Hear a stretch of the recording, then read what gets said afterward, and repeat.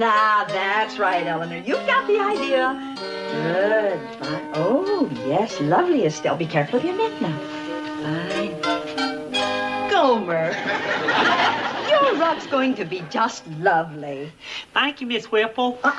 Now, I told you before, we're on a first-name basis here. And my name is Clarice. I'm sorry, I forgot, Clarice. That's better. You know, Gomer, when I see how beautifully you do this, it just proves to me that men can be just as good rug hookers as women. Well, thank you, ma'am, but I've done this before. Grandma taught me how to hook rugs when I was just a little feller. Grandma Pyle used to always say, busy fingers, stay at home, hadn't got the time to roam. Oh, that's so true. Yeah, but she never could get Grandpa to try it. He was always roaming. Is that so? Gomer, do you think perhaps some of your pals over at the Post might enjoy joining us some Sunday? Oh, golly, I really don't think so. I don't see why not. Do you know that many top business executives do this as therapy? They find there's nothing better to help them unwind and soothe their nerves. Well, I don't think the fellas at the base would... I hate to say this, but if they knew what I was doing, I think they'd just laugh. Oh, really? Oh, that's too bad. Oh, my, look at the time. Well, it's time to wrap it up, girls. Almost 4 o'clock. Now, I'll see you all next Sunday, and don't forget to give Irma your quarter for the lemonade and cookies. Oh, let me help you, Estelle. Hey, what about that guy in the sweater? No, he's too short. Besides, he's not the right type. Hey, there's a couple of guys. Nah, they're not right either. Look, I keep telling you the kind of a guy I want. A hayseed, you know, right off the farm. Naive, innocent, you know. Yeah, but what do you want a guy like that for, Mike? Because of the contrast. Look, don't you understand? The thing that'll make this work is a guy that looks like he doesn't know what's going on. Hey, look. Huh? Where? But he's a Marine. So what? Well, guy in uniform, you think he'll want to do this? Well, we won't tell him exactly what we're going to do. Just leave him to me. Hey, Marine.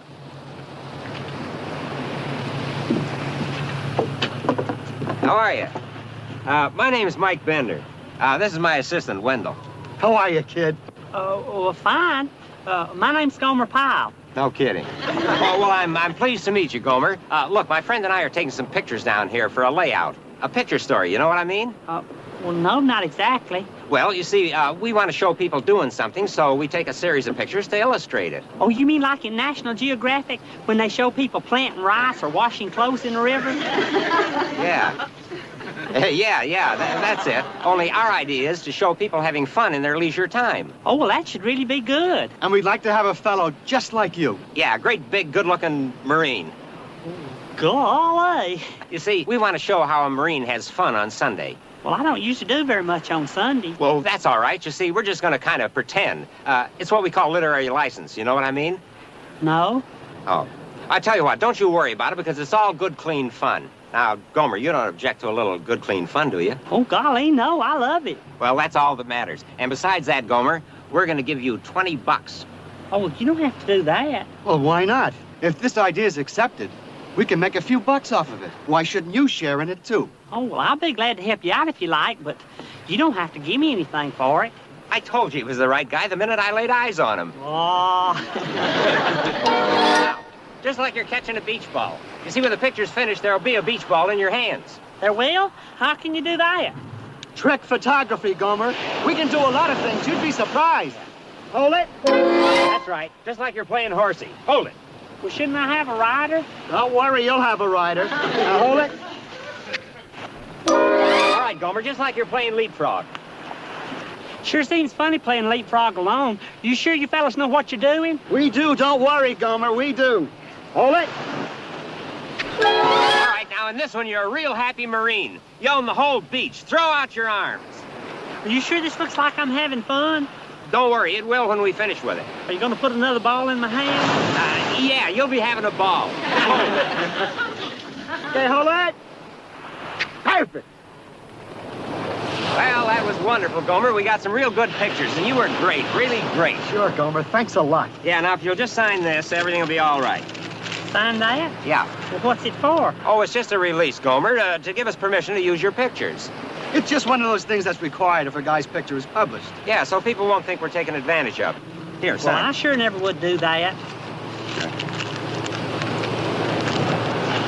Yeah, that's good, Gomer. Now, here's your 20 bucks. Oh, no, I really don't want that. Well, come on, take it. You deserve it.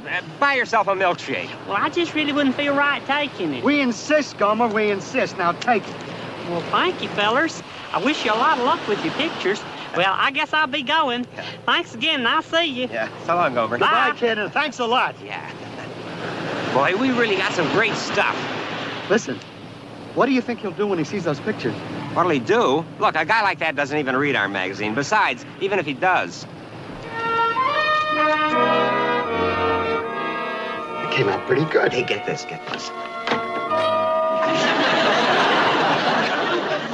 Terrific. You're a genius, Mike. What a face. You see, this guy makes the layout. You see what I mean? That innocent kisser and all those dolls.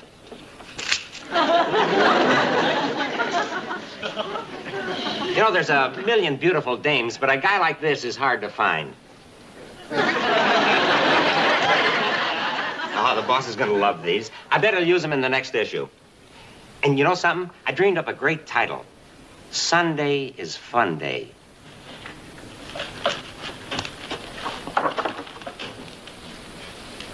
Hey, Boyle. Huh? Yeah, nice.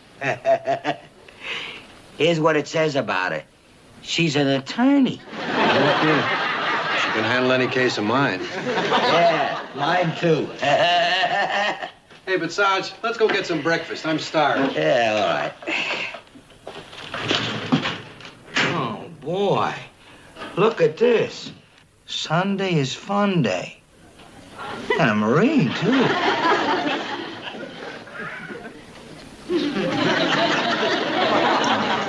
Some guys have all the luck. You know, when I look at a magazine like this, I begin to feel that life has been very unfair to me. I mean, all of these gorgeous dames in the world, and I never get to see any of them. And some stupid guy like this comes along and...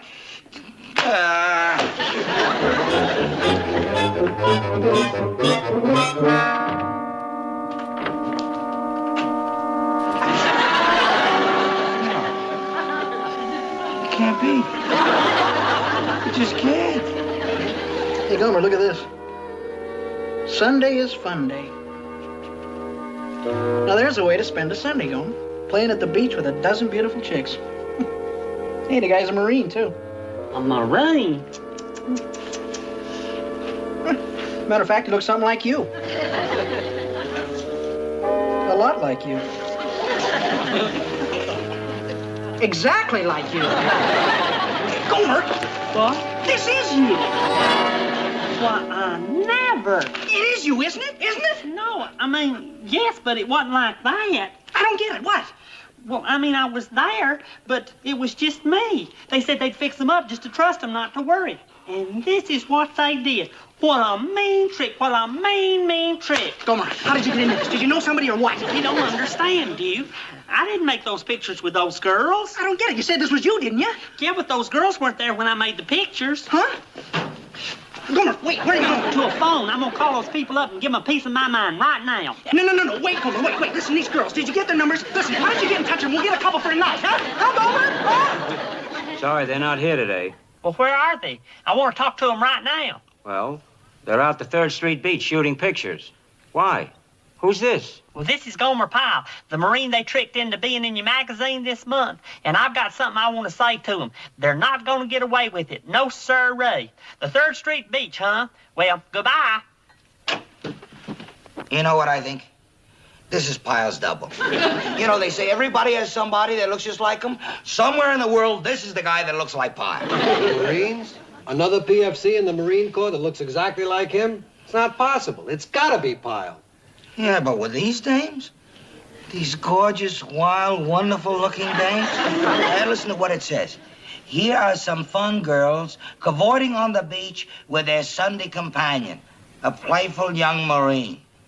The Sunday companion, Pyle? I sure don't get it, but if it is Pyle, Yeah, if it is, Pyle, what? well, I've said it before. You never know what kind of a guy dames go for. You never know. Oh, come on, Boyle. They're all kind of taste, but Pyle? You never know. You just never know. I've seen good-looking dames out with monkeys. Yeah, I know what you mean. Take me. I mean, I'm a good-looking guy, yet some dames don't see it. What's the matter? Nothing. I didn't say anything. Sergeant Carter, Oh, Pyle. I wonder if I could have my pies now. Here you pass now? Why, it's only 10:15. You usually don't leave the base on Sunday until around 1. I know, Sergeant, but I've got some urgent business to take care of, and I have to leave now. Huh? Could I have my pass now, please? Well, yeah, I guess so, Pyle. Maybe I can give you a lift where you're going. I got the Jeep outside. I could take you. Oh, thank you, Sergeant. I've got to see some people, and I prefer to see them alone. Oh, alone, huh? So could I have my pass now, please? I'd like to get started. Yeah, well, there you are, Pyle. Have a good time. Thank you, and bye, Sergeant Carter, Corporal Boyle. Bye, Pyle. What do you think, Boyle?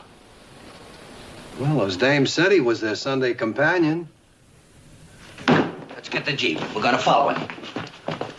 But you're sure you got a signed release from him, huh, Mike? I told you, I got it. It's in my desk. Well, if you got the release, okay. But he sure sounded hot over that phone. Ah, forget it. What can he do to us? What's up? Oh, that Marine we used. You know, the cornball. He saw the magazine, called the office, he's all shook up. Yeah, and he's on his way out here. That's why he came out to warn you. Well, look, you go back to the office. Just leave him to me.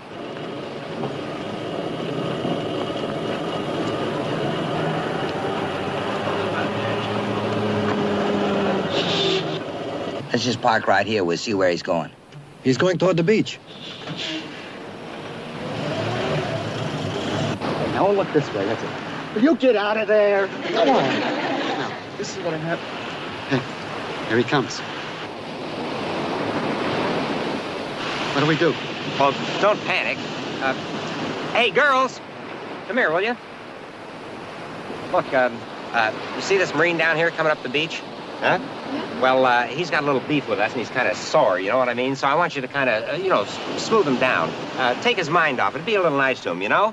Go on, get him.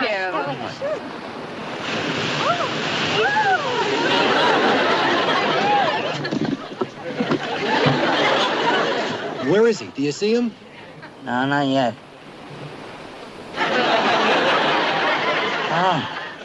Oh, What is it, Sarge? I don't believe it. Oh, my gosh. Do you believe it? Do you believe it? Glasses don't lie. I guess Sunday is just fun day for Gomer.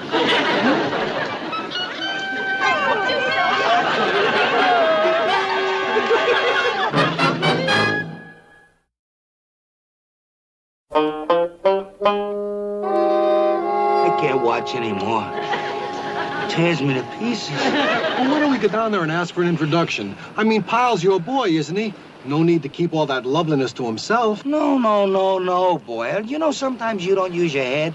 Look, if we went down there now, it's obvious we followed him, right? How else would we know he's here? Oh, yeah, you're right. Yeah. We'll get in on it, all right, but we'll do it smooth and subtle. The Carter way. So Pyle way doesn't look too bad from here. Oh, come on, Boyle. Let's get out of here. If we stand around here looking, it'll drive us nuts. All right, girls. All right, girls, let him go. Let him go. I'm sorry, Pyle, but we were just having a little fun. Fun? Well, I want to tell you one thing, Mr. Bender. I don't appreciate your sense of humor, and I don't appreciate what you did with my pictures in your magazine. It was a mean, low-down trick. Oh, now look, Pyle. It was deceitful, that's what it was. Sham trickery, just plain out-and-out lying. Now look, Pyle. If you'd have told me what you were going to do with those pictures, I never would have consented, but you misled me. Oh, take it easy, will you, Pyle? We thought you'd get a kick out of it. We knew you'd be surprised, but it was just a good-natured little joke. Well, I don't consider it a joke. I was shocked when I saw those pictures. I don't think it was funny one bit, and that's what I came here to tell you. And there's one more thing. Here's your $20 back. It was forced on me through deceit and trickery, and I don't want anything to do with it. Oh, come on now, Pyle. I don't want any part of ill-gotten gains. My, you've accomplished a lot today, Gomer. Thank you, Miss Whipple. Clarice, remember? I'm sorry.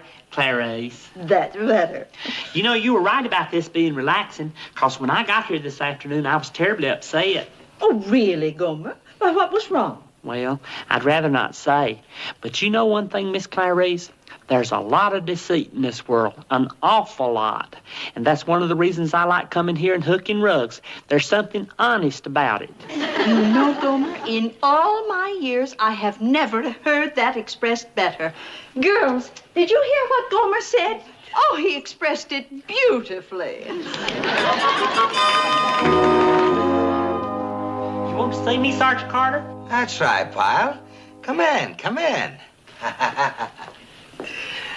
Did I do something wrong, Sergeant?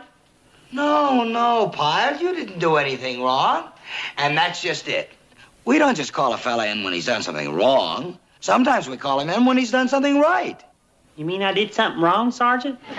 No, you did something right. That's why I called you in. I did? Well, what did I do right, Sergeant Carter? Well, your general attitude. You have got a terrific general attitude. I have? Absolutely. Whatever you do, you stick right with it. Right or wrong, you stick with it. And I like that, Pyle. I like that a lot. Golly, Sergeant, I think I'm gonna cry. No, Pyle, don't do that. Just run along, and remember, it's not all negative here.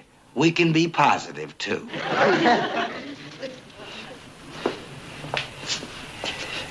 Thank you, Sergeant Carter. Thank you. I don't understand you, Sarge. Why don't you just come out and ask him to introduce you to those dames? Because that's not the way you handle a guy like Pyle. A guy like Pyle is delicate, like a butterfly. You gotta creep up on him in easy steps. Yeah? And that was step one? Right. And about 3 o'clock this afternoon, it'll be time for step 2. You like your ice cream, Pyle? Mm-hmm. It's delicious. Good. You can have another if you like. Well, let me finish this one first, and then I'll see. Yeah. Well, I'll tell you why I'm doing this, Pyle. It's because I don't think it's enough to just tell a fella when he's doing well. I think you should reward him.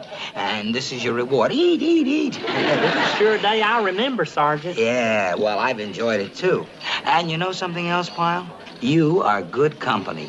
Maybe you and me should spend more time together. Oh, I'd really like that, Sergeant. You would? Well, how about next Sunday, for instance? We'll do anything you want, whatever you usually do on Sunday. Sunday? Well, I can't. But I'm free tomorrow night. No. Call it silly, but I really want to spend a Sunday with you, Pyle. Well, I don't know, Sergeant. You see, there's this usual thing I do on Sunday, and, well, I just don't think you'd be interested. Well, that's where you're wrong, Pyle. I would be interested. I would. Would? I'll level with you, Pyle. I know what you do on Sunday, and I know you've been keeping it a secret, and I don't blame you. Because a lot of them knuckleheads would ruin it for you. You're right to keep it to yourself. Well, the only reason I kept it a secret, Sergeant, is because I thought the fellers would laugh. Laugh? What would they laugh about? Well, it is kind of embarrassing, all those girls, and I am the only feller. Yeah, I know. It's wonderful. I mean, I think we should keep it that way. Just you, me, and all them girls. Then you really are interested, Sergeant? Interested? Of course I'm interested. Are you kidding? Well, it is relaxing. Clarice keeps saying it's therapy. Oh, it is. Clarice is right. Listen, where are you meeting this Sunday? At Clarice's? At Clarice's place? Waitress, bring another plate of ice cream for my friend here. Eat. Did I do it or did I do it? Well, what's up, Sarge? I'm in, boy. I'm in. Pyle's gonna take me with him on Sunday. Oh, yeah? How did you work that? Just like I told you. I played him like a barracuda, and he went for the bait, hook, line, and sinker. Oh, great. So you didn't forget little Chuck, did you? You got me in, too, didn't you? Well, not yet. You gotta play it cool. Now, we can't rush down there in a gang, you know. Oh, but Sarge... Well, take it easy, boy. Take it easy. You'll get your chance just as soon as I'm in solid. Hey, you know where we're going Sunday?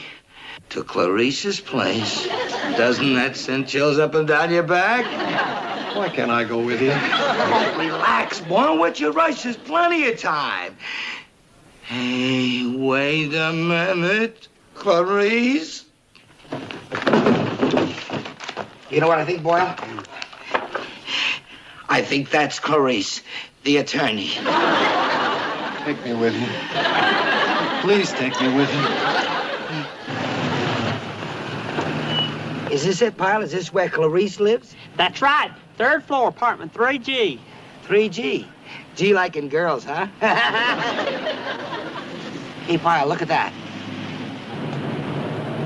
Is she one of them? One of the group? Well, she must be one of the new ones. We're getting new people all the time. Come on, Pyle, I can't wait. Well, this is it, Sergeant. Wait a minute, Pyle, wait a minute. What is it, Sergeant? Do they know I'm coming, that you're bringing me? Oh, yeah, I called Clarice, and she was just as happy as could be. Good, good. One more thing. I know this is my first time, but I kind of operate better if I swing loose. Huh? I mean, don't stick too close to me. You see, I know my way around, so don't be looking over my shoulder too much. You get it, huh? You mean you've done this before, Sergeant? Many times, son. Many times. Is that so? Gee, I didn't know you hooked drugs before. Oh, Gomer, and you brought your friend, Sergeant Carter. How nice. Come in, boys, come You in. didn't know I did what to rugs before? Girls, will you stop in for a moment, please? I want to introduce a new member of our group. This is Sergeant Carter, Gomer's friend. Now, I'm Clarice, and this is Marge, Eleanor, and Irma. A rug hooking class. Boy, I'd have given anything to see that. Knock it off, Boyle. It's not that funny. It isn't? I think it's hilarious. Hey, you know what I ought to do? I ought to call it into the base newspaper. They'd get a kick out of that. You do that, Boyle, and you'll get a kick out of it, too, only not in the same place. Boy, that Pyle. I could kill him. I really could kill him. Why? It's not his fault. You wanted to go with him on Sunday, and you went with him. No. Pyle knew what I had in mind in the first place. He set a trap for me, and I walked right into it. Oh, come on, Sarge. Pyle, he couldn't do a thing like that. He couldn't. He did. Listen, he knew all about them pictures in that magazine, Sunday is Fun Day. When I told him I wanted to spend a Sunday with him, he had to know what I had in mind. Sure, he did that on purpose. There's a lot of malice in that guy, Boyle. You can't be serious, Sarge. Now, say what you want about Pyle. That guy would do anything for you. For me? You mean to me? He was out to get me, and he did. No, this was his nice, subtle way of giving me the shiv. After all this time, he finally figured out a way to get back at his sergeant. Sergeant Carter, are you busy? Could I see you for a minute? Why? What do you got behind your back, a rattlesnake? Surprise, surprise, surprise. It's for you, Sergeant Carter. I've been working on it almost 3 months. Read what it says. Semper Fidelis, especially to Sergeant Carter. It's just a small token of my appreciation for you being the kind of sergeant you've been to me. It's just my way of saying thanks. Yeah. Well, thanks. Thanks, Pyle. Well, use it in good health, Sergeant. Well, bye. Bye, Corporal Boyle. Well, what do you think of that, Sarge? If I were you, I'd feel pretty small. Sarge?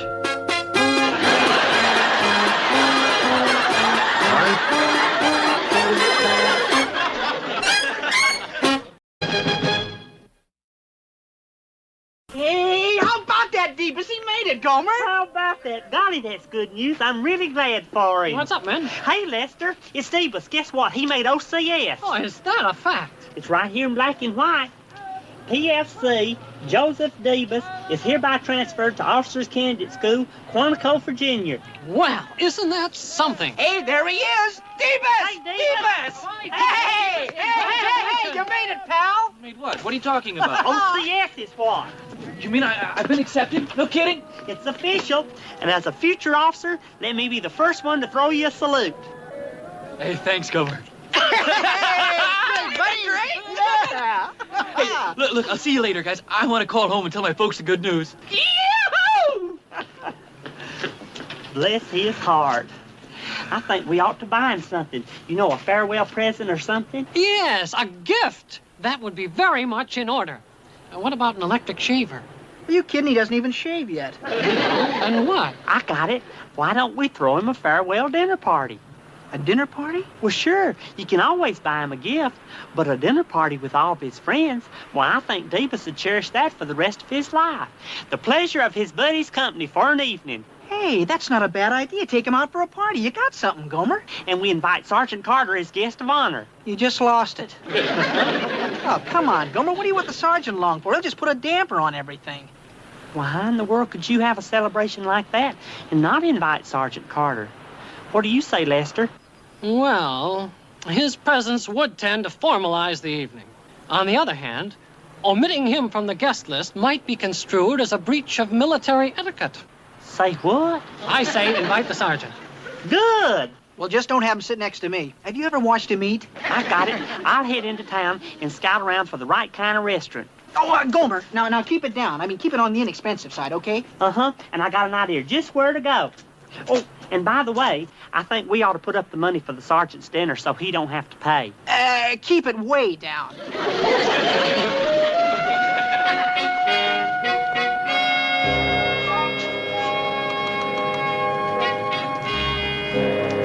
Pardon me, sir.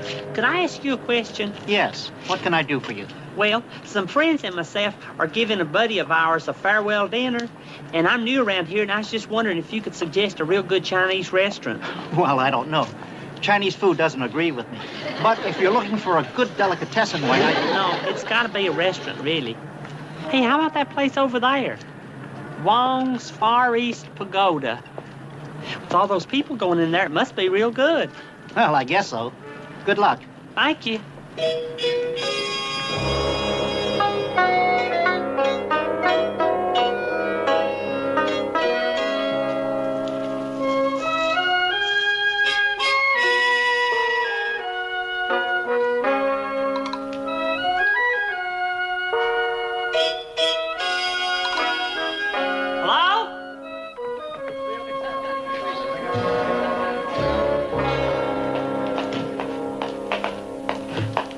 Yes. Can I help you with something? Yes, ma'am. I think I'll have a bite of lunch. Lunch? That's right. And say, what happened to all those people I saw coming in here? Is there another room upstairs or somewhere? Well, they eat fast and go. Oh, well, I've got plenty of time, and this seems like such a nice place to eat. I think I'll have a bowl of that chow mein. Chow mein? You know, those Chinese vegetables all chopped up with little thin slices of chicken, and over the top you sprinkle some noodles. Yes, I know chow mein. But I don't think you'd like it. Not like it? Why would you say a thing like that? I love it. I used to eat it every Friday back home at Pete's Wienerburger. Not everyone liked my chow mein. You know something? I've got an aunt back in Mayberry just like you.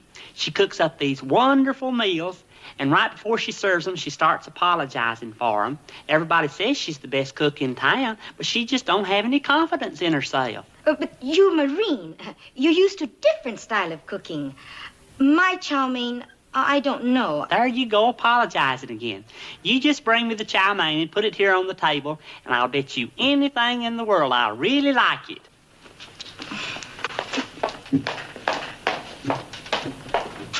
Hurry to the open side. I got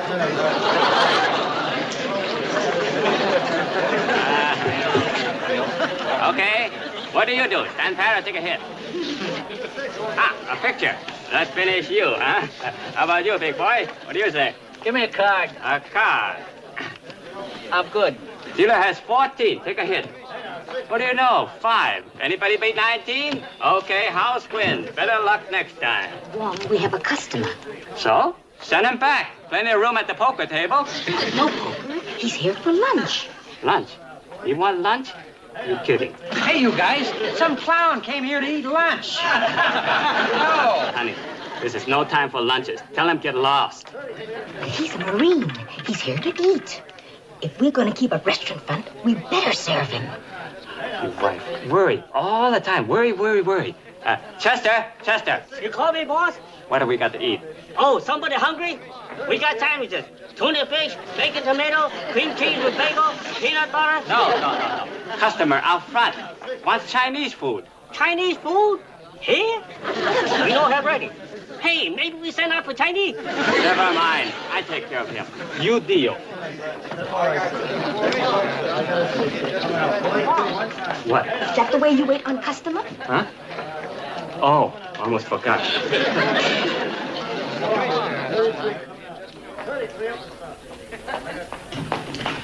Good afternoon. What do you want? Hey there. I want a bowl of chow mein, a pot of tea, and a fortune cookie. Chow mein? Uh-huh. You know those vegetables with little slices of chicken? Yes, I know chow mein. Listen, Marine, you want good advice? Go across street. Eat at Lum Q's. Lum Q's? They got real good chow mein. Much better than here. Shame on you for telling me to eat over there. What if the proprietor heard you say that? I'm proprietor. You? You're Mr. Wong? Well, why in the world would you tell me to go to the restaurant across the street? You like it better. How do you know? You want eat? Good food? Hot? Tasty? Well, yes. Go across street. Oh, you Mr. and Mrs. Wong? Yes, why? Well, excuse me for asking you this, but how long you folks been in the restaurant business? Not long. Why? That's just what I thought. You folks just don't have any confidence. All you need is one satisfied customer, and you'll see. So you bring me my chow mein, and we'll talk after that. But I won't say another word till I've eaten.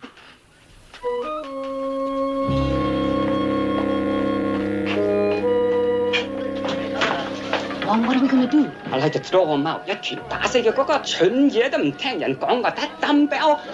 Maybe I tell him the stove broke down. No, Wong. We'd better feed him. He might get suspicious. Yeah, not like that could cause trouble.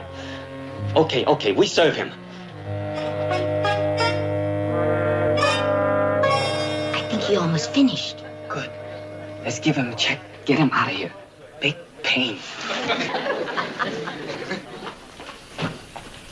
All finished? Yes, I am, Mr. Wong.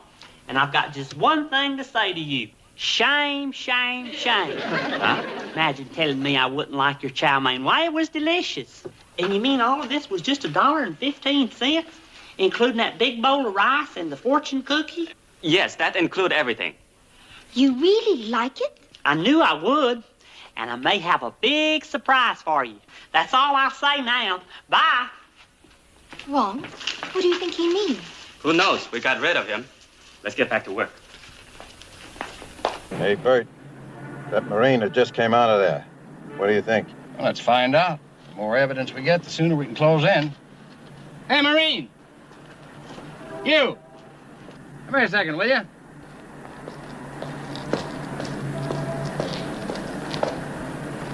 Something I can do for you? Yeah, you look like a guy who knows his way around. Where can a guy go get a little action around here?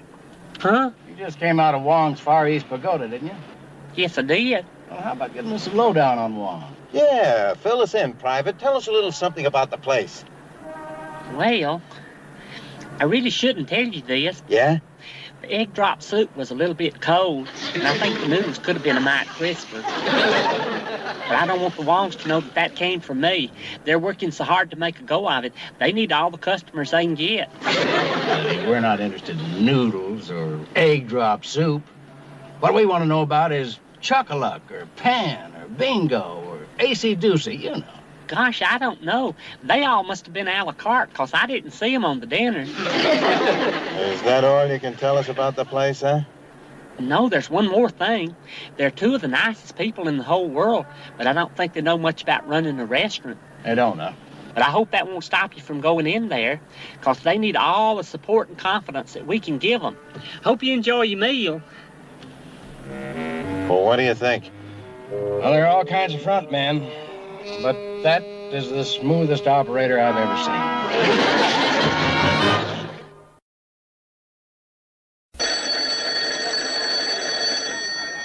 Hello?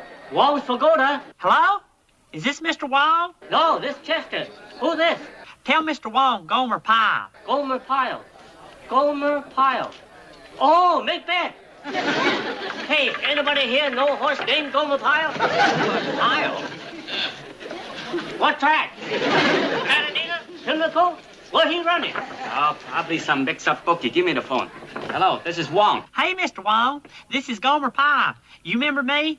I'm the Marine that had lunch in there. Remember? Oh, yes, I remember. What you want? Well, you remember that surprise I told you about? Well, this is it. You see, some of my buddies and I are throwing a farewell banquet, and we agreed that your restaurant is just the place to have it. Oh, no. No banquets here. Cannot have banquets. Now, there you go again, Mr. Wong. I don't want to have to scold you. All you need is a little faith and confidence in yourself, and the party will turn out just fine. No. Party be big flop. Call them cues. He make good party. Don't come here. I refuse to serve you. Well, in that case, we'll just march up and down in front of your restaurant till you let us in. The whole bunch of us. What do you think of that? No, don't do that. Listen. Now, I won't take no for an answer. We'd like to reserve our table for tomorrow night around 7 o'clock. There'll be 14 of us, so whatever you cook up will be just fine. We'll see you. Wait. Hello? Operator.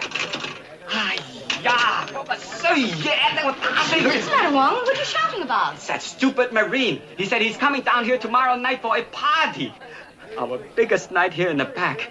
He said if we don't let him in, he's going to march outside until we do. That's bad, Wong. It will call attention to place. Look funny. Yes. Maybe we better just close. Close? What do you mean close? Well, tomorrow night, close the pagoda. No parties, no nothing. If we close that, even worse. Someone really gets suspicious. Might even tell police. Police? Police? No, fellas. No police here. Just making joke with the wife. See what can happen? Oh, boy. We are really in trouble, thanks to that Marine. Well, we're just going to have to go through with it, Wong. Maybe it'll do us good. Do us good? Yes. It'll be nice for a change. Having people come here for dinner. Make us feel like we're back in restaurant business. 2 years ago, we were in restaurant business, and we lost our shirts. We were lucky to come out with a pair of chopsticks. Well, at least it was honest, and the place wasn't full of gamblers. Lotus, if it wasn't for the gamblers, I would be living with my in-laws in San Francisco. Well, you just keep it up, Wong, and you'll end up living with inmates in San Quentin. Sergeant Carter? What do you want, Pyle?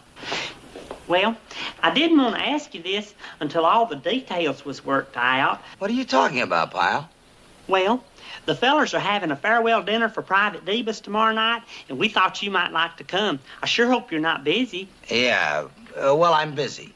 Well, the fellers went to an awful lot of trouble to see that everything was just right. I found this real nice little Chinese restaurant. You? Mm-hmm. I'm sort of in charge of all the arrangements.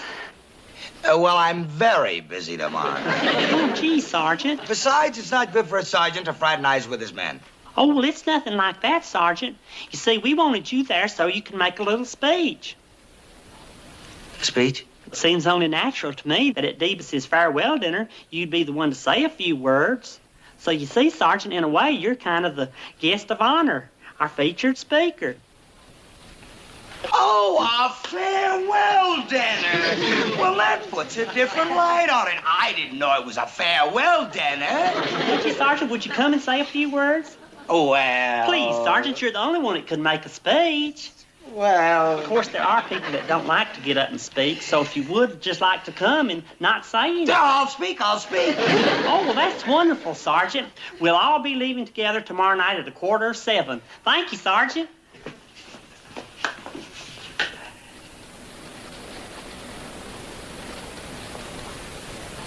Fellow Marines, leathernecks, comrades in arms. As your platoon, Sergeant.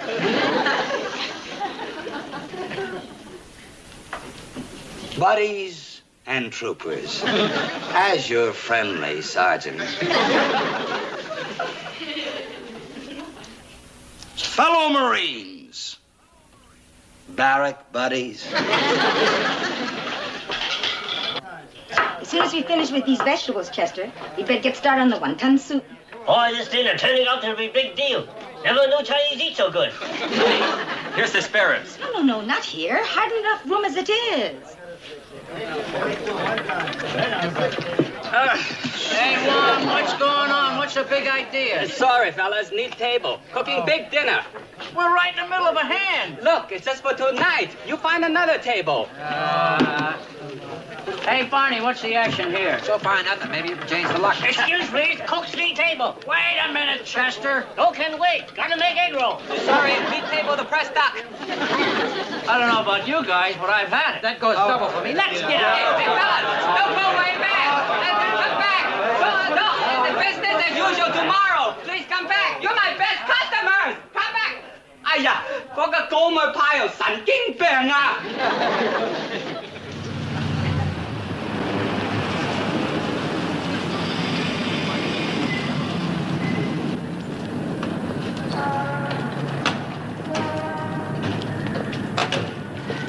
Well, this is it, fellas. What do you think? Well, you were right, Gomer. It's a Chinese restaurant.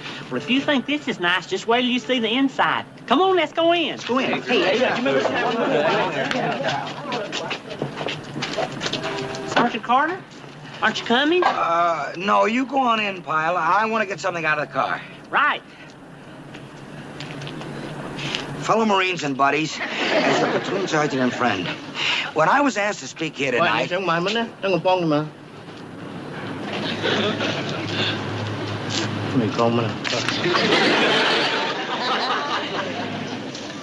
Getting quite a crowd tonight, huh, Murph? Yeah, plenty of action. I think we better check with headquarters. Gomer, this food is good. Really good. A fine choice, Pyle. You picked the winner. Thank you. How about you, Sergeant Carter? You enjoying your meal? Huh? What? How do you like the food? Oh, it's fine. It's just great. Oh, Marines and buddies.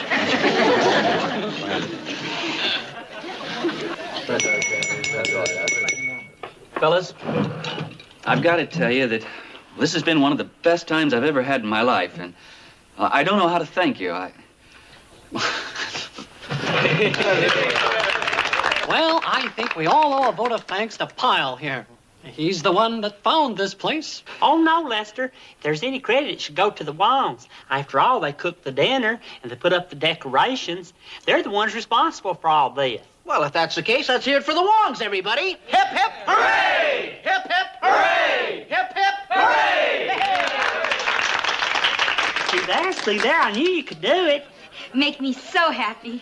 Come, Wong. We have work in kitchen. Fellow Marines and buddies,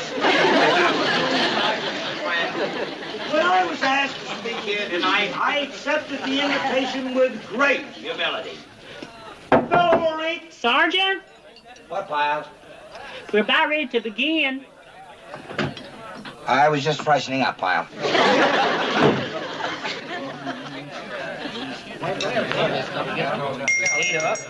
Hey, fellas, could I have your attention for just a minute? I'm sure y'all know that the reason we're here tonight is to honor our good and dear friend, Private Joe Davis. Now, there's an awful lot of nice things we could all say about him, but there's somebody here tonight who can say it better than anybody. And I think if we ask him, he might get up and say a few words. How about it, Sergeant Carter? The reason that I asked Sergeant Carter is because he knows him better than anybody. After all, he's worked with him, he's instructed him, and who's in a better position to tell us about Joe Davis than Sergeant Carter? Who is the one, after all, who could make a speech about any of us here? Sit down, Pyle. So without any further talk, here he is, Joe Davis's sergeant, my sergeant, your sergeant, Sergeant Carter. Thank you, fellas. Thank you. Thank you very much, fellas. Thank you. Thank you, Pyle. Thank you, Pyle.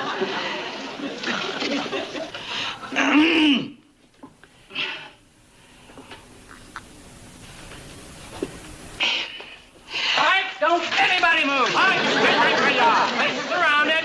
What are you talking about? What's going on here? This is a front for a gambling joint. That's what it is, Sergeant. That's right. You mean you haven't been to the gambling tables in the back yet, or is that for dessert?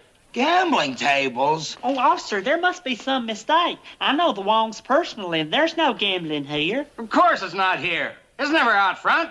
It's in the back where it always is. I should have known, Pyle. I should have known you would pick out a place that's a front for a gambling joint. No, Sergeant, it just can't be. Come on, boys. Hey, this is Ray. Why? Is something wrong, officer? Looking for somebody? Nothing here but cooking.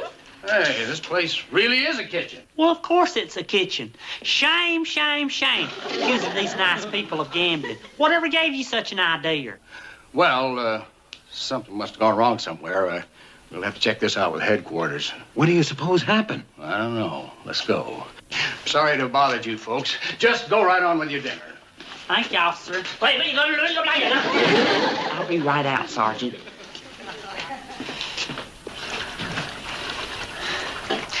Now listen, don't you all let this little mistake upset you. You two've got your confidence going real good now, and things are even gonna get better. Well, when the fellers out there start spreading the word around, you're gonna be packed every night. You mean this many customers all the time? Well, sure, with the wonderful food you serve. Wouldn't surprise me if those police didn't start coming in here regular. Police? Oh. Hey, you think Chinese truck drivers start coming too? That really make it good. Truck drivers, Marines, everybody. That settles it. There's no business like restaurant business. Thanks to Gomer Pyle.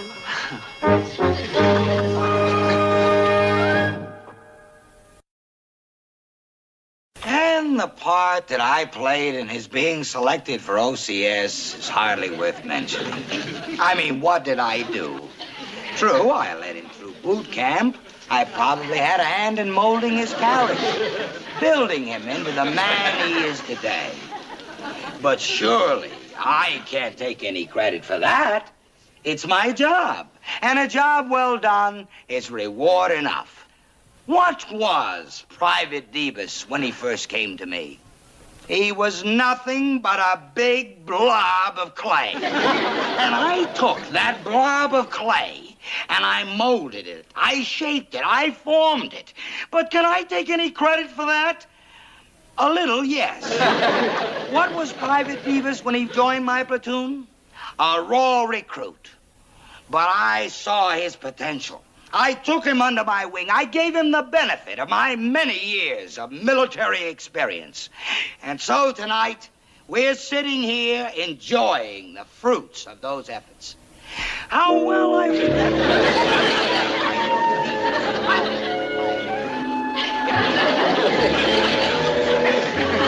So what did I do? I'll tell you. I hit all of them. Sergeant Carter, it's a letter for you.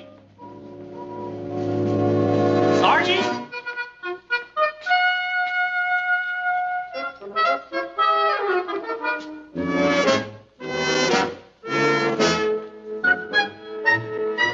Hey, Sergeant. What are you doing here, Pyle? Sure, I'm glad to run into you. Feller over at the post office wanted me to explain to you how come it was delivered so late.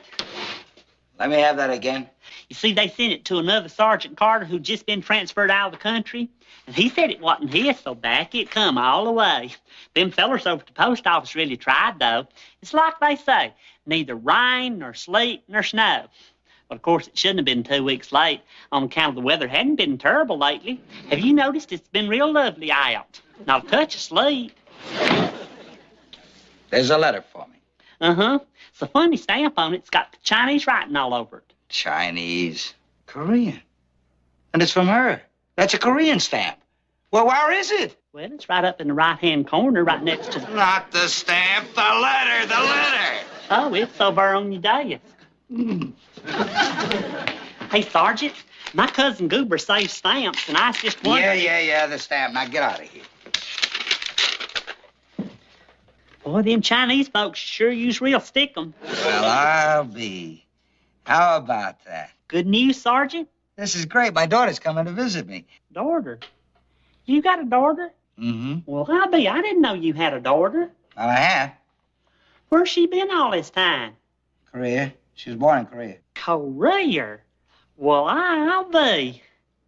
That sure is a strange place to have a daughter. Huh? Oh, it's a little girl I kind of adopted years ago during the Korean thing. The whole company watched out for her, but she took to me mostly. Treated me just like I really was her father. So I've been looking out after her ever since. Oh, bless her heart. That's your daughter, all right. That nose and that cute little chin.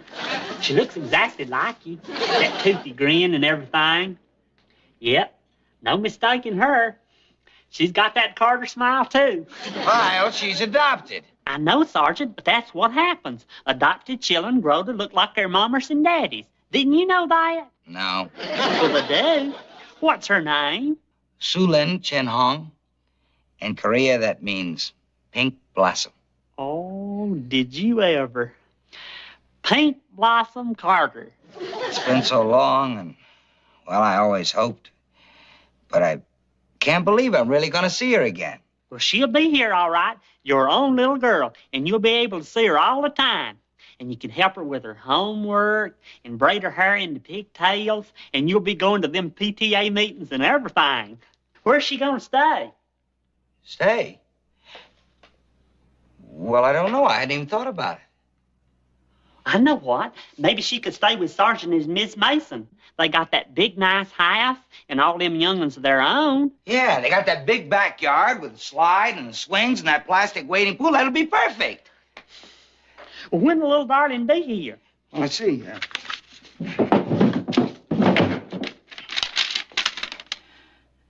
She says she will arrive on Monday the... Holy smoke, that's today. Well, bless her heart. She's coming in this afternoon. What time is it?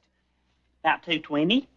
Well, her plane comes in at 3. Look, I got to get out to the airport. Tell Cuccinelli to take the guard mount. How about that? You get a letter and it's... He'll tell you. What's with him? He just got the news that he's about to become a father. All over again.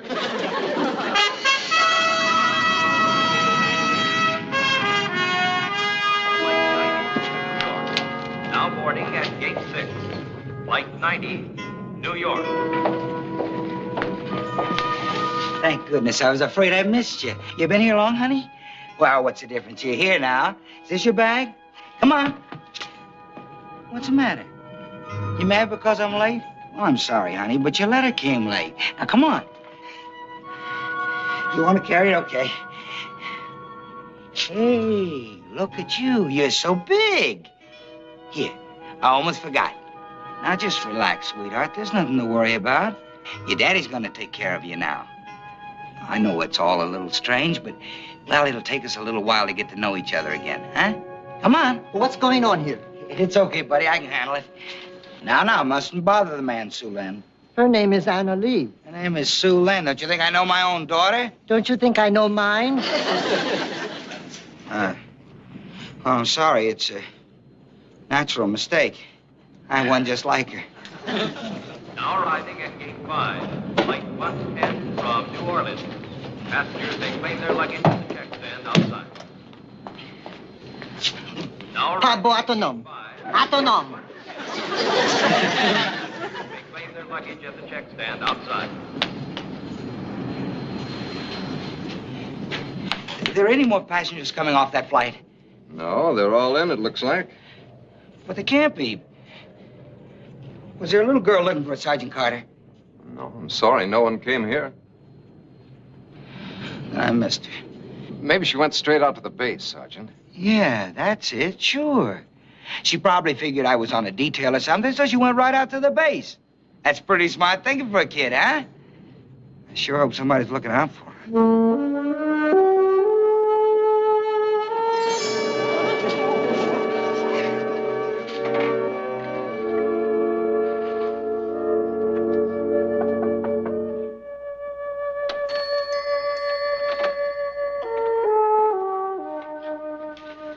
Can I help you, ma'am? Excuse me, is Sergeant Carter here? No, ma'am. He's gone down to the airport to pick up his little daughter. She's come all the way from Korea. That's right next door to China. How unfortunate. We must have missed each other. I'm Sue Lynn. You're Sue Lynn? Golly. Well, he won't be expecting you. Oh, but you just said that. He's expecting his daughter, but he won't be expecting you. I mean, you're a whole lot bigger than what he's looking for.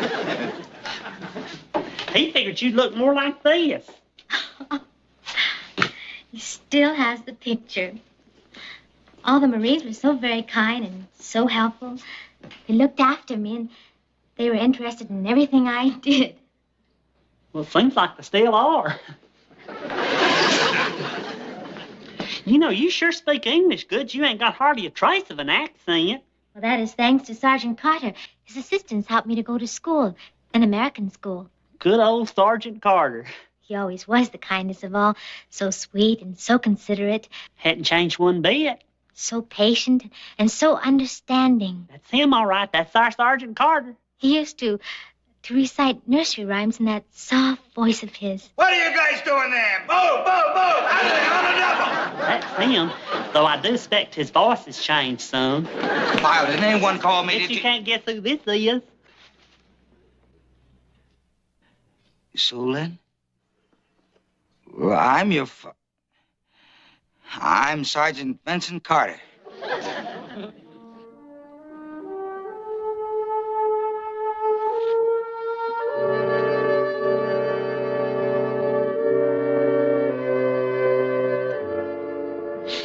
Bless your hearts, both of you. It's been a long time. It is 12 whole years. You've grown.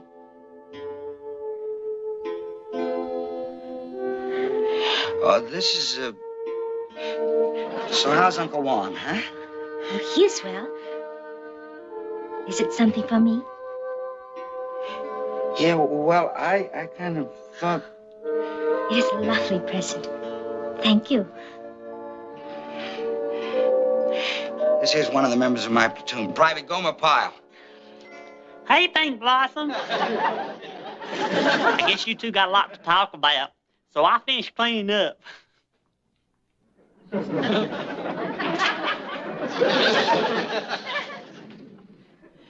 Hey, let me take a look, huh? Well, I just can't believe it. You're so grown up. Yes, it happens even to pink blossoms. Yeah. Oh, gosh, I'm so glad to see you again. Huh? Uri Nara Hwanyun Abnida. 고맙습니다. 오기에 온 구수 깊게 senhabyakunida. You remembered. Yeah. Come on, sit up. Well, tell me, what are your plans? You didn't say much in your letter. What are you going to do in the States? Well, Papa Sergeant, I want to finish my education. Good, good. And I want to see all I can. Fine, fine. And I should like to marry a Marine. Huh? Did you say marry a Marine? Is it not a good idea, Papa Sergeant? Well, now, hold on. Well, what's this marriage? You just got here. Besides, you're still too young. Ah, you always were a great kidder. I have to admit, you had me going there for a minute. You marry a Marine. Excuse me, Sergeant. Just want to remind you, guard mount's ready for inspection. Oh, yeah. No, when I give my daughter away, it's going to be to a doctor, a lawyer, a professional man, an Ivy Leaguer. But I have known some wonderful Marines. Yeah, well, they're not all like me. No, you marry a doctor or something. And when he comes home, you sit down, you have a martini, you ask him what happened at the office. But if you marry a Marine, what have you got in common with him? He comes home, what do you say? What's new in the jungle? But why worry about all that now? It'll be years before you even think about marriage. Besides, it's bad enough to have a Marine for a papa now, isn't it? Huh? Look, I'll be back in 10 minutes. In the meantime, you just make yourself comfortable. Boy, you sure are grown up. Ain't that nice? I bet you're just about the happiest girl in the whole world.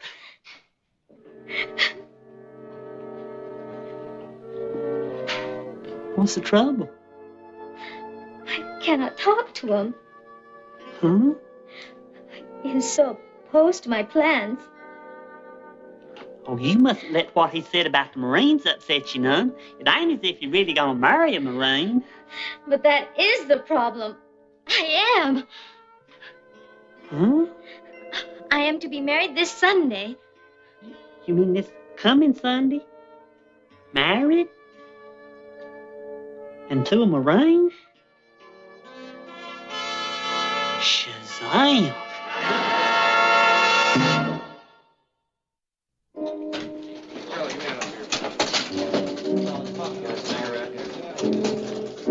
Hey, Simeon. Did you break the news to Sergeant Carter yet about you getting married Sunday? All week I've been trying to find some way to tell him, but I just cannot do it. I am sure it would displease him, and I do not want to displease him. What you need some more time. But Sunday is 2 days away, and Fred will be here this afternoon. Fred? Is that your boyfriend's name, huh? Yes, for me it was love at first sight. Maybe because he was so much like Sergeant Carter. Fred is a fine man, and he has a wonderful mind. Oh, that's nice. I just know you two are really gonna be happy. Perhaps I should postpone my plans. In my country, we are taught to respect and obey parents. Sergeant Carter is the only father I know. If he is so against this marriage, perhaps it is best I honor his wishes. You mean you'd call off the wedding? Sue Lynn, before you do that, why don't you talk to our chaplain right here? He's a real fine feller, and I know he'd do everything on earth and heaven to help you out. You think he would? When people's in trouble, that's his specialty. I just know he'll have the right answer. I will go see him. Private Gomer, perhaps you could help too. Me? But I don't know what... You and the sergeant appear to get on so well. I was hoping that you might prepare him. Oh, would you, Private Gomer? Well... Please, speak with him. See if you can get him to accept the idea of having a Marine for a son-in-law. All right. I'll talk to the sergeant. I know it will not be easy. Don't you worry, Sue Lynn. You go see the chaplain, and I'll go see the sergeant right now. Gung-ho. That means everybody working together. Yes, I know. Oh, yeah.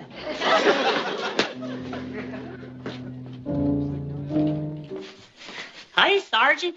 You stepping out? Yeah. I'm taking Sue Lynn out for dinner. Sure nice to have a daughter around, huh?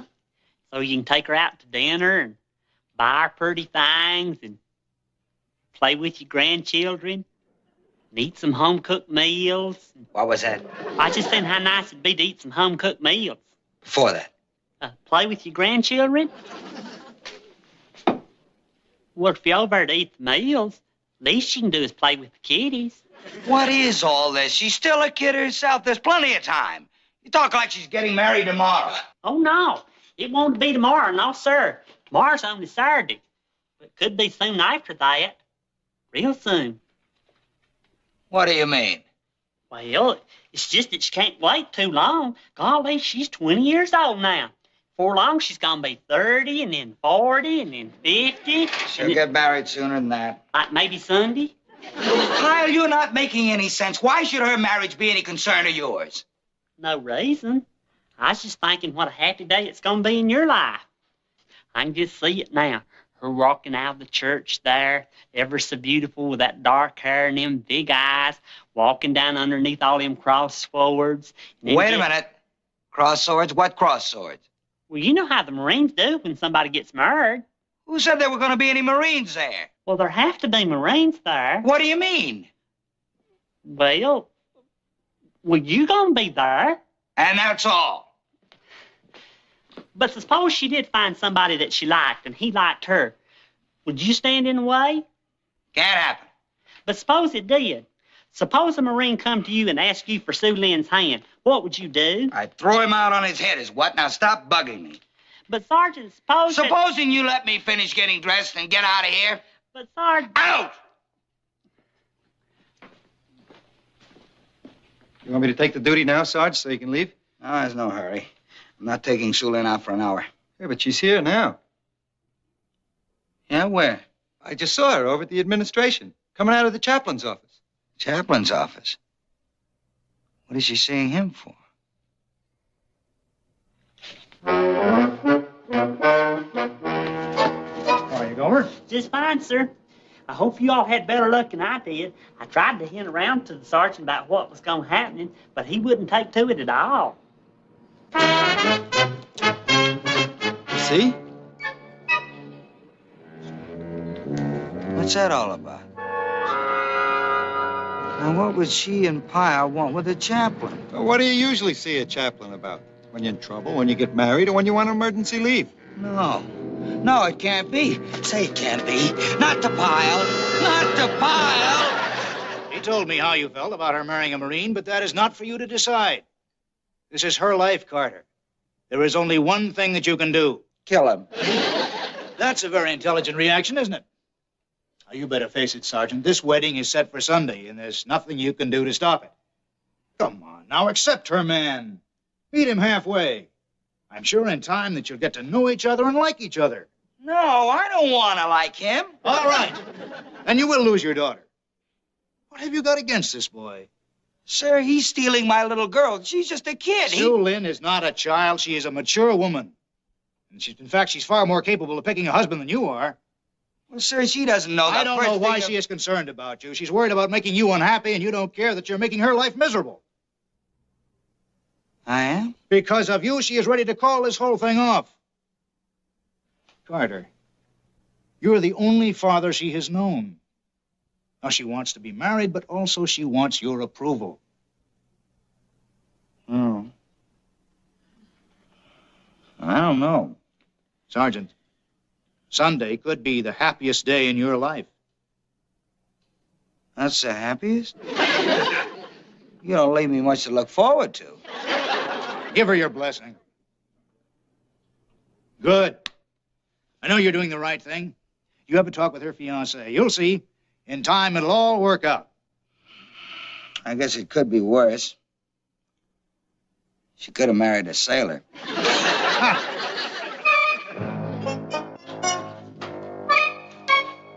Gonna see me, Sergeant? Come in, come in.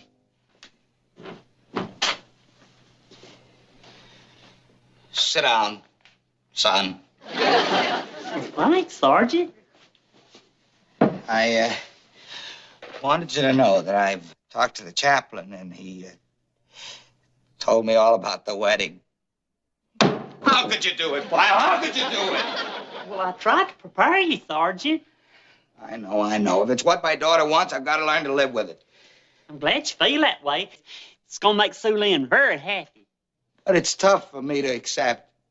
For 12 years, I've reared her. I've sent her an allotment. 12 years of anguish, 12 years of sacrifice, and just like that, she's gone. Well, that's what happens, Sergeant. They grow up and they leave you. 100 million men in this country, and look what she picks out. How could she make such a choice? She said it was love at first sight. She said it was the resemblance to you that done it. Oh, the resemblance to me. How much punishment do I have to take in one day? She said she always was attracted to a good mind. Now, Sergeant, you know what they always say. You ain't losing a daughter, you're gaining a son. I've made out a list here of things that's supposed to be furnished by the bride's side of the family. That's you. Flowers, refreshments, and a cake with a Marine insignia would be real nice, and lots of throwing rice, and some cans, that's for the car. No. There will be no flowers, no cake, no shoes, no wedding. I just made up my mind. Huh? Pyle, I'm begging you, please, you can't marry my daughter. You can't. I know that, Sergeant. I'll give you anything in the world, anything you... Huh? I ain't gonna marry your daughter. You're not? Oh, no. Why did you want to marry her? I never did. You break her heart, and I'll break your head. Sergeant, you got this all mixed up. It never was me. She's marrying a feller by the name of Fred Pertwee. That's who she's gonna marry all along. Pertwee? Fred Pertwee? What is he, some kind of Main Street commando she met someplace? Pertwee? Oh, no. This I ain't gonna take. You're bad enough, but some two-bit pipsqueak recruit. But, Sergeant... I have him around all day. I'm not gonna have him around all night. You hadn't even met him yet. You might like him. I'll break him in two. No, sir. There'll be no wedding. Come in! Sergeant Carter, I'm here with your daughter, and we... You! You're not gonna marry my daughter, you hear me? Yes, sir. My daughter ain't gonna marry no two-bit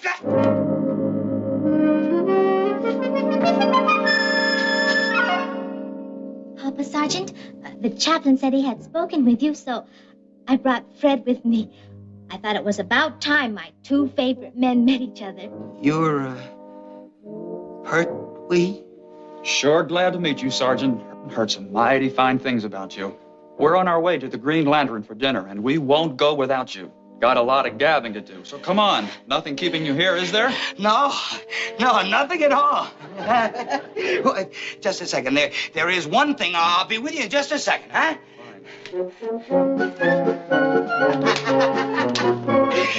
Come on, get with it. Find the list. Put it together, huh? Be right with you, Fred. Let's see, what was it we needed? We needed flowers. We needed a cake with an insignia on it. Old shoes. Hey, you can see why she went for him, huh? A resemblance to me. Come on, the list. Just another second, Fred.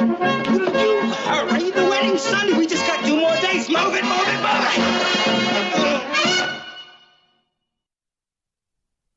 The captain's really a nice-looking feller. Sue Lynn picked well. Oh, I guess he's okay. My son-in-law, the captain. Well, I guess I'll get used to it in time. I'm sure glad it worked out this way. Sue Lynn sure wanted to make you happy. That was all she cared about was you. She's a very considerate girl. Considerate is the word. Runs in the family. Hey, Sarge, did you really think there for a while it was me she was gonna marry, did you? Well... Wouldn't that have been something? You'd have been my father-in-law, and we'd have spent the rest of our lives together, you and me. Dad. Never could happen, Pyle. Why not? Well, just like you said. Sue Lynn's much too considerate a girl.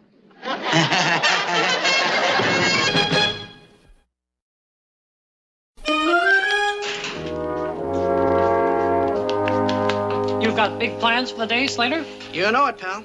Where are you going? I'm heading straight for that Watusi place, the Booze A Go-Go. There's a little dancer there named Dolores who's got big eyes for me. Oh, yes. Is she the one in the cage? That's right. In a cage? What kind of place is it where they keep a person in a cage? Well, they have to keep her in a cage, Gomer, because when she dances, she gets wild. You gotta see it to believe it, really. Well, I don't think I'd enjoy that very much. It bothers me to see an animal in a cage, much less a human being. Yeah, but she's happy in that cage, Gomer. She's happy. Dunk, dunk, dunk, dunk, dunk, dunk, dunk, dunk, dunk. You want to try that with your pack on? Sorry, Sergeant. All right, you guys, listen up. I thought it wouldn't hurt to inform you clowns that the fleet's in and it's Saturday, and that means crowds and horsing and trouble, which I want you to stay out of. Is that clear? Aye, Sergeant. Good.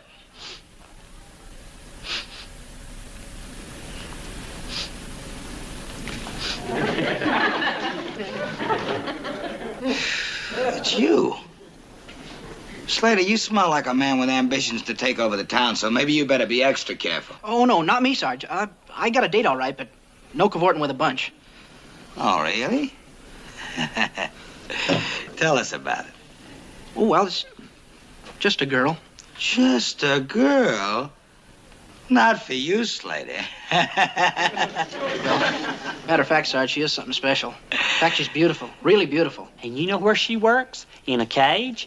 Tell the sergeant about how she works in a cage. Gomer. Of course she works in a cage. She also eats and sleeps in a cage because she's a beast. You guys kill me, you know that? With your phony stories about your big dates? Why can't you just say you're going into town, have a couple of beers, go bowling, and leave it at that?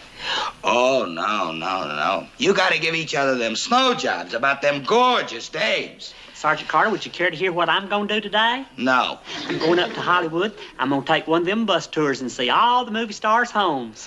That's thrilling, Pyle. Absolutely thrilling. I've been meaning to do that for the longest kind of time. You hear that? Now, there's a date I can believe. Him I can believe. You're welcome to come along if you'd care to. No, Pyle. But you know what? I've got to respect a man who tells the truth. Thank you, Sergeant Carter. It's a real nice thing to say. It really is. Because I believe that's really what you're going to do. Just what you said. Oh, I am, Sergeant, I am. Why, is it beginning to sound good to you now? Because if it is, then No, I'll be proud. I said no. Now, the rest of you guys, I got just 2 words for you for your liberty. Watch it.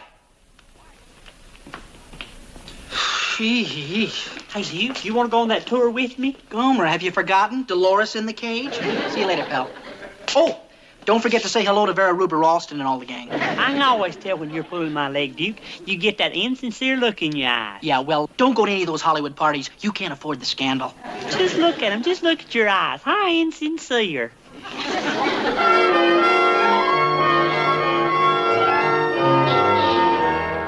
Now on Foothill Road in fabulous Beverly Hills. On the left, we see the beautiful home of that famous piano-playing star, Liberace. Do you know what I heard? He has a swimming pool shaped just like a piano. And his bed is shaped like a piano also. Really? You see, his whole life is so involved in piano and piano playing. And on this same street, we see the home of the very glamorous and popular young movie star, Tina Tracy. Tina Tracy? Well, I've seen every one of her pictures. Excuse me, ma'am, I gotta speak to the driver. Driver, would you do me a favor? Sorry, no refunds. Oh, it's not that. I'm having a wonderful time. I was just wondering if you'd stop for a second while I got a picture of Tina Tracy's house. It'd mean a lot to me. It really would. Yeah, well, okay, you'll be in a serviceman. But just a second, I got a schedule to keep. Thank you.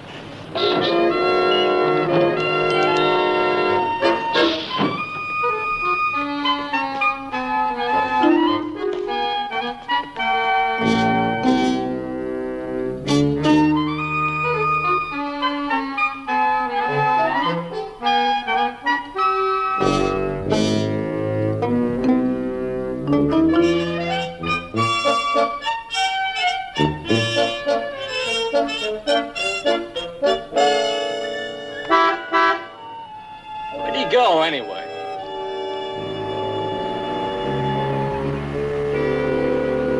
If he's gonna leave the tour, he could at least said goodbye.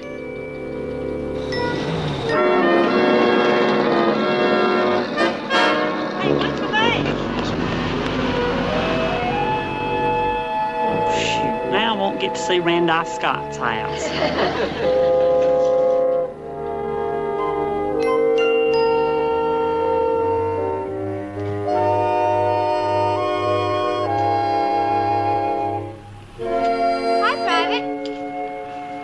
Hey, ma'am.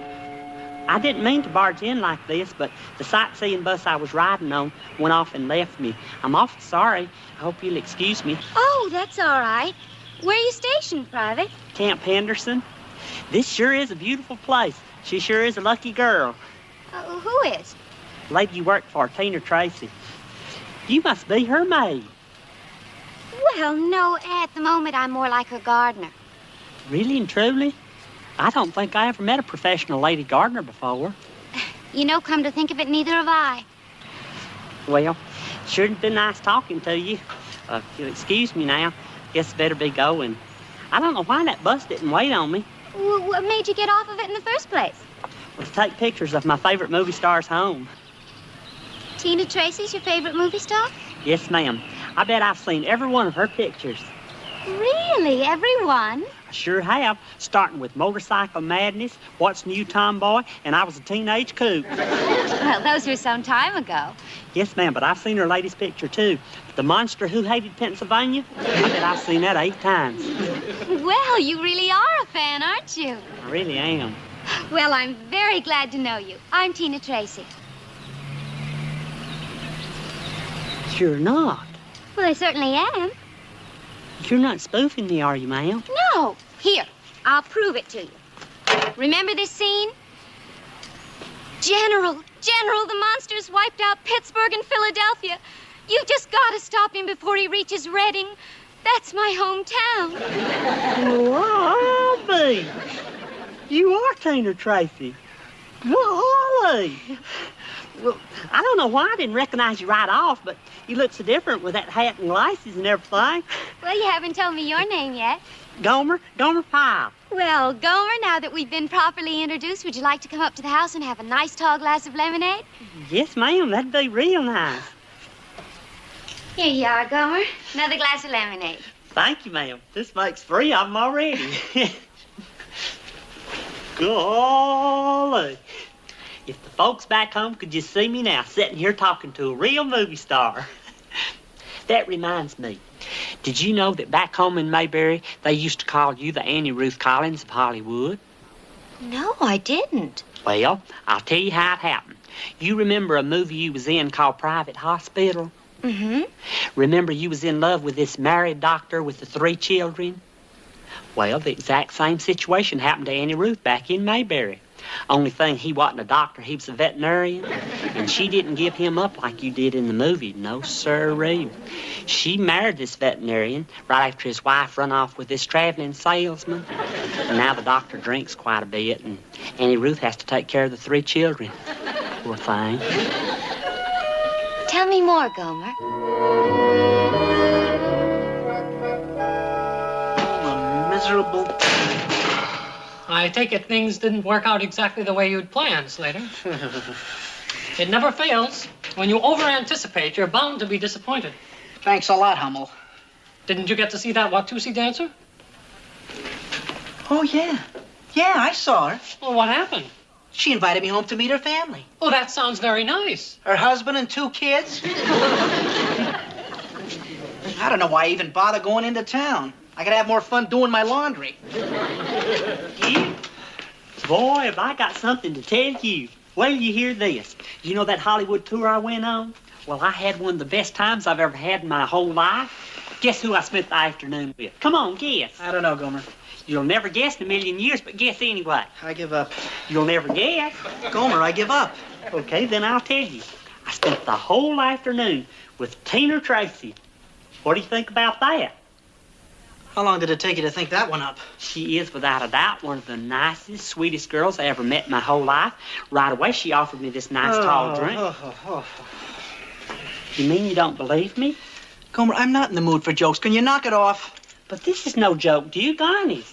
And I've saved the best part for last. She told me to come back tomorrow for a barbecue, and I could ask a few of my buddies. Oh, sure. And she'll fill the pool with champagne for swimming. You mean you don't believe me? Gomer, it's just a little far-fetched. Just a little.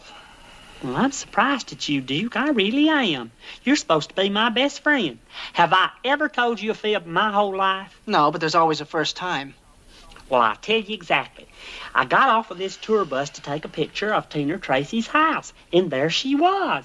And she is, without a doubt, one of the nicest... You really met her? You really met her? I'm surprised at you, Duke. If I said I did, I did. Well, I mean, it's just like a thing like that happens to a serviceman like once in 1,000 times, and who'd ever figure you to be so lucky?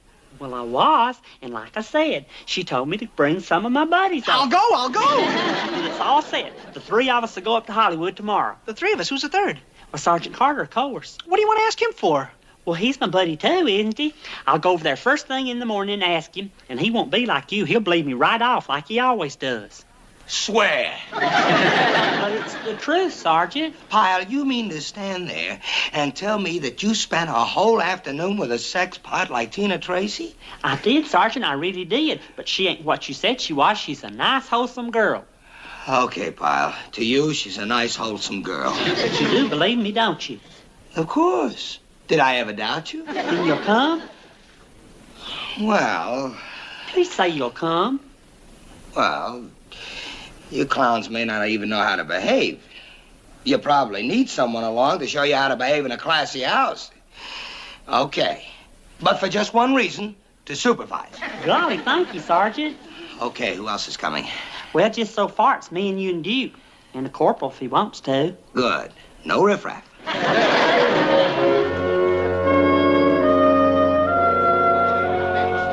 You had to open your big mouth, huh, Pyle? Look at all them guys. I had to ask the fellers in my barracks, Sergeant. I'm sure she won't mind. Well. So this is how the other half lives. Shut up. All right, you guys, hold it down. Now remember, don't do or say anything that's going to embarrass me. If you got any doubt about what's the proper etiquette, check with me. Don't shake hands with her, whatever you do, and watch them cigarette butts. Aye, sir. Let's go. Come on. Hold it back.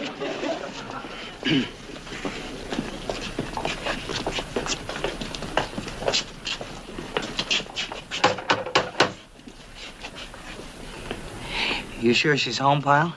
She's expecting me to be here, she said.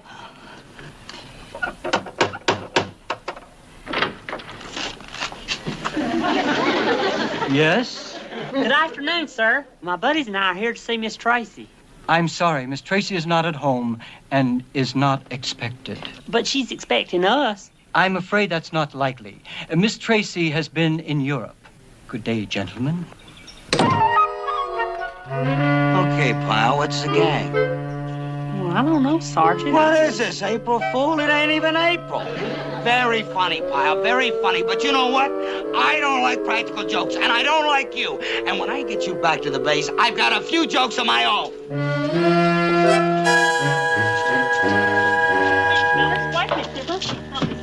I was really here yesterday, and she said bye.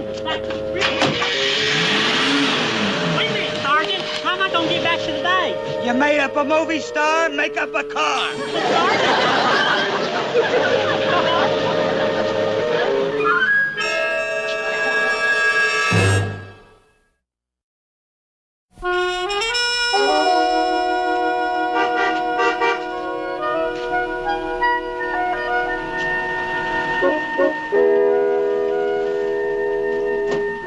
Hey, Miss Tracy. Boy, am I glad to see you. I thought you were going to bring some of your friends with you. I did. Well, where are they? Well, they left. They left? Why? Well, my buddies and I went up and knocked on the door, and this feller come out and said that you was in Europe and he didn't know when you'd be back. Oh, Gomer, I'm so sorry. Stevens was just trying to protect me. I should have told him. Oh, I feel terrible. Do you suppose we could call them and explain? Well, I don't think that'd do any good since they thought I made it up about meeting you and all anyway. Now I'm sure they think I'm some kind of a liar. Oh, Gomer, I'm so sorry. Oh, Miss Tracy. Oh, Stevens. Is everything all right, Miss Tracy? Oh, Private Pyle's a friend of mine. Could you help him with the packages, please? I told you I was expecting. Any luck, Gomer? I'm trying again. They should be back by now. Hello? Corporal Ball? Could I speak to Sergeant Carter? It's Pyle. He wants to talk to you. Are you kidding? Hang up. What is it this time, Baron Munchausen? Hang up. Corporal Ball, would you tell Sergeant Carter that I'm sitting right here at Miss Tracy's house and that she feels real bad about missing you all? What do you think? We're a couple of jerks? How many times do you think we're going to fall for that crummy gag? Hang up. But I tell you, she's standing right here in a bathing suit, getting ready to go for a swim, and she wants you all to come back. Here, give me the phone. I'll talk to him. He says he's with her now and that she's wearing a bathing suit. Ask him what he's drinking. Hang up. Just hang up. Wait a minute. Wait just 1 minute. Hello? Hello? He hung up. Guess they still don't believe me. Oh, Gomer, I'm so sorry. Well, look, don't feel so bad. You tried. I really did. But I can't blame them for not believing me. Well, there's nothing you can do about it now. Look, would you like to take a swim? There's some extra trunks in the cabana. Well, thank you kindly, Miss Tracy, but I got an idea. Would it be all right with you if I just went back to the camp and fetched my buddies?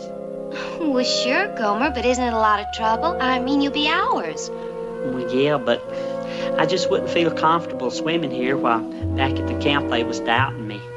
So I'll just rush on back and straighten things out, and we'll see you later. Oh, Gomer, you sure are the conscientious one.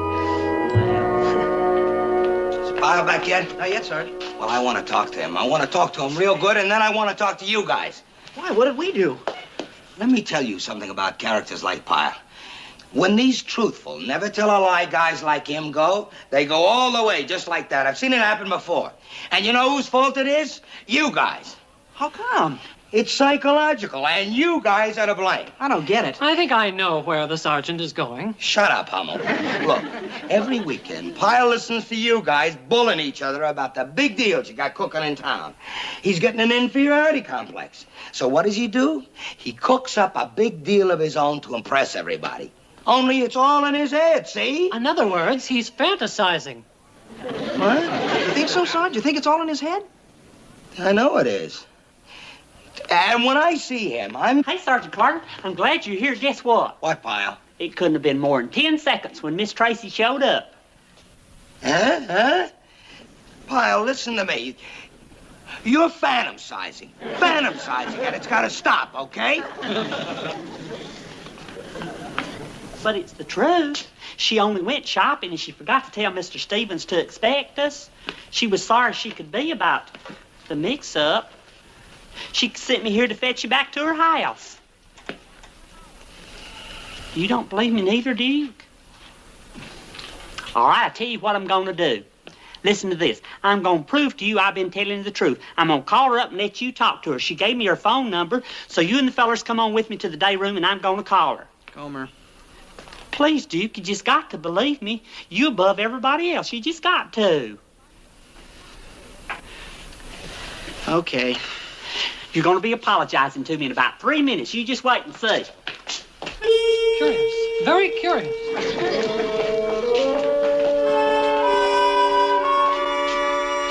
Now what is it, Gomer? I'm looking for the piece of paper with the phone number on it.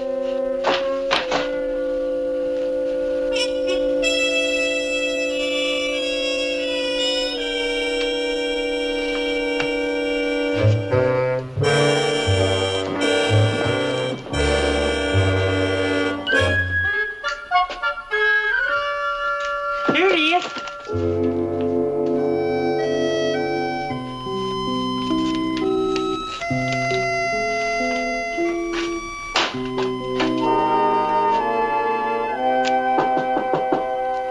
It's open, it's open.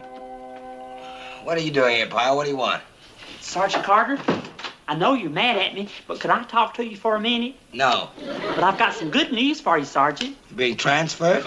Oh, no, this is good news. I just talked to Miss Tracy on the phone. Take it easy, Vince. Don't let him aggravate you.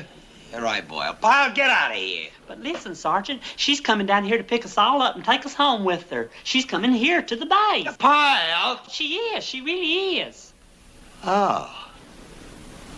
Oh, then maybe I better get ready for her. Oh, one more thing, Sergeant. Do I have your permission to bring Miss Tracy on the base? Of course, Pyle, of course. Bring her anywhere you want. Bring her to the barracks. I'll be there to welcome her. Thank you, Sergeant. I'm glad we're buddies again. You do believe me. Oh, of course.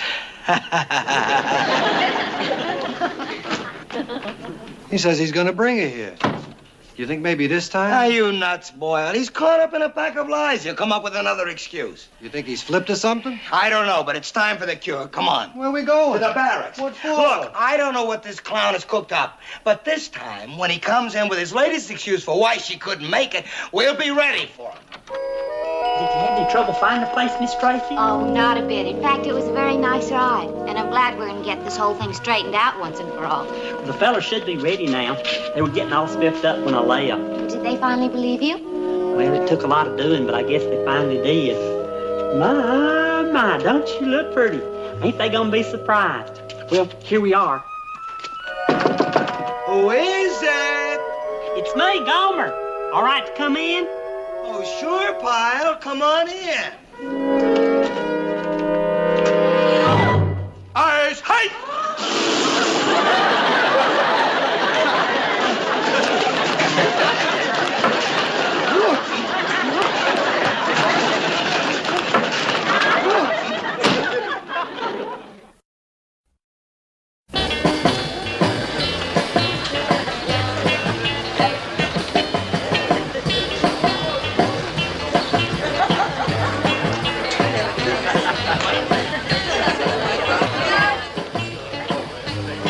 Could I speak to you men a moment? Excuse us, ladies. All right, you guys, hold it down, will you? No raucous laughing. This ain't a beer joint. You're in the big time now, so act accordingly. No running and no horsing around the pool. We're just having fun, Sarge. Have all the fun you like, but use a little decorum, understand? I don't want to be embarrassed. Okay, Sarge. Hold it down on the eats, huh, fellas? One handful at a time? You'd think you were starving the way you guys are going at it.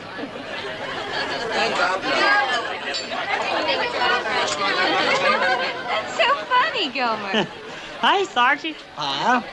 A beautiful party, Miss Tracy. My compliments. Well, thank you, Sergeant. Gomer here was just telling me how wonderful you've been to us. Well, I do what I can for all the men, Miss Tracy. They're like a bunch of kids, you know. They need constant looking after. We're sure lucky to have somebody like Sergeant Carter. There ain't nothing he doesn't know. Isn't nothing, Pyle. Isn't. Not ain't.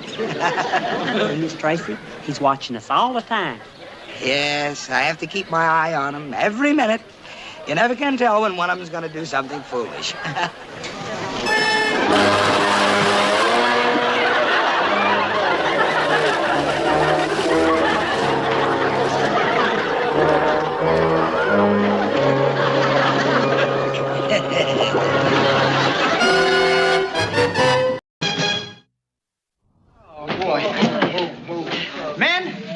Men, I just figured out why the Marines sing on their way to battle. Yeah, why is that? That's right. Because after boot camp, any kind of war is like a vacation. Boy, you ain't kidding. Oh, it ain't all that bad. That obstacle course is good for us. Oh, well, you get a load of this. Gomer likes the obstacle course. Hey, Gomer, what happened to Hemsley? Last time I seen him, he was bouncing on that log, going over the mud hole. I wonder if he made it. Oh. He didn't make it. Hold it, young man. There seems to be a speck of dust on your lapel. Don't let it bother you, Hensley. At least this way you won't get sunburned. Boy. I don't know. After all those John Wayne movies, I thought we'd be just walking around all day in a sharp blue uniform with a girl on each arm. A girl? Ha! They won't even let us have a candy bar.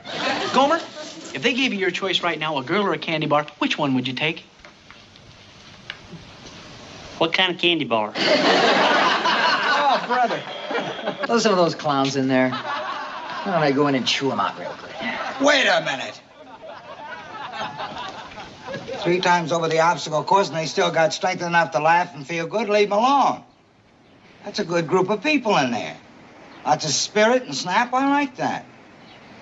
You know, Corporal, they got possibilities. That's a good group. Real good group. 10, hut!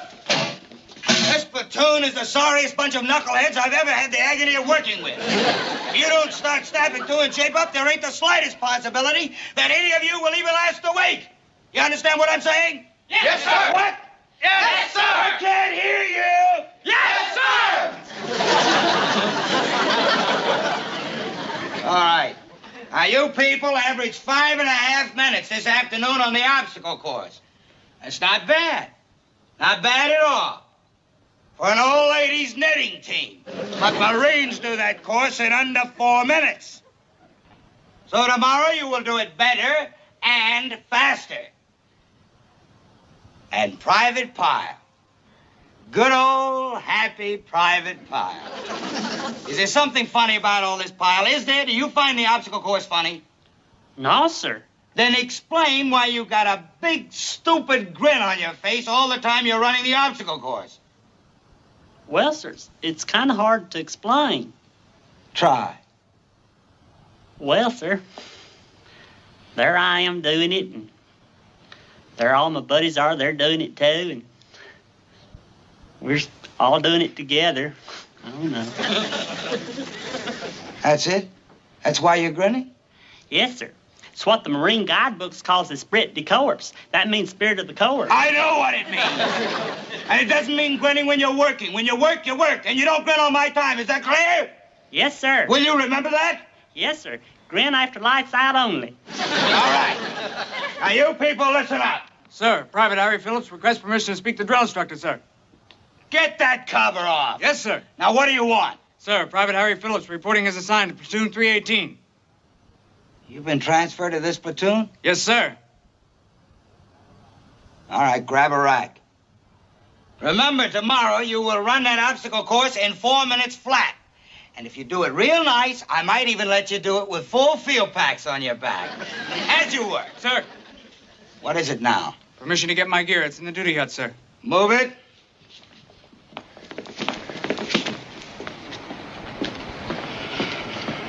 Phillips guy, we would have to get him. You know him? I know about him. I heard he's a real troublemaker. He's goofed up in 2 platoons already. Why don't we straighten him out in advance then? Really lay down the law. I don't want him fouling up this platoon. It's too good a group. Let's tell him. Wait a minute. Move it! On second thought, let the platoon straighten him out. Huh? That's better if they do it. They gotta live with the guy. After all, I'm not always around to straighten out their problems for them. It's a good idea. Yeah. You know what that's called? Strategy.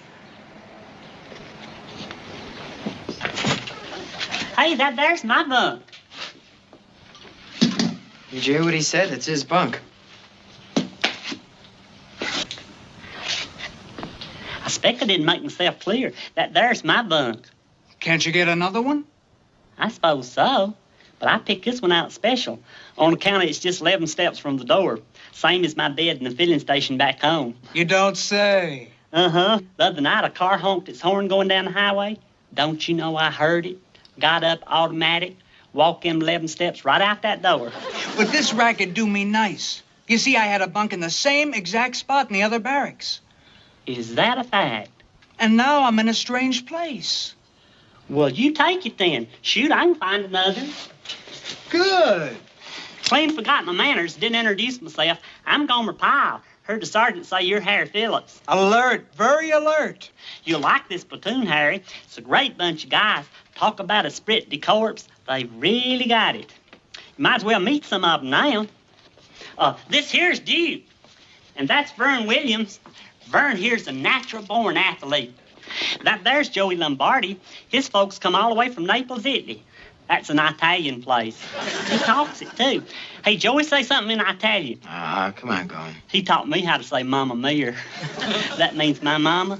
Italians say that a lot. How about that? Well, I guess I better go make up my bunk. Go ahead and meet some of the other fellas, Harry. Hey, Gomer, you don't have to give that creep your bunk. Oh, I expect one's as good as another. Besides him being new here, we ought to do our best to make him feel at home. Why? Well, he is new here, and I expect he's shy. Hey, Pyle! Shy, huh? It's pretty pushy for a guy who's shy. Oh, that's just his way. It's to help him get over his being shy. Huh? You see, some folks who are shy try to fool you into thinking they ain't by making a lot of noise. Now, that's fact. Gomer, you should have been a psychiatrist. A what? A doctor who talks to people about their problems. Not me. I'm too shy.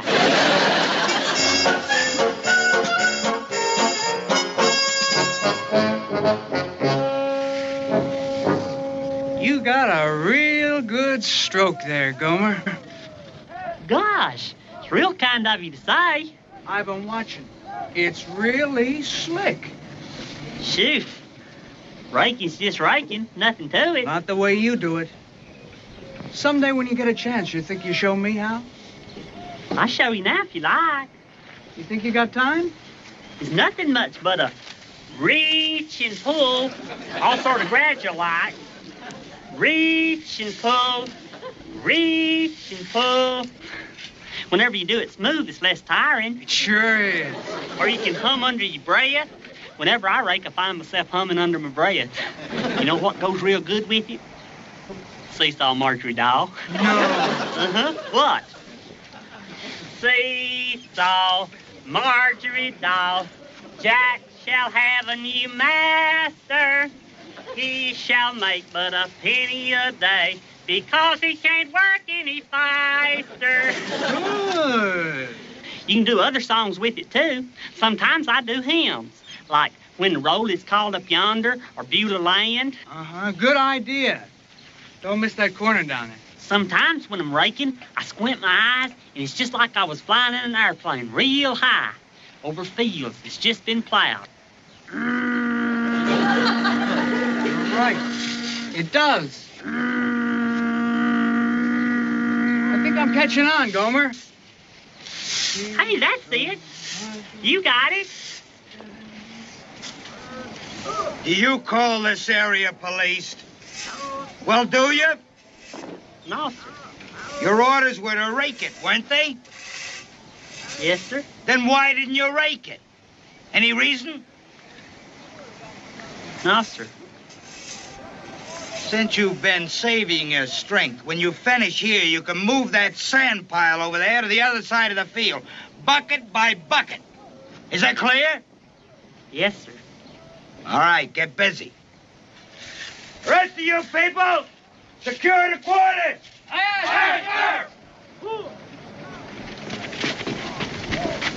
When the roll is hauled up yonder, when the roll is hauled up yonder, when the roll...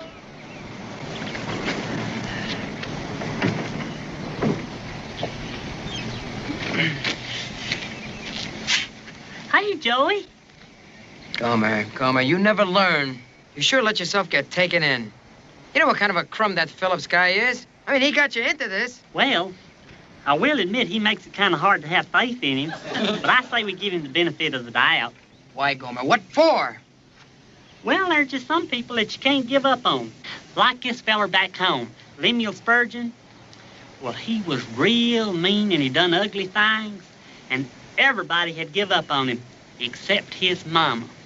Then he done this real bad thing and they sent him off to prison, but his mama still had faith in him.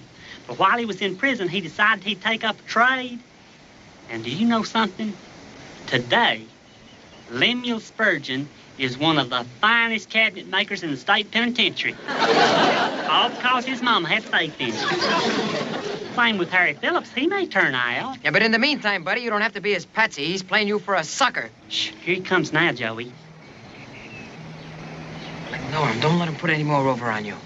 Why don't I just ask him if he's trying to make a sucker out of me? Gomer, you Hey, Harry? Wow, Gomer, you working hard? There's something I want to ask you, and I want you to tell me the truth. Are you trying to make a sucker out of me? Huh? Well, some of the fellers in the platoon, and I ain't mentioning no names, maybe that's what you're trying to do, is play me for a sucker. Are you?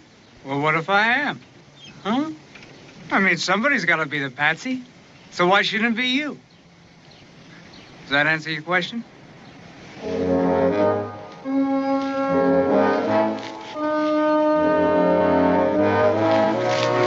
now you heard him. Now you know. Look, there's only one way you're gonna get that jerk off your back. The next time he tries to pull something on you, let him have it good, right in the lavans. You mean fight him? Well, you're not gonna keep taking that stuff from him, are you? Yeah, but fight. Yes, let him have it good. Believe me, Gomer.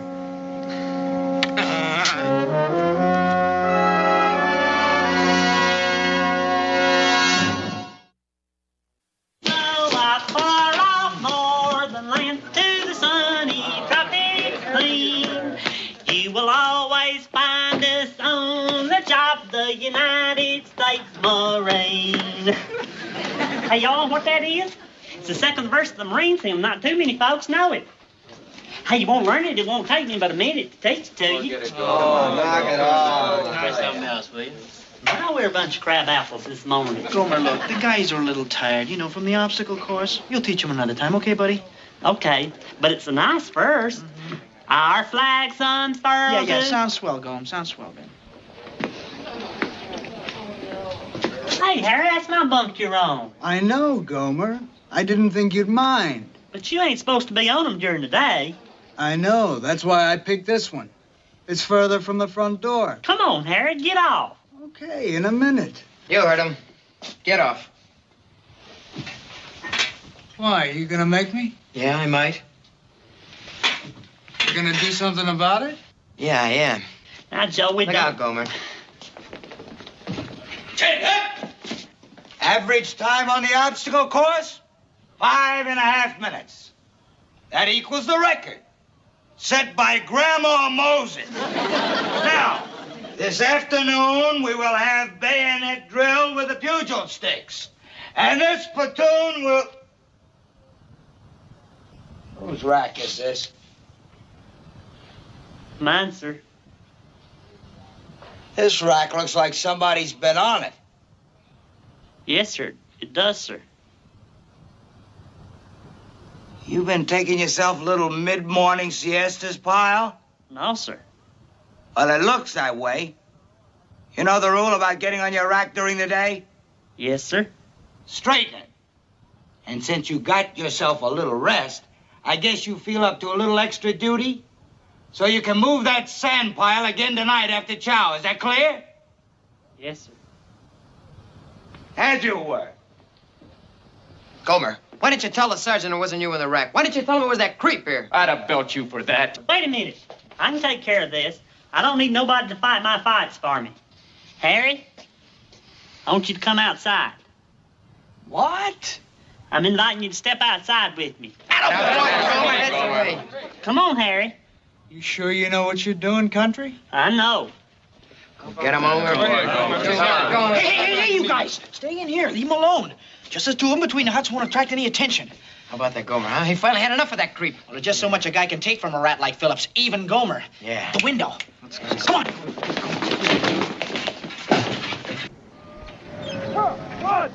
You think Gomer can take him? Sure, I know the type. He don't rile easy, but when he blows, look out. Shh. Well, this is as good a place as any. Would you step a touch closer? This is close enough. Well, I don't want the fellers inside to hear. Hear what? Well, what I got to say. That's the reason I asked you to step out here. I thought it'd be more private-like to talk. I didn't want to embarrass you by saying this in front of the other fellers. But, Harry, to be out and out with it, there are them here that don't think that you've been behaving yourself too attractively.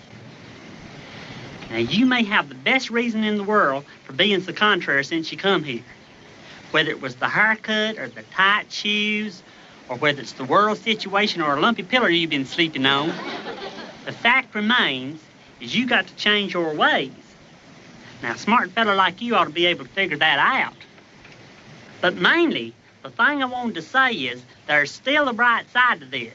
You can make up for everything. 1, you got to start doing your own chores. 2, you got to quit lying on other folks' bunks. 3, you got to stop picking fights with little Joey. And let me see if there's a 4th one. No? Well, anyway, just behave yourself more attractively. Well, that's all. Wait a minute. You asked me out here to talk? Yeah. Would you like me to go over them again? 1. No, I got it. Good. Believe me, I don't like this any more than you do. But it was bound to come to this sooner or later. Why, things was getting so bad we was about to lose our spread decorum. You know what that means? I do. Gomer, I gotta admit it. I can't figure you out. I don't know what you're more of, dumb or chicken.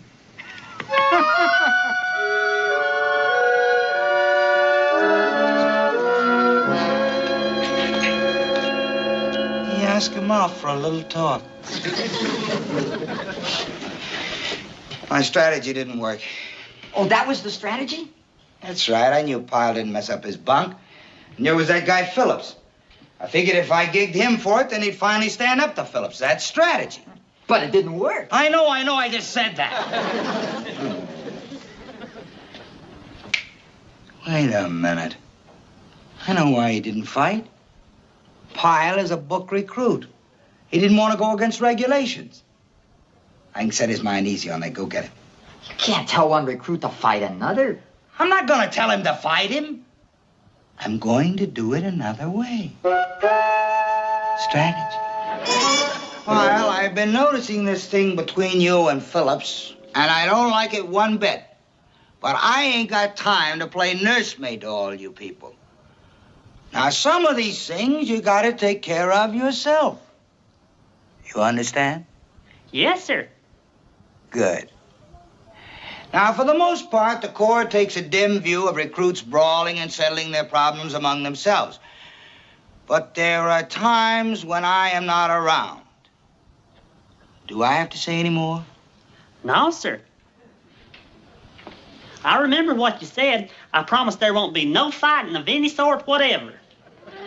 How's that? Well, sir, I'm ashamed to say this, but you got me here right in the nick of time. That feller had me so riled up from a talk we had, I'd most likely be tangling with him right this minute if you hadn't set me straight. You mean you were going What's more, I'll make sure that none of the other fellers lay a hand on him neither. You and my daddy say the same thing. There ain't one fight in a million that accomplishes nothing. I remember, sir. All right, Pyle. All right, just go. Sir, Did I say something wrong? Just go, go, go! I said something wrong. Well, your strategy didn't work again. You shut up! What that knucklehead doesn't understand is he'd be doing Phillips a favor. How do you figure? A guy like Phillips has got to get it drilled into him that nobody but nobody's going to be his patsy. Once he finds that out, he'll settle down and be a good recruit. He'll solve a problem for himself and for the whole platoon. Right now, Pyle's the only one that can do that. You people will now pair up for bayonet fighting using the pugil sticks. This pugil stick represents your rifle. The end with the stripe on it is the bayonet. The plain end is the butt of your rifle. Now remember, from the on-guard position, you can make 5 attack movements. Corporal? The sledge, hut! The jab, hut! The vertical butt stroke, hut! The horizontal butt stroke, flat! The smash, hut, hut! Thank you, Corporal. Now, first 2 people. Phillips. And... Sergeant, may I? Not now, Pyle. Please, sir. Are you sure, Pyle? Don't you want to observe a little first? No, sir. I know what I'm doing. I want to. I really want to. All right. Suit up. Now, you people remember, there are 5 attack movements you can make from the on-guard position. The slash, the jab, the vertical butt stroke, the horizontal butt stroke, and the smash. Is that clear? Yes, sir. All right. You 2 men ready? All right, move back, give them room. Take it easy. On guard. Watch out now, Gomer. Go for it. Watch out, man. Take it easy. It's hard. Watch out, Gomer. Keep on dancing around, Gomer. Don't let him hit you. Don't let him hit you solid. Watch out now, Gomer. I'm doing this for your own good, Harry. Come on, Gomer. Now get on in. Come on, baby. Come on, Gomer. Come on, baby. Come on, baby. That's it. Hey. Come on. Like I say, Harry, I'm doing this for your own good. It'll make you a better recruit. Come on, Gomer. Get him again. One more. Get him, Gomer.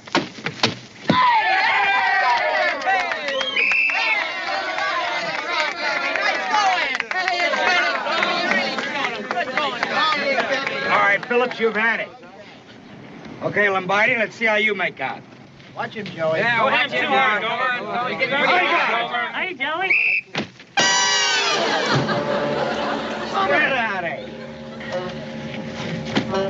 I don't get it, Pyle. How come you can knock that Phillips flat and yet you can't even handle that little Lombardi guy? Well, sir, you see, the big feller needed a lesson, and the little feller didn't.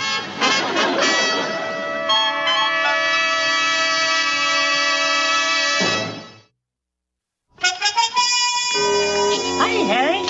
I just wanted to tell you I'm sorry about that bayonet practice. The fact is, Shut up.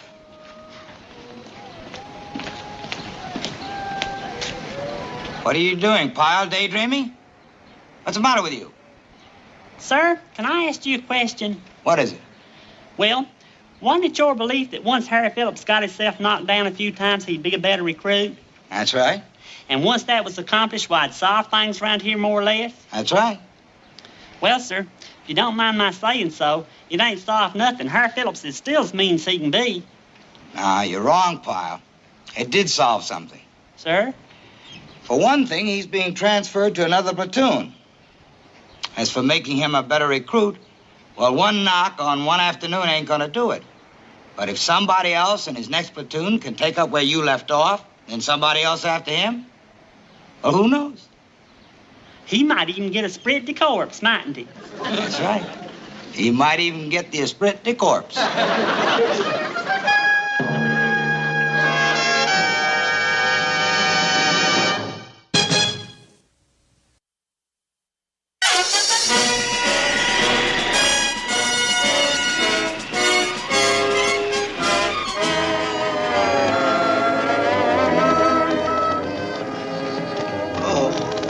This is ridiculous. It's like riding on a yo-yo. If we don't get to that island we're supposed to take pretty soon, we'll be finishing these war games in sickbay. Hey, where's Gomer? He's probably up on the deck leaning over the rail. That poor country boy's never been on a ship in his life. Hey, fellas. Boy, that ocean's sure rough out there today. Oh, Gomer, we were just... What's that smell? Must be a garlic pickle. I was just down in the kitchen to get a snack, and they got all kinds of food left over. I wonder why. Gomer, either swallow that thing fast or get out of here. Are you feeling poorly, dear? That's a shame. Actually, if you got the miseries, garlic pickle would be good for you. You don't know why? Count of garlic's a herb, and herbs is generally very good for you. Did you know that? No, I'll remember it. Did you know that herbs is generally good for you? All right, you people, everybody topside. It's our turn to get the deck ship shape. Now, I want everybody... What's that smell? Pyle, what are you eating? Garlic pickle. It's real fresh and crispy on bite. No. All right, out of them bunks. They're feeling poorly today, Sergeant. Well, I'm real sorry to hear about that. I would have arranged a smoother trip, but there was no more space left on the Queen Mary. Come on, move it, move it. I said move it. Move, move, move, move. Out, out, out, out, out, out. I sure hate to see them suffer, though. I'm glad you're all right, though. But I suppose you made so many of these trips that you're used to it. Sure you don't want to bite? No. On account of garlic is a herb, and herbs is good for you. But I don't guess you got a use for a garlic pickle, have you, Sergeant? No, get out of here.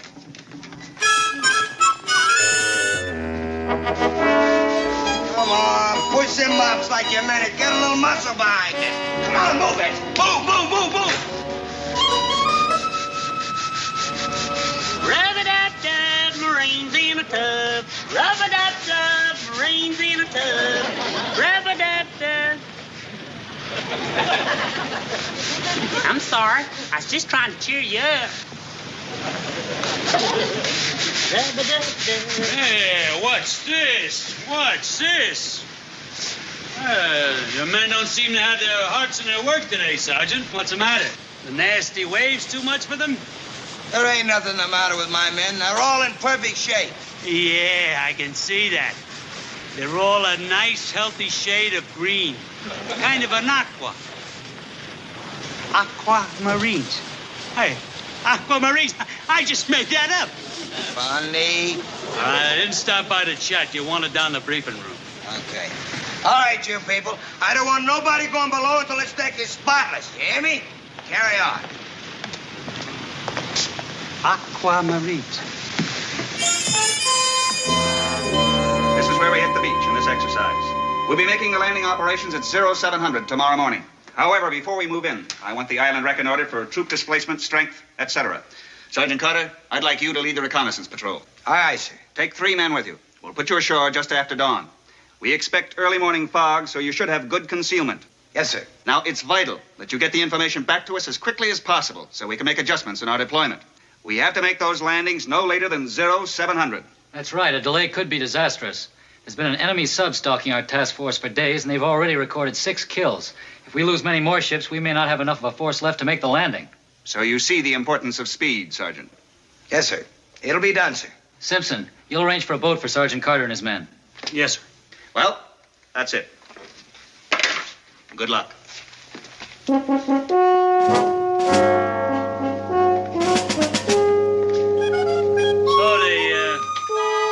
You to be a big hero, huh? You think you can handle it? Just get the boat, Navy. The Marines will take care of the rest. You mean aquamarines? So you can see how important this patrol is. It'll be like spearheading the whole invasion. Now, I could pick 3 men myself, but I'd rather have volunteers. I'll volunteer, Sergeant. Okay, men, who wants to go? Let's hear it. I'll be glad to go. Come on. I need 3 men. Okay, that's 1. Now, I need 2 more. I'll go, Sergeant. All right. Who else, huh? Sarge, out. Okay, Lombardi, you're in. Okay, now I need 1 more. Just 1 more. I'll go. Come on. 1 more. I'll go. Okay, that makes it 3. Now, I will want to get together with the 3 of you for a briefing session before... It just ain't fair, Sergeant. It just ain't fair. Pyle, are you talking to me? Well, I don't mean to be disrespectful, sir, But I was the first person that raised my hand. I volunteered first. It just ain't fair that you won't take me. Really? Well, for your information, this is a very important mission, and I gotta have men I can depend on. You can depend on me, Sergeant, honest. Please let me go, please. Knock it off, Pyle. I got my 3 men. As you were. Sergeant. Yes, sir? I need 9 of your men for the ammo detail tomorrow morning. They'll be loading ammo and explosives on the landing craft. Aye, sir. You'll have them. They report to me at 0600, sharp. Aye, sir. Okay. Your men not going on a patrol, report to Lieutenant Wilson in the morning. Remember, that's a very delicate job, handling ammo and high explosives. One wrong move and you can blow up the whole ship. So work careful, watch your step, and Pyle, I think you better come with me after all. I changed my mind, Pyle. You're going with me. You go on the ammo detail. Oh, thank you, Sergeant Carter, thank you. Pyle, you just better be on the ball, that's all. Don't worry, Sergeant. I'll be a credit to the corps. Now, we gotta pull this off, and we gotta pull it off without a hitch, and we gotta make it fast. We don't want our ships waiting out there like sitting ducks. You all heard about that enemy sub that's been scoring 1 kill after another? Well, we gotta make that landing before he can do any more damage. So you men going on the patrol, get your gear and ammo together, get your weapons clean. I'll see you again before we go in. Sergeant Carter? Yeah? I just wanted to tell you, you won't regret taking me along. Thanks to your fine training, I'm ready for action now. All the learning is over. From now on, it's gung-ho. And it's all because of you, Sergeant. Okay, lower away.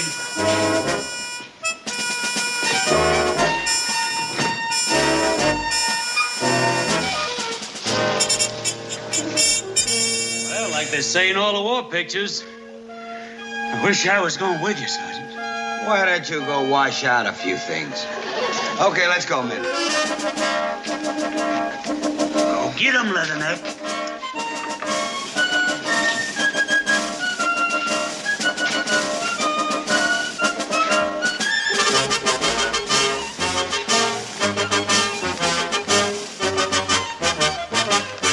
Easy does it, boys.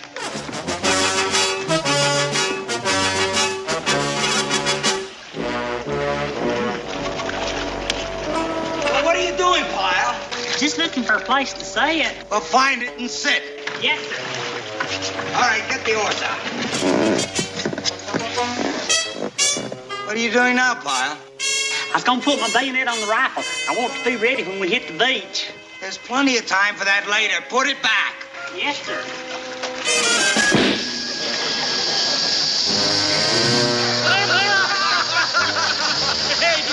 Hey, be careful. Those things got points on them. Did they tell you about that? Hey, watch out. It gets a little deeper around there. Watch out for the sharks, Sergeant.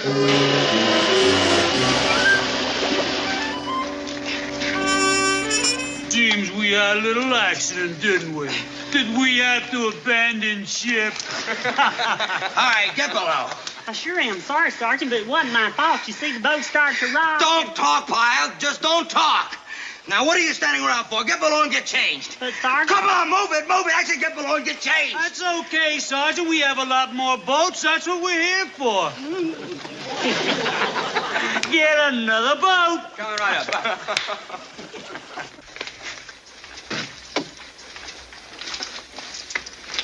Sergeant, I did want to tell you how sorry I am, and I am sorry, but it was the funniest thing, the way that bayonet just stuck into that rail. Yeah, wasn't it, though? Look how I'm still laughing. I can't blame you one bit for being angry. No, sir. Will you knock it off, Pyle, and start changing? I don't want to hear no more about that bayonet or that raft. Now, get changed. Right, Sergeant. Boy, Sergeant, you know that water sure is salty, ain't it? Change!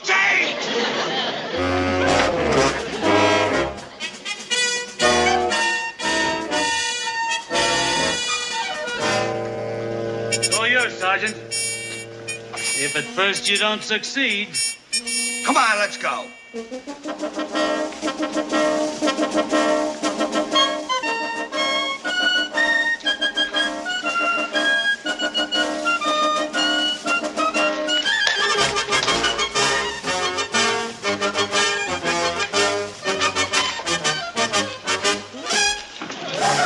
Get your foot off my head.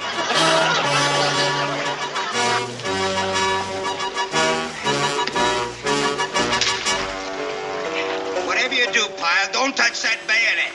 Just leave it alone. Oh, don't worry, Sergeant. There ain't a chance in the world that happening again. You see, I put my bayonet over here by my flare gun, and it'd be in... It's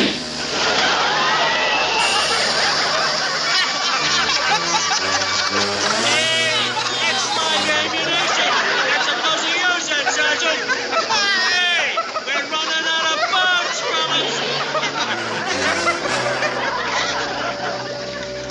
I knew it might be a bit of a problem making it to the beach, but I didn't think there'd be so much trouble getting started. I'm sorry, sir. We're losing precious time. How fast can we get another boat? Just a few minutes, sir. I trust this will be the last boat necessary. Don't worry, sir. We'll make it this time. Let's hope so. Aye, sir.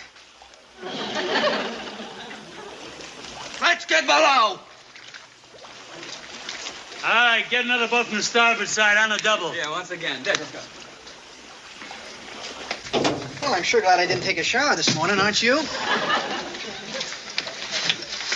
I sure am. Sorry, Sergeant, but I had no idea that safety was off, and I just... I'll get you for this, Pyle. If it takes the rest of my days, I'll get you for this. But I didn't do them things on purpose. I was just trying to... Don't talk, Pyle.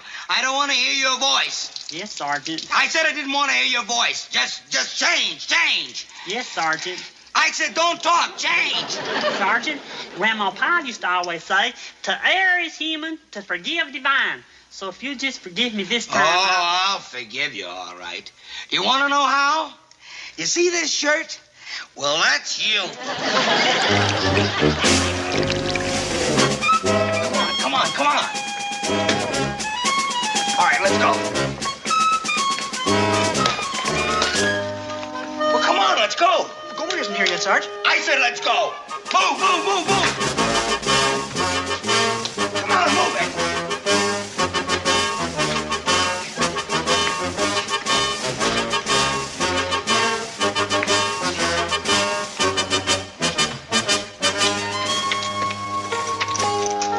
All right, start rowing. But, Sergeant, are we going to wait for Gomer? I can't hear a word you're saying. Hey, Sergeant, wait for me. Row!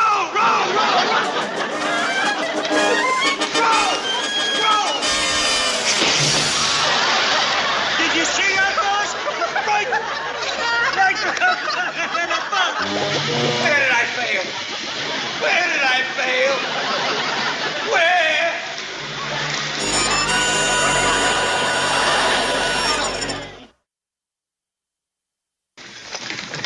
Aren't you ready yet? Come on, move it.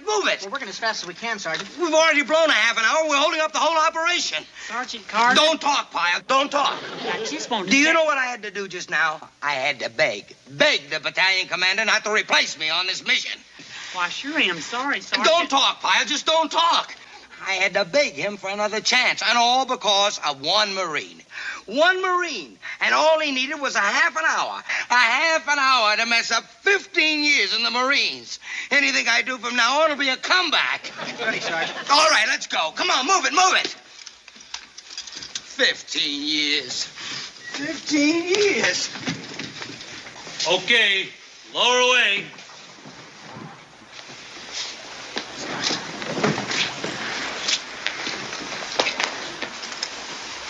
Now that you've managed to delay long enough, the fog is beginning to roll in, so we have to make a slight change in plans. We sent up a plane to check and make sure that enemy sub isn't in the area. If it is, you'd be an easy target. And so would we. So just move out about 100 yards and wait for a signal from us before you proceed to the beach. Aye, sir. And don't worry, sir. We'll make it this time. I'll be grateful if you just make it away from the ship. Carry on. Aye, sir. All right, move it.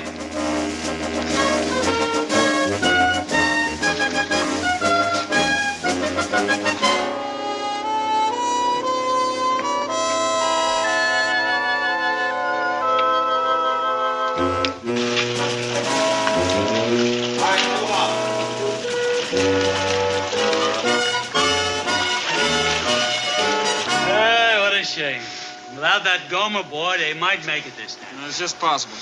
Hey, wait a minute. Wait, hold everything. What's this? What do you mean? Look how sad that poor fella's about being left behind. Kind of gets you right here, you know. So maybe we could do a good deed and send him back to his owner. What do you mean, Chief? Pencil.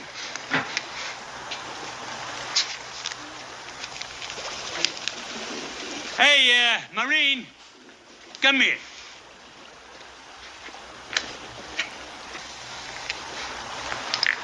Pyle, that's your name, isn't it? Yes, sir, Gomer Pyle. Well, Pyle, I have a very important mission for you. You do? That's right. You see a sergeant out there with his patrol? You notice the way they've stopped? Yes, sir. Something wrong? No. It's all part of the big plan. Now, they can't proceed to the beach until they get a message from the high command. You don't say. And that message was just handed to me. Now, I want you to swim out there and give it to the sergeant personally. You want me to swim? That's right, but we don't want to use a boat and take a chance of attracting attention. I mean, this is top secret. You understand that, don't you? Yes, sir.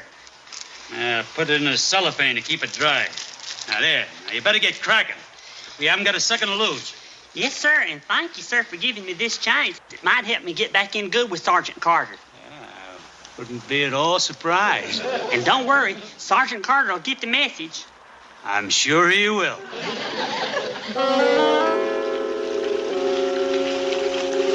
Boy, they're sure taking their sweet time with that signal. Take it easy. The plane's probably still up there searching.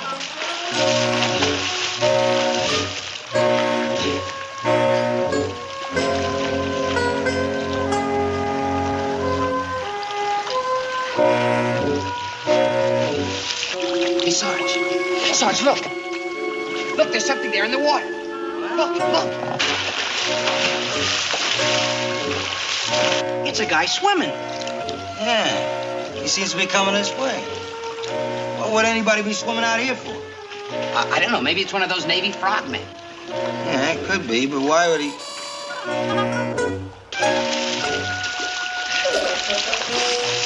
No. It can't be. It can't be. No. It ain't really him. It's just one of them sea mirages. That's what happens when you're out in the ocean. You begin to see things that ain't really there. Hey, Sergeant Carter. Surprise, surprise, surprise. Right out loud, Gomer. What are you doing out here? All right, let's have it, Pyle, and make it good. I got a really important message for you, Sergeant, from the high command. A message? What kind of message? It's top secret. That's the reason the CPO sent me out here to give it to you personally. The CPO sent you? That's right. Here.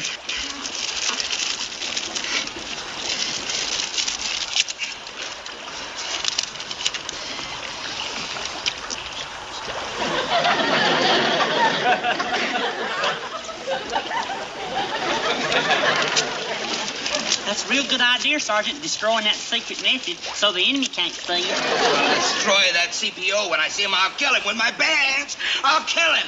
What's the matter, Sergeant? He was only doing his duty. See, he got this message from high command. Okay, Pyle. You brought me a message. Now I got a message for you to take back. You have? Yeah. Did you enjoy your little swim out here? Sure did. You think you can make it back all right? Easy. Well, just swim back to the ship. Right, Sergeant. What's the message? Tell that CPO to drop dead. Pyle, there's an enemy sub somewhere in this vicinity, probably staring at us at this very minute. Now, you're a Jane, so get out of this boat. Out. But, Sergeant, Sergeant, look! That's the signal. We gotta get started. Out, Pyle, out. Sergeant, I'm not a jinx. Honest, I'm not. And I'll make good if you just give me the chain. Out. Seems a lot colder than it did the first time. Start swimming. You'll warm up.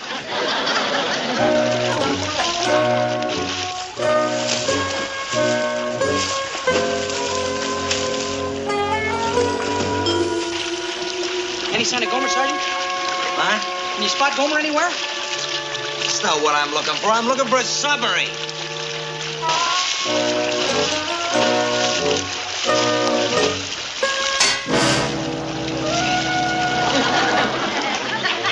Say it.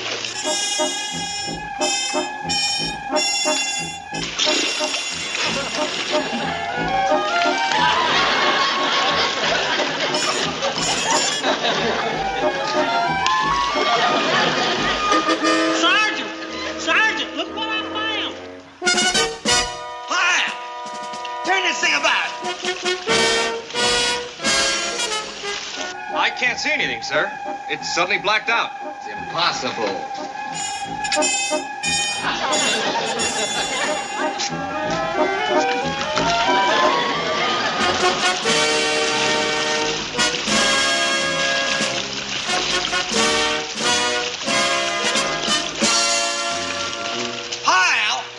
Sergeant Carter, this thing was sticking right up out of the water. What'd I do? It's a periscope. He's landing on a periscope. Hang on, Pyle, hang on. It's a submarine. It's right under you. Golly. I went and captured up the submarine.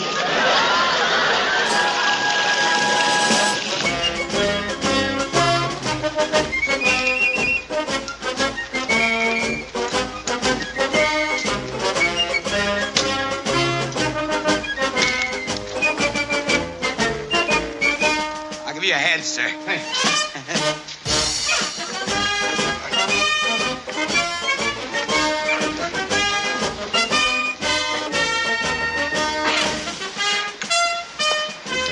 We went and captured us a submarine.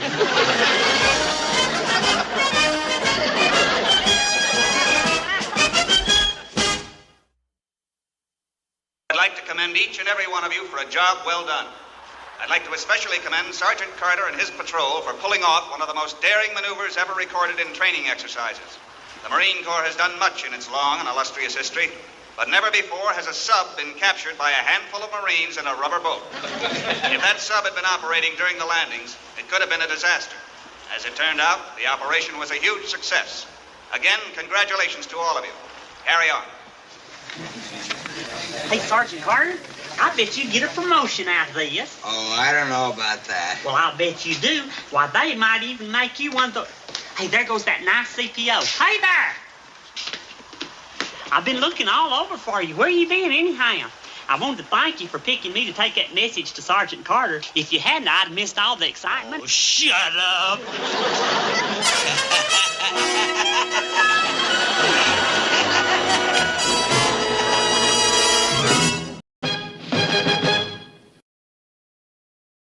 Okay, it's open for a buck.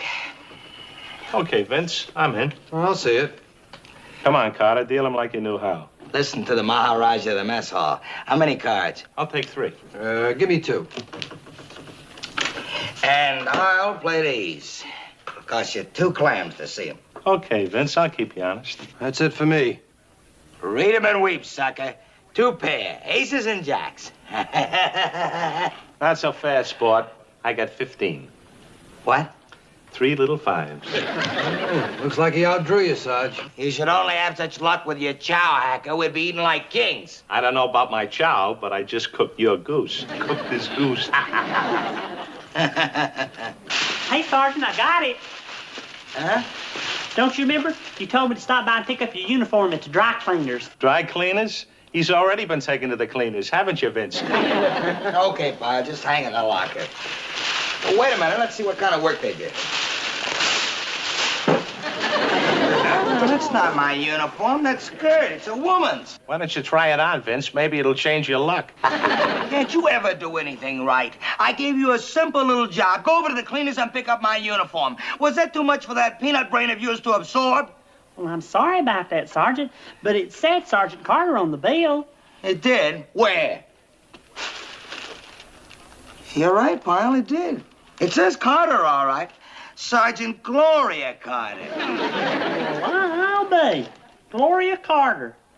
Well, I'm sorry, Sergeant. Knock it off, Pyle. Just double time over to that dry cleaners and pick up my uniform. Now, is that clear or should I write it down? Go! Right, Sergeant. I can't imagine how a mistake like that happened. Imagine me... Move! All the nitwits. You know, I used to have plans of being a 30-year man. But with a guy like Pyle in my outfit, I don't know. Any day now, any day. Yeah. Well, as my old mess sergeant used to say, no matter how you stir the pot, you only get out of it what you put into it. Huh? What is that supposed to mean? What's it supposed to mean? Well, I was just saying a guy like Pyle needs special attention, and he's just not getting it. Can you open, Boyle? Hold on, Hacker. What kind of attention ain't he getting? What kind? Understanding. You know, a guy that knows how to work with him. And it's just possible, Vince, that you don't know how to handle him. And can you open? I don't know how to handle him. Well, what are you getting at, Hacker? That you know how to handle him? Well, I've had guys like Pyle in my mess hall. Some even worse.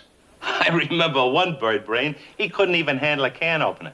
But I worked with him, gave him a little encouragement, and then within 1 week, he was able to prepare a meal for the whole company. Well, what do you know, Boyle?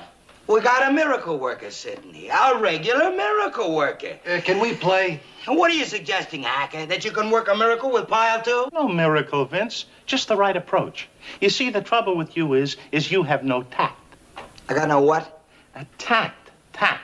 You see, the difference between us is that I have feelings for human beings. And let's face it, Vince, you don't.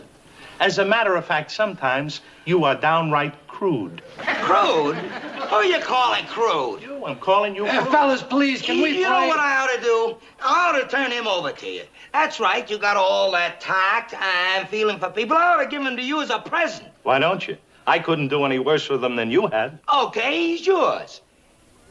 And while we're at it, suppose we put a little bet on it. A bet? Who said anything about a bet? Well, you're the big genius that took some goof up and had him turn out a meal. There's no reason you can't do the same thing with Pyle, is there? Pyle? Cook a meal? Hey, he's pretty big with the talk, ain't he, Boyle, huh? But when it comes to putting up the dough... Okay, I'll do it. I did it with one knucklehead, I can do it with another. You mean you're gonna take Pyle on? Yeah, I'll take him on, just to prove something to you, Vince. Okay, how much? You tell me. Well, since you're loaded down with tact, shall we say 50? All right, let's say 50. But remember, I'm not promising Pyle will be the head chef at the Waldorf. He'll just be able to prepare a meal by himself. You heard him. $50. By this time next week, Pyle cooks a meal all on his own, right, Hacker? Right, yeah. Oh, and just one more little thing. About that meal, Hacker, we have to live after it. The mess hall? You mean you're putting me on KP? Oh, no, Pyle. This has nothing to do with KP. You see, there's this new regulation that all Marines have to be able to double up in different jobs, in case of emergency. So, knowing how you love to eat, I thought you'd be perfect for the kitchen. Well, does this mean that I'm going to be over there all the time? You're not trying to get rid of me, are you, Sergeant? Oh, I know, Pyle. How could you think such a thing? This is just a temporary assignment for a week. And what a great opportunity. Really? Oh, sure. Everybody wanted the job. But Sergeant Hacker asked for you special. He did? Well, I sure hope I'm worthy of the job. Oh, you are, Pyle. You are. You're going to be just great. The fact is, I've got every confidence in the world in you. Well, thank you, Sergeant. Knowing that you feel that way about it, I'm going to go over there to the mess hall tomorrow and give it everything I've got. Good boy. You will? Well, remember, Pyle, we're all only human, and sometimes even the best of us make mistakes. Don't you worry, Sergeant. I won't let you down. Yeah, well, whatever you do, Pyle, just be yourself, and everything will work out fine. How do you mean that? I mean, don't do anything to change the way you are. I mean, just be yourself. All right, snap it up in there now. We're a little behind this morning. Pyle? Where's Pyle? He was here a minute ago. Pyle? Here I am, Sergeant. I had to go change my hat. The other one was kind of loose, and I didn't want it to fall into breakfast. Yeah, fine, Pyle, fine. But stay close. Stay real close. Now, you're my #1 assistant, and I'm counting on you. Well, I sure appreciate that, Sergeant. And believe me, I'm going to do my best. I mean, you won't be sorry for all the faith and trust you have in me. Yeah, sure, Pyle. Now, let's see. I want to put you on something nice and simple. There it is. Now, since this is your first day in the kitchen, I'm going to put you on oatmeal. You mean I'm going to get to make the oatmeal? I ain't had a recipe for oatmeal. No, Pyle, no. The oatmeal's all ready to go. You see, the ingredients are all in there cooking away. Now, all you have to do is stir. Now, watch me. Now, you see, that's all there is to it. You just make circles. Nice, round circles. Now, why don't you try it, Pyle? Okay. Like this? Aye, that's perfect. Just perfect. I've never seen anybody take to stirring just like that. Thank you, Sergeant. It's just one question, though. Is it okay if I change directions and go like this? Sure, anything you want, Pyle. Backwards, forwards, sideways. Can I make numbers and X's like a figure 8? Sure, Pyle. X's, numbers, doodles, anything you want. But just keep stirring. Now, I'm going to go out and check on the steam tables. If you need anything, just call me. Right, Sergeant. You go about your business and just leave the oatmeal to me.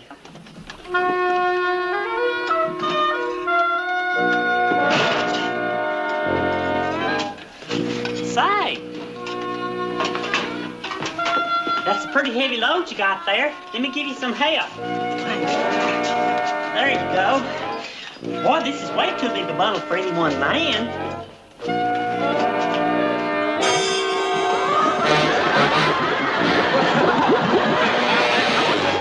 Oatmeal! Pyle! The oatmeal! Pyle! Pyle! You call me Sergeant, I was just helping. Shazam! The oatmeal is boiling over. Yeah, sure it's boiling over. Why is it boiling over? Because you stopped stirring. You did stop stirring, didn't you, Pyle? Yes, Sergeant, I got no excuse. I left my post. Oh, I feel just terrible. Yeah, well, get 'em up. Just get 'em up. I will, Sergeant. I'll get him up. Right away, right away. You just wait right here. Wow, what happened here? What does it look like?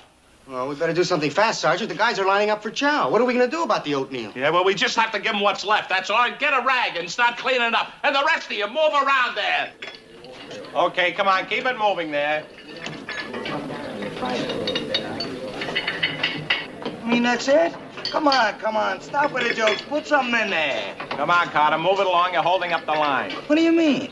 How are you guys putting out food for canaries? You feed Marines. Come on, let's go. Look, Carter, you got more than enough. Your eyes are bigger than your stomach. Besides, we've been wasting too much food in this mess hall, and I'm calling a halt to it. Hold on, Hacker. What are you talking about? There's nothing in there.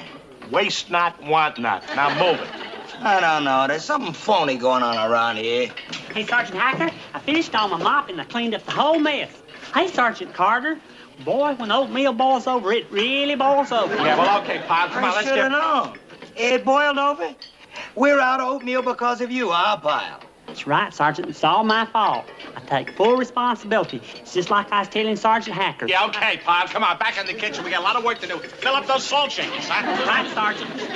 Sure hope you enjoy the oatmeal, Sergeant, or what's left of it. Oh, I will. I'll enjoy it like it was a $50 dinner.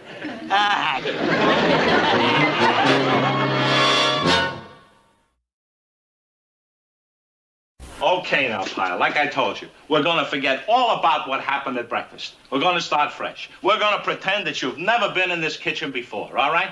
Okay, Sergeant. Okay. Now, you see, what we got to do, Pyle, is start from the beginning. We got to get you acquainted with all the fundamentals here. And by the time we're through, you're going to be able to cook a meal all by yourself. Golly, Sergeant. Me cook a meal by myself? Well, I appreciate your faith in me, Sergeant, but I don't think I could ever do that. Confidence, Pyle, confidence. Now, let's take a reading on the stuff we're going to be using, all right? Well, now, first of all, this is a stove. Oh, I already knew that. Well, it never hurts to be sure. Now, repeat after me. Skillet. Skillet. Good. Chopping block. Chopping block. Good. Soup ladle. Soup ladle. Potato masher.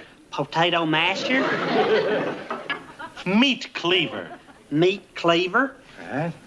And I think that's about enough for a start. Now, let's review what we learned, shall we? Skillet. Good.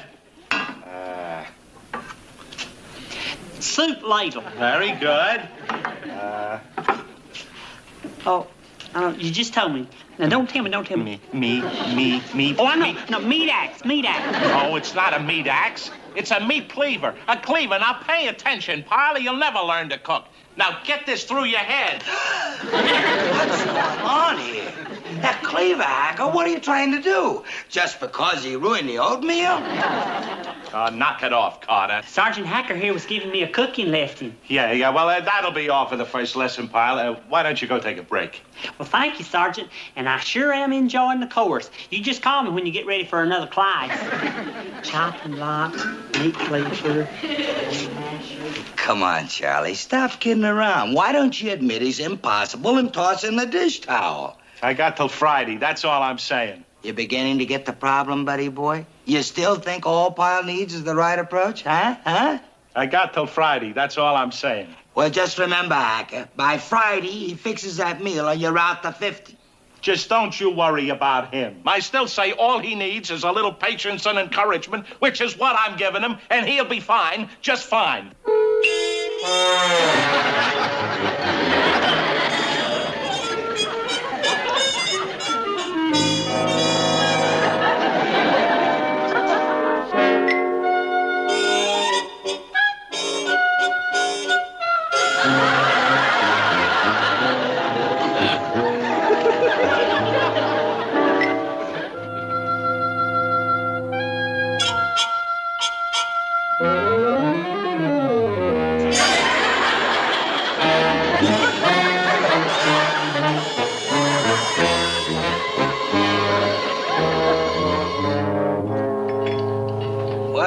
Well, look who they got serving up the noon chow. Hey, Sergeant Carter, Corporal Ball, would you care for some mashed potatoes? Oh, sure, Pyle. Load me up. I'll take some too, Pyle.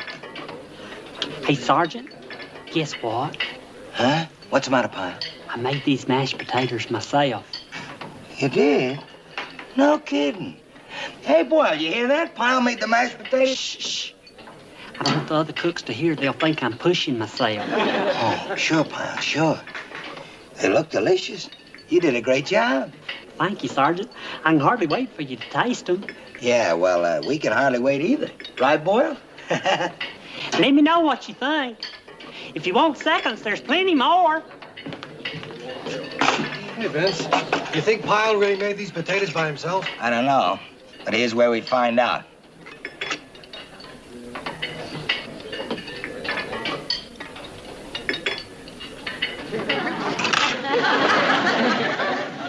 He made them.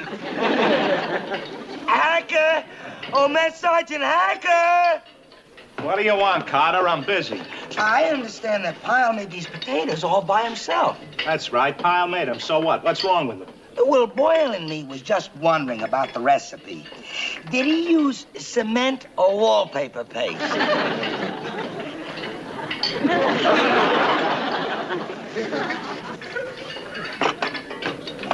I had everything laid out for him. I even stood over him while he mixed the ingredients. How could he? Wait a minute. I remember. I went back to the reefer for some more milk. But I couldn't have been gone more than 45 seconds. He couldn't have. Oh, yes, he could, Hacker. Leaving Pyle alone for 45 seconds is inviting disaster. No, it's impossible. It can't be. You know, Hacker, I almost feel sorry for you. If I was a real nice guy, I'd let you off the hook and call off the bet. But I'm not a nice guy, and you got a big mouth, so the bet's still on. He cooks the meal on Friday, which is tomorrow, is it not?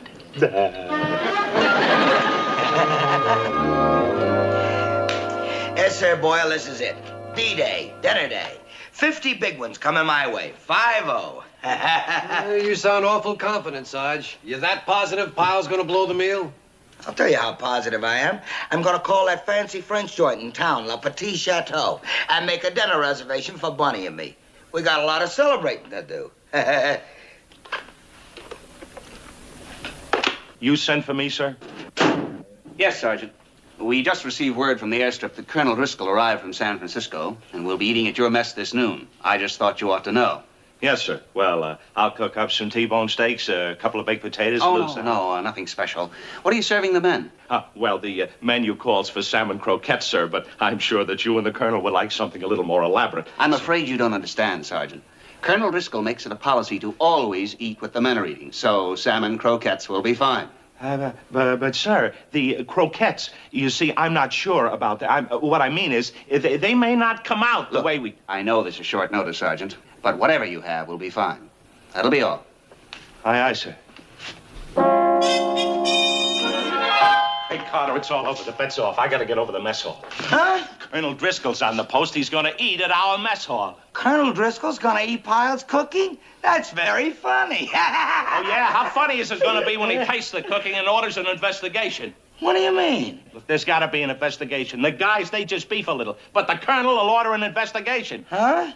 Can't you see it's got to come out that miserable meal is the result of a personal bet between you and me? You'll be in as much trouble as me. So what do you suggest? Our only hope is to get over there and doctor up Pyle's meal before the Colonel shows. Well, come on, let's go. Yeah.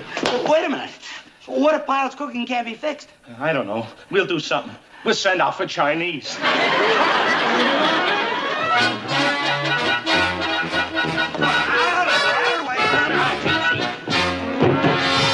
Vince, look. You're too late. It's Colonel Driscoll with Colonel Gray. Yeah, and look who's carrying their trays. Oh, somebody trip him. Somebody trip him, please. Oh, he's serving the meal. Vince, I can't watch anymore. Pyle's handing out the napkins. Driscoll's picking up his fork. He's taking a bite. I can't watch either. 15 years. 15 years. I've been a mess sergeant for 15 years.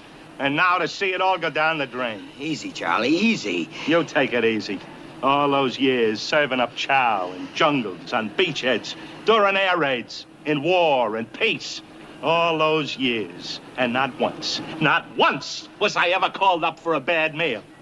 And now this is the way it all ends. And it's all your fault. My fault? My fault? Who opened his big mouth first? Who wanted Pyle to cook a meal? Yeah, but if you had to give me that static about him... knock it off. What do you mean, knock it off? Sergeant Hacker, Sergeant Carter, the colonel would like to see you both right away.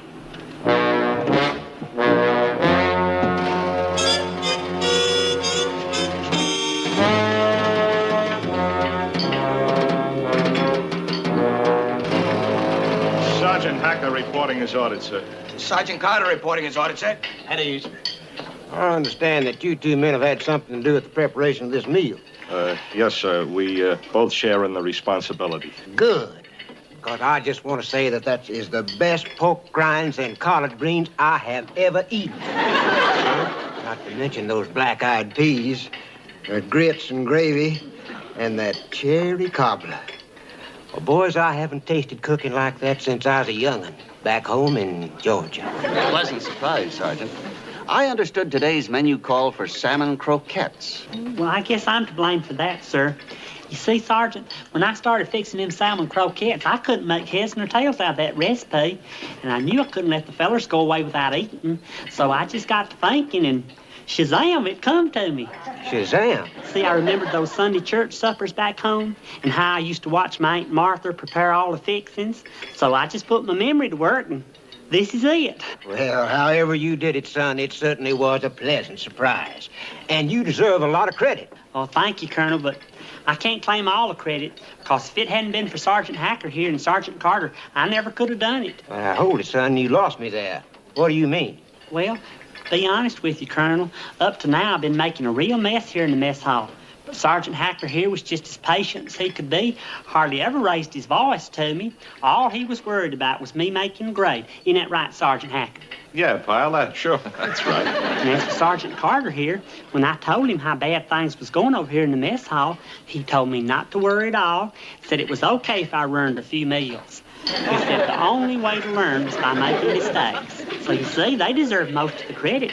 With faith and confidence like that, how could I go wrong? Well, apparently you two sergeants have a real talent for handling men, and that's good. Thank you, sir.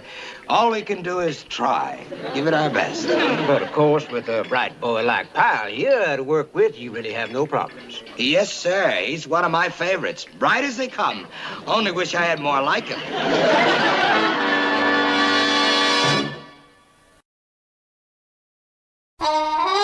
Well, Vince, all in all, I'd say we've been pretty lucky. Pretty lucky. Yeah, Pyle really came through for us, didn't he?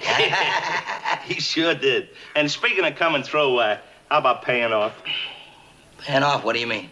Well, the bet that Pyle could manage a meal all by himself. Are you kidding? You called it off, don't you remember? Oh, I called it off when I thought that I'd have to throw his meal out and cook one myself. But I didn't have to. Pyle's meal worked, so pay up. So it worked. That's no credit to you. That's cooking he learned from his Aunt Martha. If I was going to pay anybody, I'd pay his Aunt Martha. Oh, Vince, be fair. Be fair, you be fair. You cancel out, the bet's off. Come on. Well, all right. Maybe you're right. You're darn right I'm right. There, you got me on a technicality. Yeah.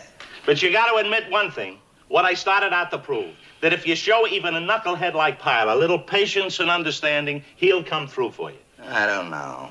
What do you mean? He did such a good job with lunch, I told him to go ahead and make dinner. You did?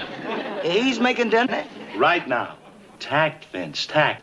Just show him a little confidence and he'll come through. Why don't you admit it? I don't know. Admit it, admit it. All he needs... What's that? I don't know. Thunder? Could be a sonic boom. Oh, no, it sounded closer, like it came from down around the mess hall. The mess hall?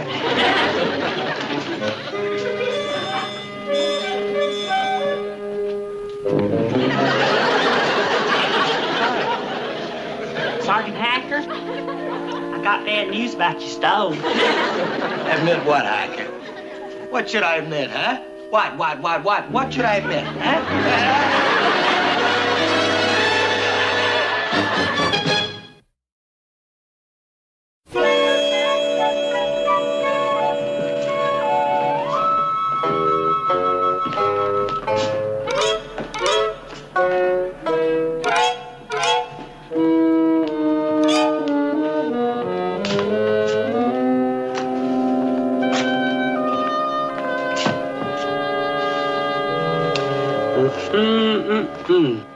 I beg your pardon?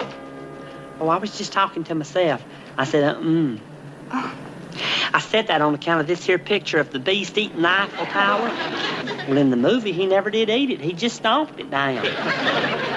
You know, you're right. I never noticed. They put a lot of things on posters that are not in the movies. Like this one back here. See where the mud creature's oozing up the steps of the Egyptian embassy? That wasn't even in the picture. Say, you're right. Oh, you certainly have a good memory. Oh, it's not that exactly.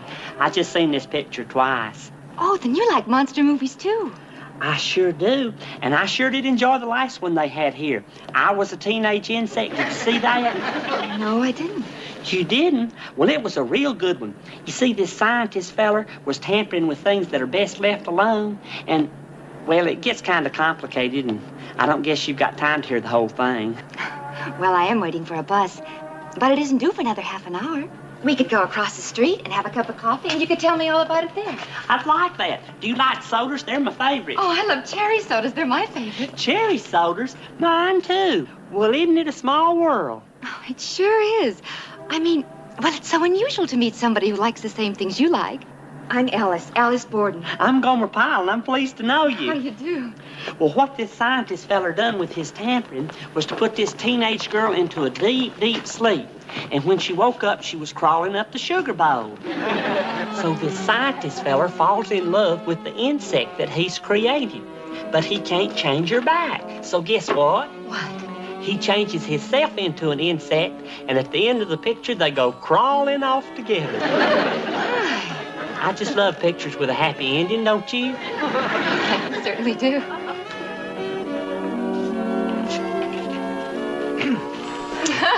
Hey, Gome. Hey, Duke. Hello there. This is my buddy Duke Slater. This is Miss Alice Borden. How do you do? Hello. Won't you sit down and join us, Duke? Huh? Oh, no, I'll move on. You two look like you want to be left alone. Duke. What? It was just Duke clowning around. Would you like another soda? Well, I think Oh, dear, I missed my bus. Oh, I'm sorry. It's all my fault for rattling on so. I don't mind, really. I just enjoy talking to you. Well, since you do have to wait on the next bus, did you ever see the movie where the giant moth lit on Japan? No, I didn't. Well, that was another good one. You see, this scientist feller was tampering around with things that are best left alone, and one day he was experimenting, and so he was there in his lab. Where are you going, Gome? Oh, into town. You got a date? Uh-huh, sort of. That young lady you met last night. Yeah. Hey, I haven't had a chance to ask you about her. Who is she? Where'd you meet her anyway? At the movies. We got to talking about monster movies. She likes them, too. You picked her up in a monster movie? Well, it wasn't like that, Duke. We just met. Well, call it what you want. Hey, Casanova, way to go there, and good work. You shouldn't talk like that, Duke. That poor girl's had a lot of grief. Yeah? That's right. She's lost her parents, and her brother are staying at this motel, and they're working their way to Oregon to start a new life. Oh, well, she seems like a very nice girl. She is, and we got a lot in common. We both like cherry sodas and popcorn and monster movies. You know, I'd try it myself. Find something real cute like that at a monster movie. I'm afraid that's what I'd wind up with, a monster. You're just cynical, Duke. Well, I'll see you. Hey, Gomer, if she's got a sister. Nah, forget it. She'd probably be a monster. Cynical, cynical, cynical.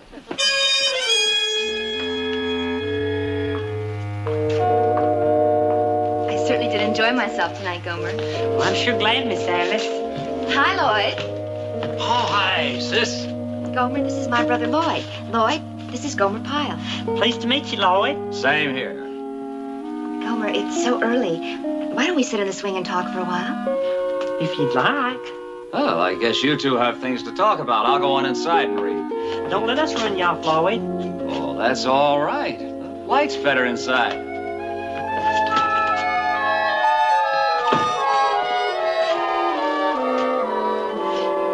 Your brother Lloyd seems like a real nice feller. Oh, I just knew you two would hit it off, just like you and I did. You know something, Gomer? You're awfully easy to talk to. I mean, most fellas, well, with them, it's hard to really say anything. It's just the same old talk that you talk to people that you really don't know how to talk to. Well, thanks.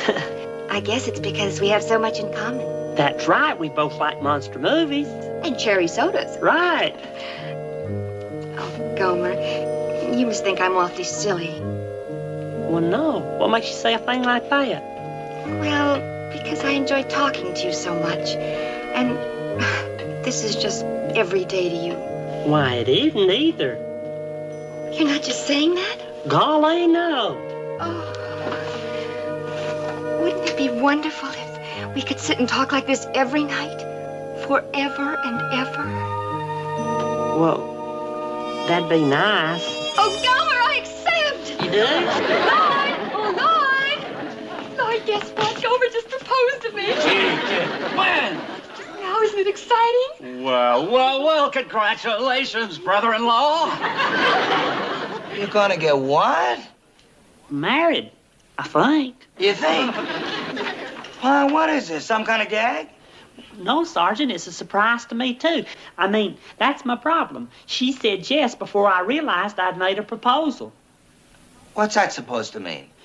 Just means that she was answering questions I didn't think I was asking. Pyle, did you propose to the girl or not? Well, I didn't mean to, but I guess she took it that way. What did you say to her, for Pete's sake?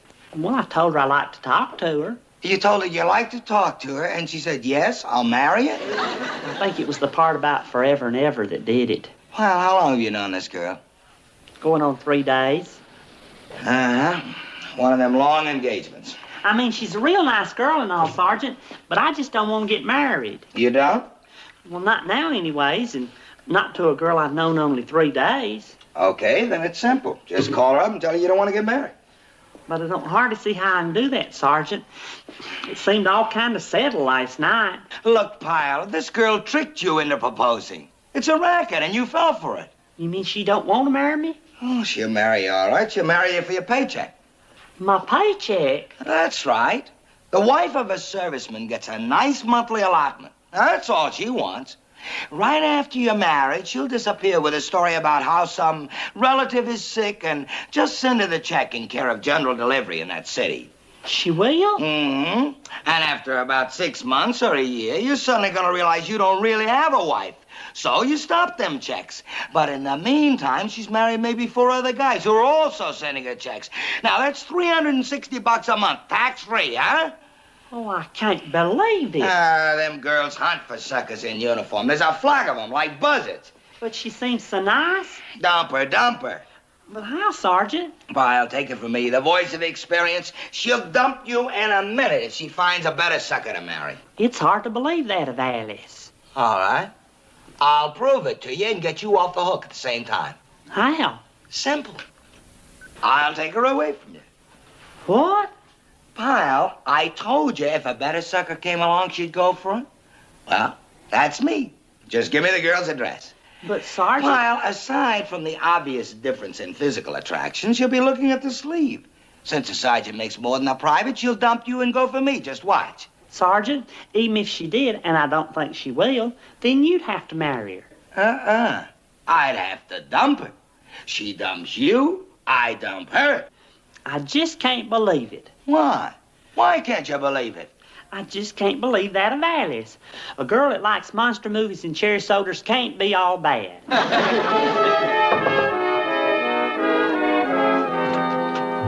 Yes? Oh, Miss Borden? Yes. I'm Vince Carter, Gomer Pyle's sergeant. Oh? May I come in? Well, yes, I suppose so. Is, anything wrong? Well, Pyle, Gomer told me about the happy occasion, and since I'm his sergeant, I sort of feel responsible for him, almost like a father. So I thought I'd drop around and meet the blushing bride. Oh. Oh, say, this is for you. It's champagne. I know that Gomer, on his private salary, would never be able to afford a bottle of champagne, so it's my little treat. Now, on your wedding night, have one on me. Oh, thank you. Thank you very much, Sergeant. Sergeant, would you like a cup of coffee? I'd love one. And you can call me Vince. Oh, Vince, I'm awfully glad I met you. You're so easy to talk to. Sure. A lot easier than some you might know. Is that supposed to mean something? Well, if you don't know, there's no reason for me to tell you. It's like you said, you and me get along good together. Well, you are easy to talk to, Vince. What's the matter, Vince? You know, I feel kind of like a rat. I come here to check on a girl one of my men is going to marry, and something's beginning to happen, and I don't like it. What, Vince? What? Why don't you make me leave before we're both sorry? Vince, please don't go. But it just ain't fair, Alice. It just ain't. There's Pyle, a nice little private, waiting to marry you. And here am I, a sergeant, acing him out. It just ain't fair. Vince, listen. Sometimes we just can't help these things. We can't? Of course not. If it's got to happen, it's got to happen. Why fight it? Yeah.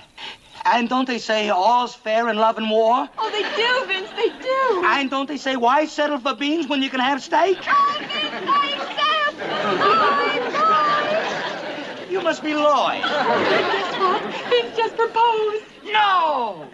Who? Oh, that's right, you two haven't met. This is my brother Lloyd, Lloyd Vince Carter. Well, congratulations, brother-in-law. You sure are a fast worker. Oh, isn't it exciting? Who would have thought when I came in tonight that things would be winding up like this, huh? Oh, say. I hate to bring up a sour note, but Pyle. What do we do about Pyle? Oh. I'll tell you what. Why don't you write him a letter tonight and tell him? I'd rather it came from you. I'll let him down as gently as possible. Good. Well, I've got to be going. I've got plans to make and things to do. See you, sir. Nice going, babe. That was a shrewd move. Yeah, it's a pain. Boy, the things I do for you, Lloyd. How about the things I do for you? Do you think I like letting other guys propose to my wife? Oh, yeah, I bet it bothers you a lot. Look, stop complaining. There's nothing more sure than a serviceman's allotment. It comes in like clockwork. Well, maybe you're right, Lloyd. But sometimes I think we're too hung up on security. Did I call it, Pyle, huh? Did I? Well, it's hard to believe, Sergeant. Yeah. Well, I had to do it that way to prove it to you, Pyle. It's too bad you had to learn. It's terrible. Just terrible. What kind of people are those? Leeches, Pyle. Not people, leeches. Well, you sure knew what to do, Sergeant. Naturally. Maybe next time you'll listen to me and learn from my experience. I sure will. But how are you going to get out of marrying Alice? It's already done. The minute I got back on the base last night, I called her up and said, it's been a great engagement, Toots, but I've been thinking it over, and adios. Golly. When you know, Pyle, you know. Colonel wants to see you, Sarge. Right. So let this be a lesson to you. You're off the hook, I'm off the hook, and she's down the drain. And there's nothing she can do about it. Just chalk this up to experience, and a lucky one. Right, Sergeant, and it's all thanks to you. Well, You better hurry up, Sarge. The colonel's waiting. right. Here I go. Come in. That's him. That's the man. I want him arrested.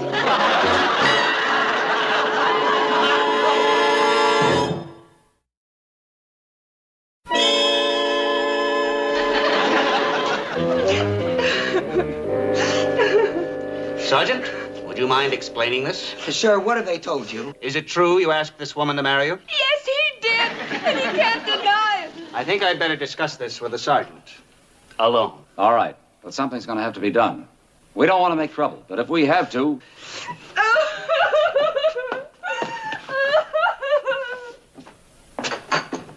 Well? I can explain this whole thing, sir. I certainly hope so. Well, you see, sir, this girl is a con artist, a phony. Only one of my men didn't believe it, so I went out to prove something. Yes. Did you ask her to marry you? Well, sir, this man in my platoon was tricked into marrying her, and I was just trying to get him out. Sergeant, did you ask her to marry you? Well, it was the only way I could prove to this man that she was a con artist, sir. A dangerous game. Did she trick you into proposing? Oh, sir, I wouldn't fall for that old game. I tricked her. Then you got your man out of trouble. That's right, sir. But you, Sergeant, are in big trouble. But, Colonel, I proved that she was just after a meal ticket, a serviceman's allotment. I think you're probably right. And I admire the fact you wanted to get your man out of trouble. But you handled it in the wrong way. You should have gone through channels, Sergeant. You know their department's set up for this sort of thing. Yes, sir. I don't know what this fellow has in mind when he says he can make trouble. But I want this settled. Quietly. Yes, sir. That's all, Sergeant. Thank you, sir.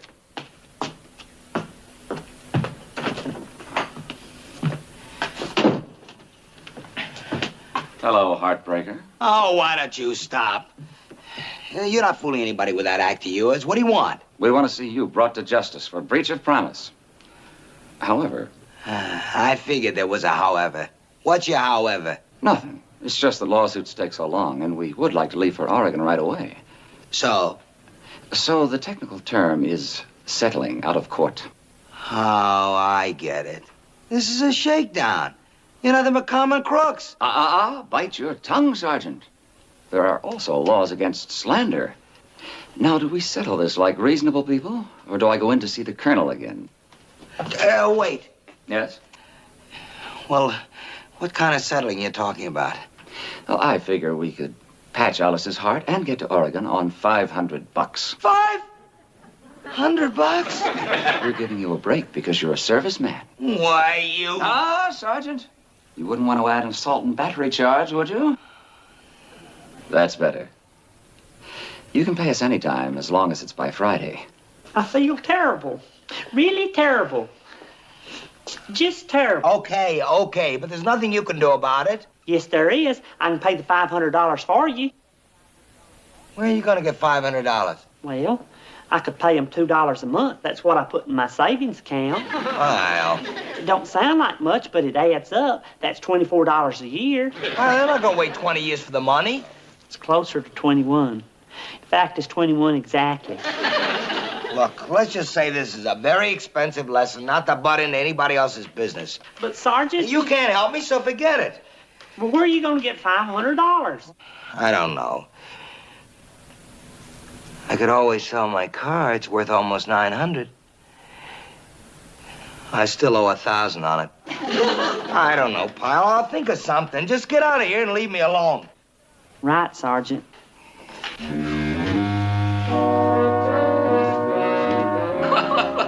You gotta be kidding. $76. But it was all I could get from my buddies. $76 down, and then $2 a month till it's all paid off, just like the way they do in department stores. It's nice you want to help your sergeant. But we couldn't settle for $76. Okay, but it's only fair to warn you. The weed of crime bears bitter fruit. I don't believe him.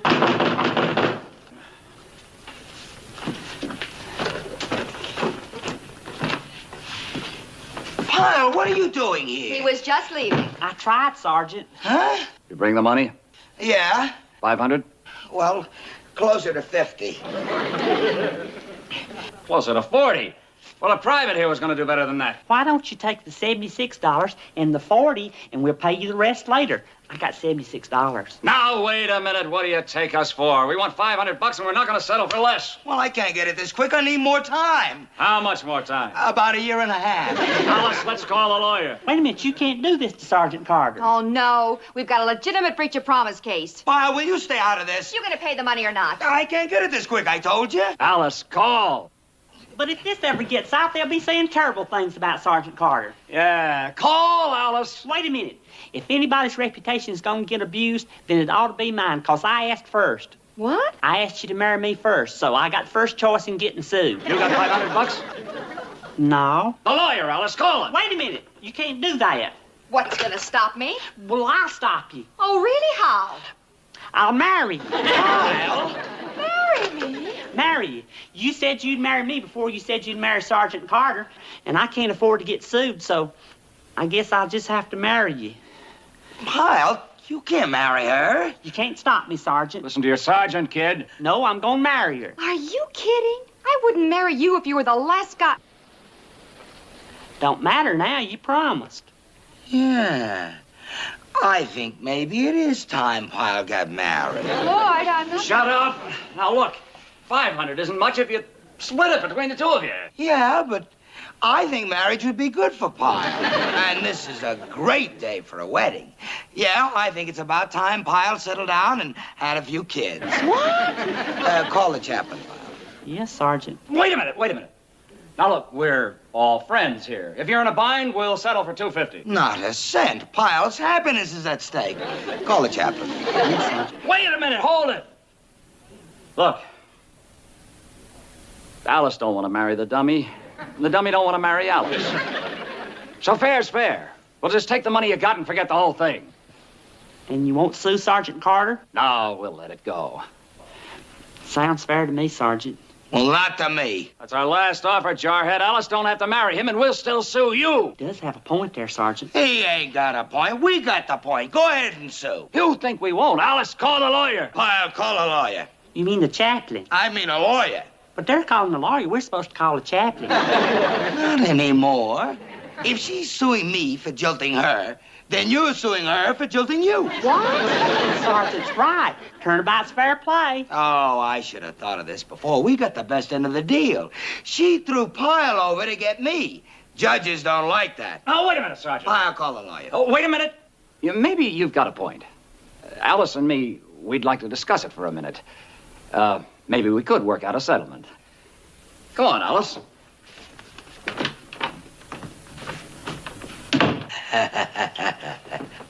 Sergeant, even if we can sue them more than they can sue us, I don't want to because it's not a fair and honest way to earn money. Well, I don't want to sue them either. I just want to throw a scare into them to get them off our back. That's called diplomacy. Well, what do you think they'll do? What if she decides she will marry me? Now, she ain't gonna marry you. She ain't gonna marry me. She ain't gonna marry anybody. They're gonna try to weasel their way out of this, is what? Just watch. They'll come back in here.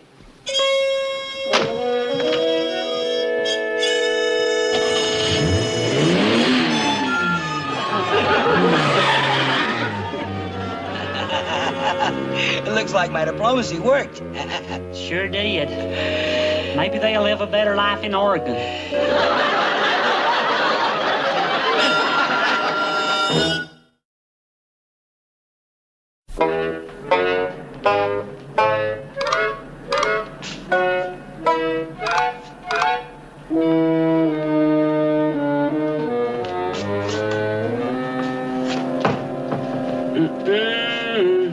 I beg your pardon? Oh, I was just talking to myself. Oh. This picture here, it's not right. It's not? No, you see where the giant caterpillar is spinning the cocoon around the United Nations building? Well, in the movie, he spun it around Grant's tomb. Oh, that's true.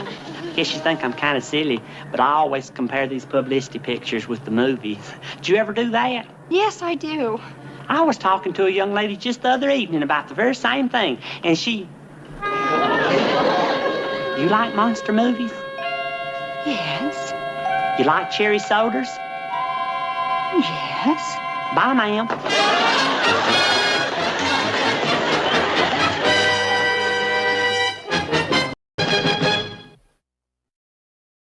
I'm sorry to have put you to all this trouble, mister. Have a nice trip.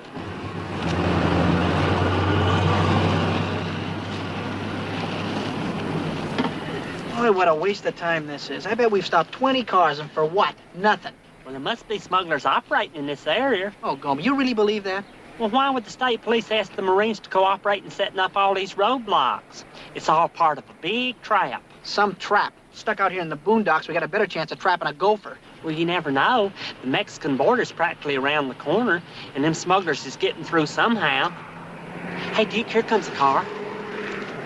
Gomer, believe me, it's nothing. Believe me, it's nothing.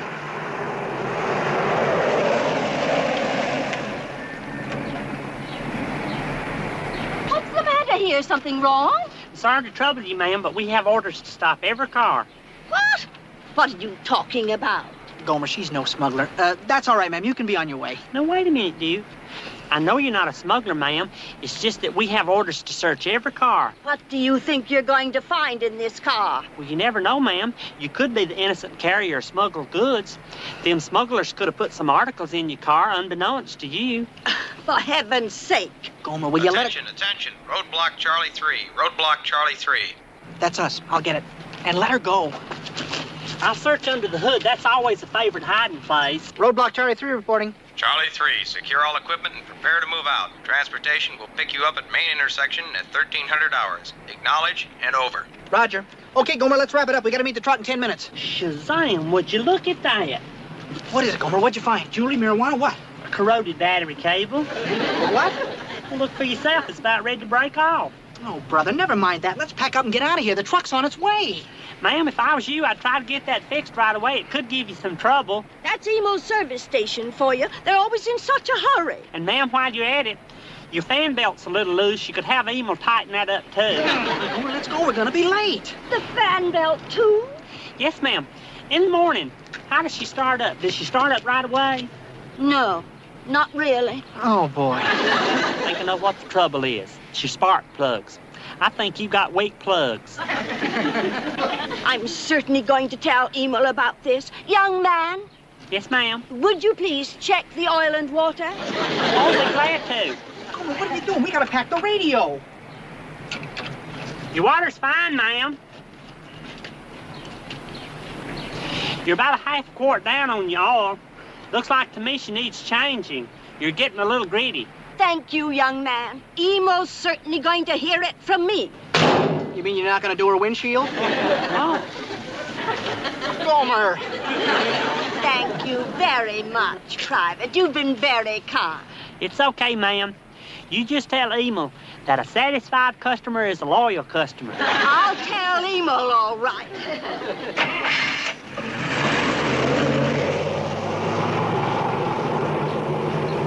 Okay, Gomer? Too bad you don't give stamps. No wonder people have so much trouble with their cars. Everybody's in such a hurry. Hurry, hurry, hurry. Do you know who's not going to be in business very long? Emil. My aching back. They call this equipment portable. Well, if you want to rest a while, we could stop for a breather. A breather? We'll be late for the truck. You and your car servicing. Hey, there it is. There it is. You see? You was worried for nothing, Duke. We're here in plenty of time. Hey, it's leaving. Hey, fellas, wait for us! Wait for Charlie! Wait! Well, that's a motor pool for you. They could have waited. Of all the rotten... Blame them, Duke. We was late. Might as well make an example of us as anybody. Yeah, and guess whose fault it is? Now, you sorry you didn't give that lady a wash and lube job, Gomer? Sorry, Duke. That helps. In the meantime, we're stuck way out here. It's at least 10 miles to the base. I guess the only thing for us to do now is to hitch a ride. Folks are always happy to pick up servicemen. You were saying about us picking up a ride, Gomer? Any particular day? Hadn't been much traffic. Well, I gotta rest, Gomer. This thing weighs a ton. Hey, Duke, here comes one now.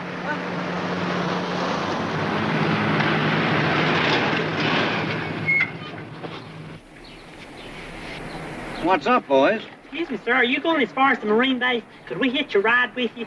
Well, Please, this is awful heavy, and I really would appreciate it. Well, I suppose so. Okay.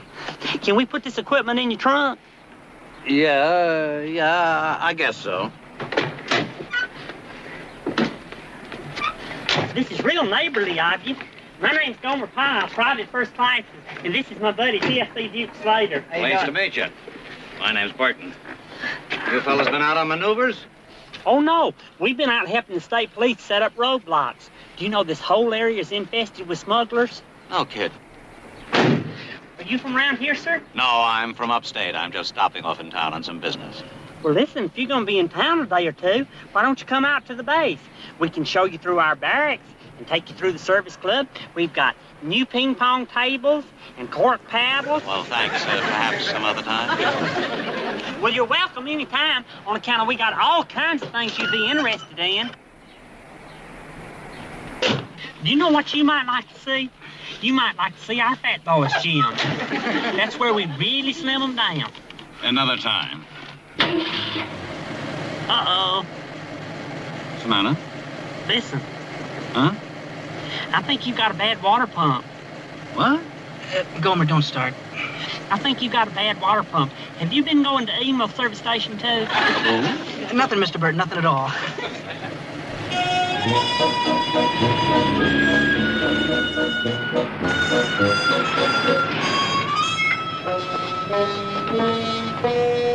Thanks again for the lift. We really appreciate it. It's okay. Well, thanks again, Mr. Burton. And I'd have that water pump looked at.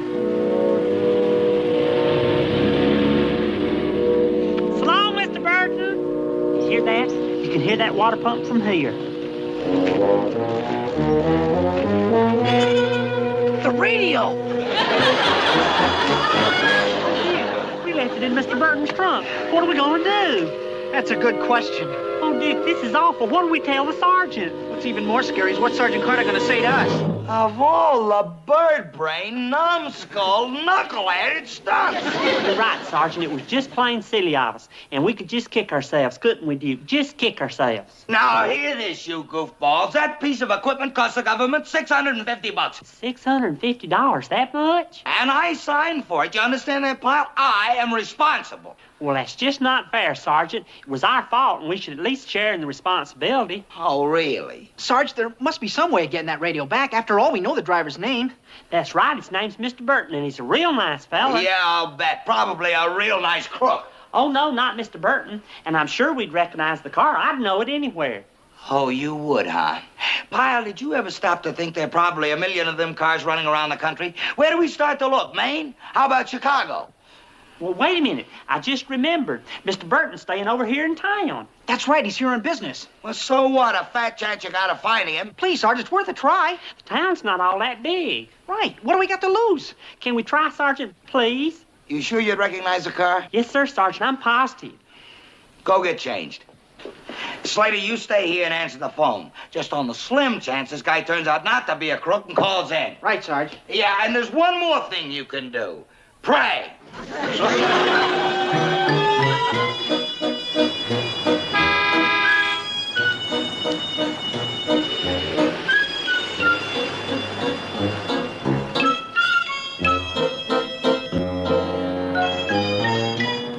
Well? Nothing yet, Sergeant. A wild goose chase. I'll tell you something, Pyle. If you don't find that radio, you're going to be court-martialed and shipped to a new base. A new base? That's right, Fort Leavenworth. Leavenworth? That's correct. You may become a 30-year man. Sergeant, it's just... That's it. There it is, Sergeant. That's the car. Are you sure this is the car, Pyle? Are you positive? This is it, Sergeant. This is it. It was dark blue and had white sidewall tires. I remember. This is Mr. Burton's car, all right.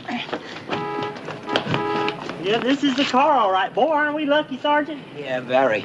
The trunk's locked. Oh, well, then we'll just have to wait here till Mr. Burton gets back. Well, what if he doesn't get back? He may be gone all day. We got to get this radio back to supply. What do we do? Well, there's nothing else I can do. I'll have to pick the lock. Pick the lock? You're not thinking about breaking into Mr. Burton's car, are you? Pyle, I don't have much choice. I hate to do it, but it's a $2 lock against $650 worth of government equipment. But breaking in, Sergeant, we could get in a whole lot of trouble. What do you think we're in right now? Just keep your eye out and see that we're not spotted.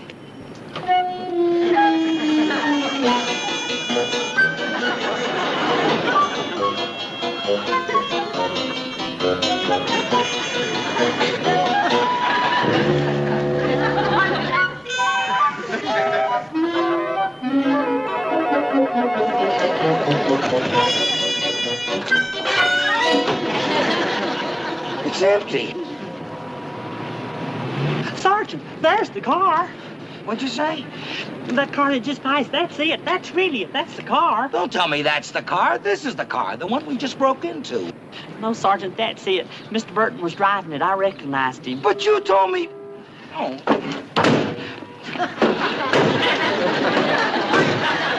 Oh, leave it alone. Come on.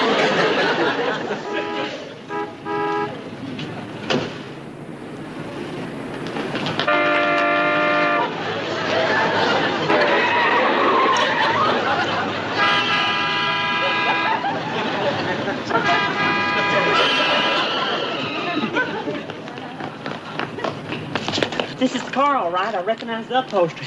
Mr. Burton must have gone into one of these buildings. Well, we're not waiting for him, that's for sure.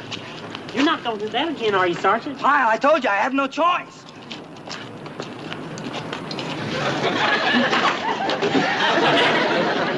Another empty. Pyle! Hey, Harry, look over there down the street. That bulletin we just got about the two car thieves in Marine uniforms. Pyle, what is it with you? Well, I just don't understand, Sergeant. The radio's... Sergeant, the police. Huh? They're looking this way. Let's go.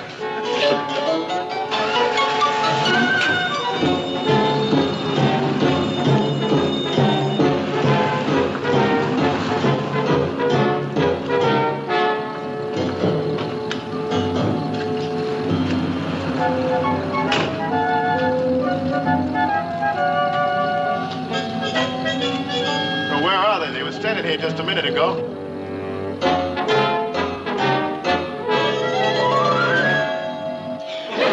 Do you think they're gone yet? Quiet, I can hear them. Ow! I sure wish they'd go. My tailbone's backed up against the jack handle. Maybe they ducked around the corner. Let's check.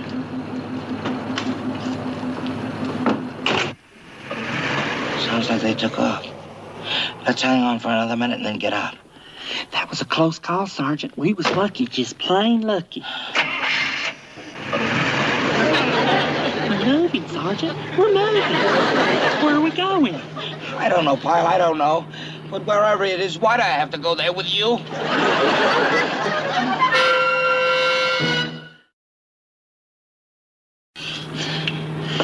I know this is all my fault, Sergeant, and I just want you to know how sorry I am. Don't talk, Pyle. Just don't talk. Later we'll talk. We'll go back to my office, we'll move the furniture, lock the door, and then we'll have a talk. Oh, boy, will we talk. Tell me, Sergeant, I know I'm responsible for that radio, and, well, if it means clearing your good name, I'm more than willing to go to penitentiary. Oh, no, Pyle. If we don't find that radio, I'm the one going to the penitentiary. You, Sergeant, but why should you go? I'm the one that should go. You can't go, Pyle, because, you see, you're dead. I killed you. That's why I'm going, and it'll be worth every minute of it. Looks like we're slowing down. Yeah. Well, what do you know?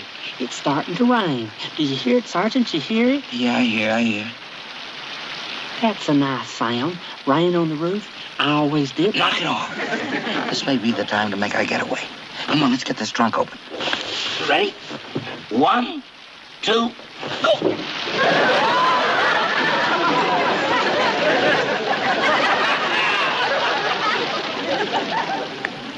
Believe me, I had no idea you fellas were trying to follow me. Well, we had no choice, Mr. Burton. You see, that's a pretty expensive piece of government equipment. I figured it was. That's why I put it in my motel room.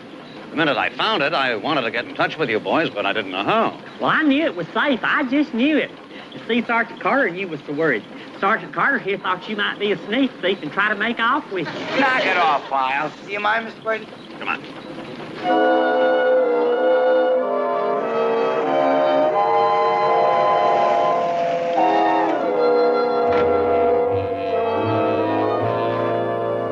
Well, this is it, fellas. We'll go in and you can pick up the radio. Sure picked a nice place to stay, Mr. Burton. Plenty of parking space.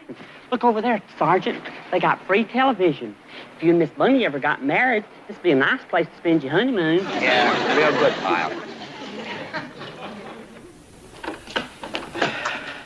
Well, there it is, boys, if you want to check it over. Boy, am I glad to see this again. Gee, thank you, Mr. Burton, for keeping it so nice for us. Okay, Pyle, stow that equipment and we'll give it the old heave-ho. And whatever you do, don't...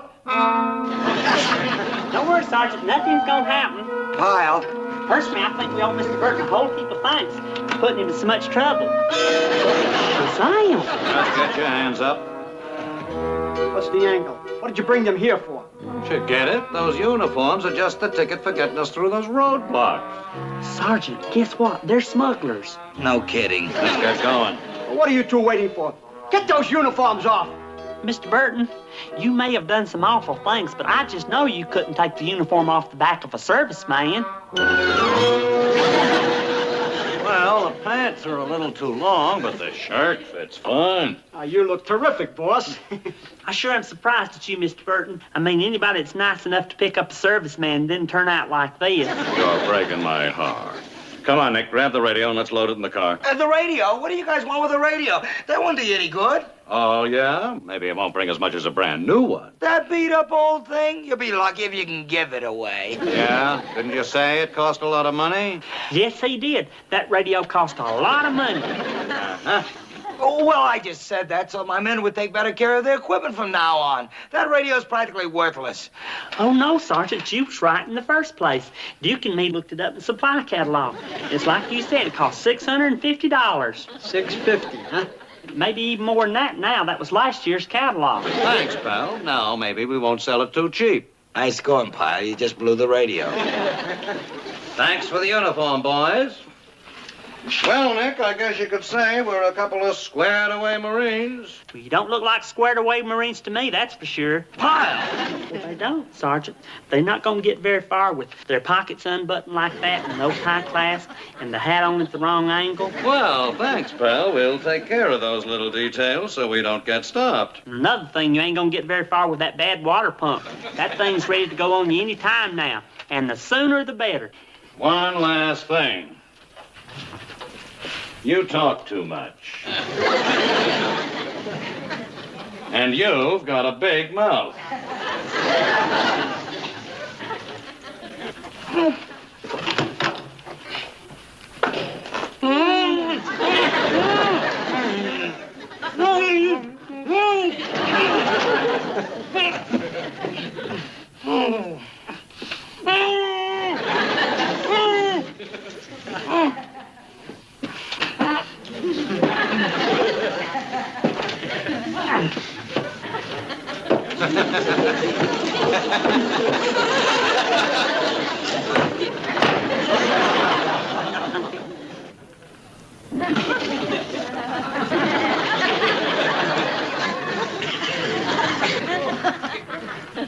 It worked, Sergeant, it worked. You try it. You come over here and try it. Just start rocking it and rock up on your feet. Come on. Come on, try it. Just go over there to the wall. Come on. That's it. Rock.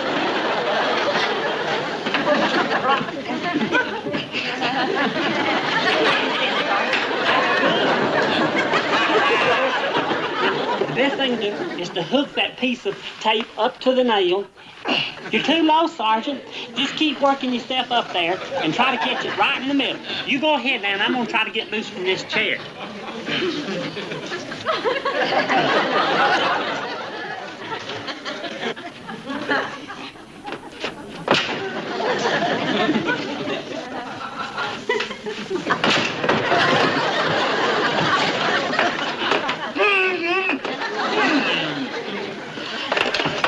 I just knew it'd work. I just did. These cheap old kitchen chairs, they're easy to break away. You can do it too, Sergeant. Come on, I'm showing you how. Come on over here. Jump on over here. Now just get yourself a good running start and back in. Huh? Oh, well, I'll untie.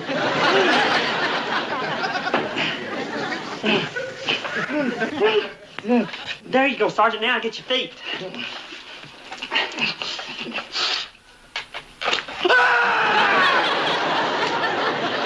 Sergeant, you ought not do that. That could smart.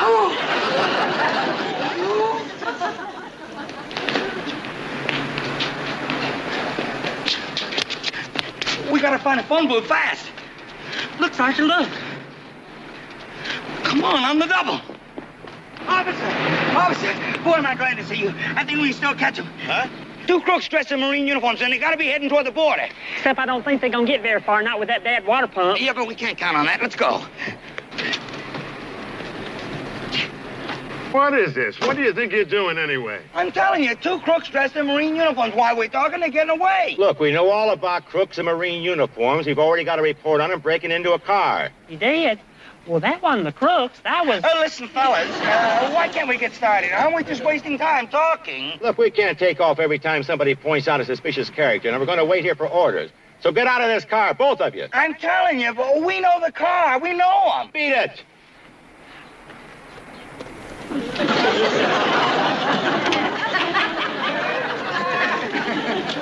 Okay. Now you gotta take us. See? You guys really are a pain. Unlock him, Frank, and kick him out of here. No, let's take them in. Yeah, it's a good idea. We'll check out the highway before we do it. Wise guys, huh?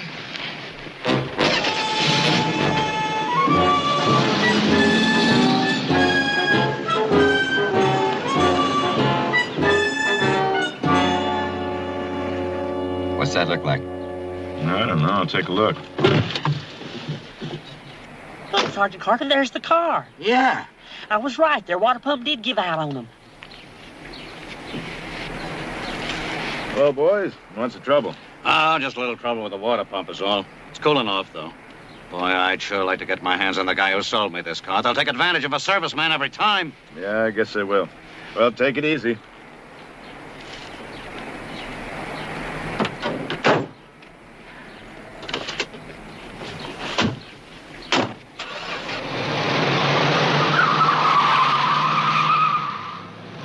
Why didn't you grab him? Why didn't you grab him? That's them. That's the smugglers. Hey, didn't you say the crooks had a busted water pump? That's right. That's it. That's the one. Let's go, Harry. You really don't have to hurry. They're not going to get very far.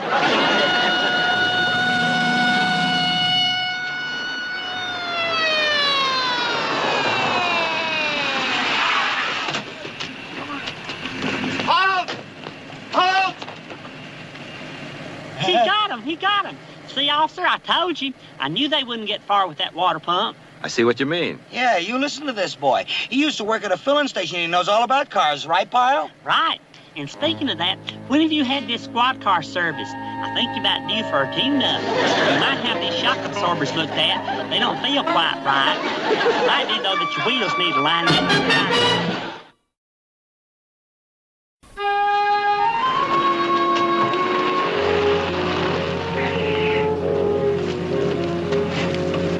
Well, thanks a lot, fellas. Are you kidding? Thank you. We'll be in touch.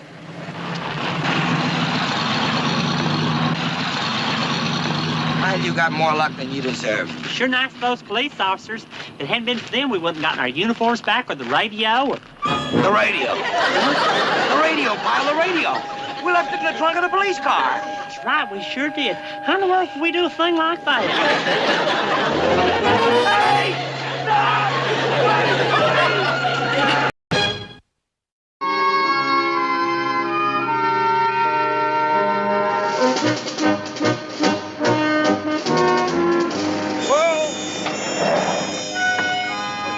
Fitz? A damsel in distress. And in order to preserve the image of the courteous Marine, I think it's only right that I should help. Okay, but hurry up, will you? Hey, we'll wait for you. Are you kidding? You're on your own, fellas. Sergeant Carter's now going on reconnaissance alone. See you tomorrow. Have a ball,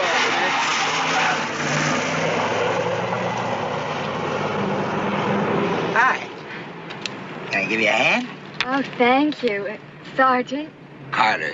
Vince Carter. Betty Ann Brewster. Nice to meet you. What happened? Well, I don't know. I stopped to pick some flowers for my mother, and the car just wouldn't start again. Well, I guess my horoscope was right. It said this day should bring you unexpected opportunity to pursue your hobby. What's your hobby? Cars? Girls.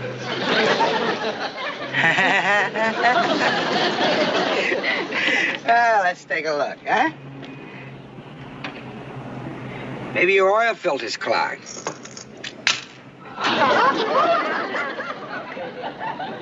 No, it ain't. Oh, Sergeant, I'm so sorry. Well, that's okay. I'll get a new one in town. Oh, no. Absolutely not. I insist that you come to my house and I'll wash it for you. Huh? But it'll take so long to dry. Well, then we'll just have to sit there together until it does. Let me get this thing fixed. Well, thank you. And in the meantime, I'll just go and pick some more flowers. Yeah.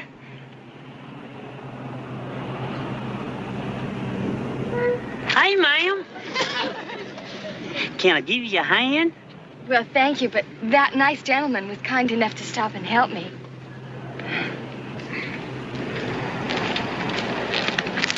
Hey, buddy, can I give you a hand? Huh? Well, I'll be. Hey, Sergeant. What are you doing here? I was on my way into town, and I just thought I'd stop and help.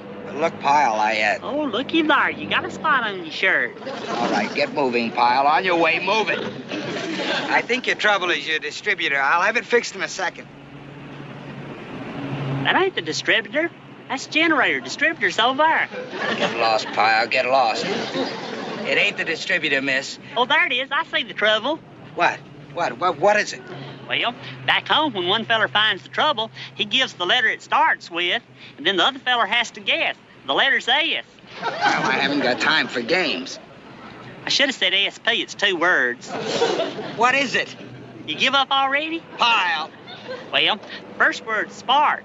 You know what the P stands for? Plug. Spark plug, you get it? That's it, Pyle. Just fix it. Yes, sir. You can get in the car, miss. It'll be fixed in just a jiffy. You see, what happened, miss, is them little rubber caps popped off your spark plugs. I never have seen that happen before by accident. Usually you have to give them things a pretty good tug to get them off. But I guess if you hang around cars long enough, you're bound to see everything. All right, Pyle, get a move on. Yes, sir. I just snapped these little rubber caps right back on. First time I ever seen anything like this happen by accident. Give her a try now, ma'am.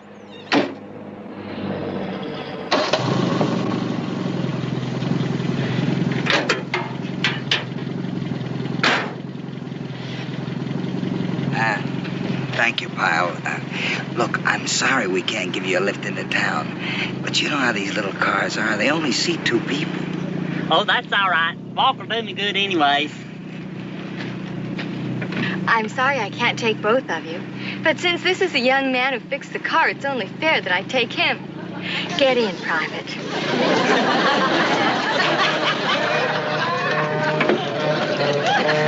You can sit in my lap if you want to, Sergeant.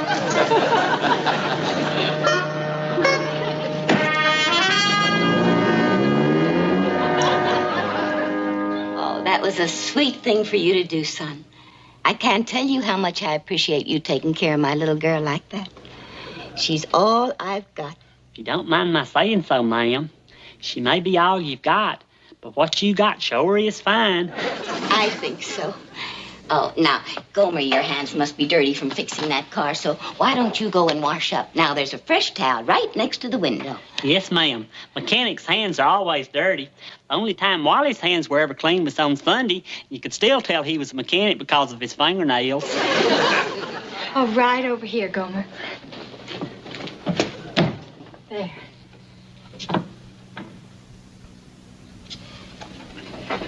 Well? Oh, he's perfect. Have I ever picked a wrong one yet? No, but we gotta be careful, very careful. Now, don't worry. I just wish we had 10 Gomers. Oh, and I hope he's as dumb as that sailor we had in Norfolk. Mom, next to Gomer, that sailor was Albert Einstein. He sounds too good to be true. Believe me, my only problem was choosing between Gomer and the sergeant who stopped to help me. He ran Gomer a pretty close second. Ma'am? Well, what is it, Gomer? Ma'am, I just made a terrible mistake. Well, what happened? Well, you remember you told me that the towel was right by the window? Yes. Well, before I realized it wasn't the towel, I dried my hands on the curtains. He's perfect. Just perfect. What? Oh, well, I was just telling Betty Ann how perfectly wonderful you were to help her. And I told Betty Ann that I insist that you stay for dinner.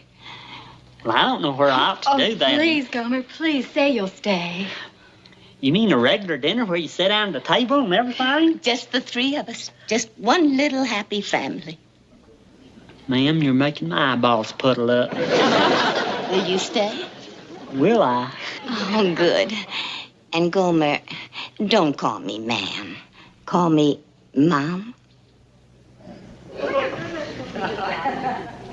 Okay. Mom. Oh, thank you, son. And I'm going to cook you the finest meal you ever ate. Candied yams and noodle pudding, hominy grits, and my specialty, chicken and dumplings cooked in sherry wine. Oh, my. I just remembered I'm fresh out of cooking sherry. Gomer, dear, will you do me a favor? Sure, anything, ma'am. Mom. Mom. Well, would you mind going to the spirit store? Spirit store? Well, I just hate to say the word liquor.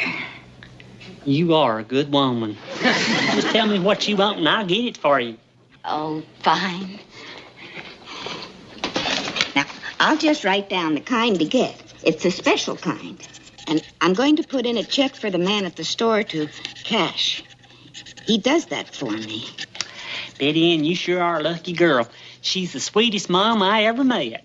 She certainly is.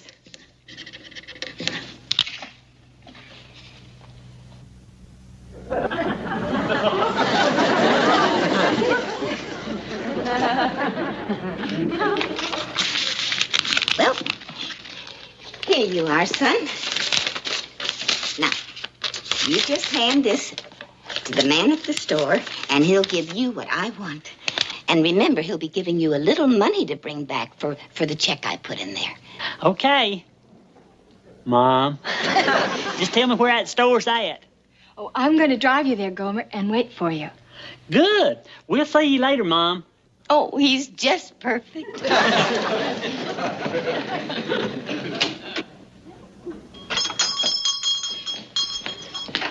Good afternoon. May I help you? Say, you got just about everything in here, hadn't you? Yes, sir. Is there something I can help you with? Oh, it's all wrote down here in the note, exactly.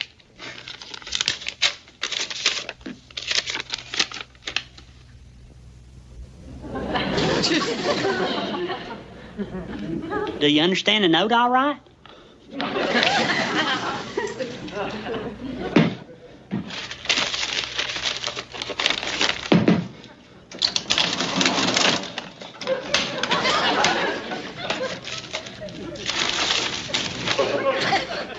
Are you sure all the money's there? I'm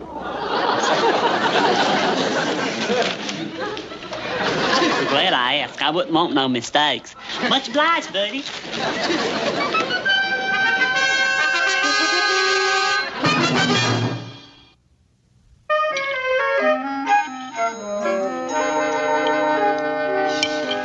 Ma'am, that's the best tasting apple pie I've had since I left home. Oh, thank you, Gomer, but that's sweet of you to say. I mean it.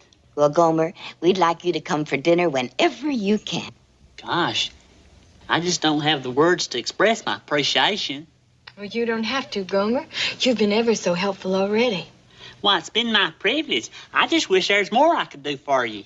Well, I'm sure you two children don't need an old lady sitting around, so I'm just going to mosey off to bed.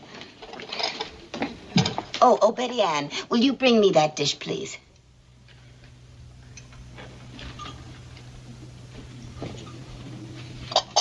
Now, he's in your hands now.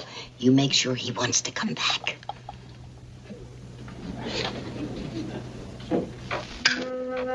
Good night, son. Night, Mom. Shall we sit?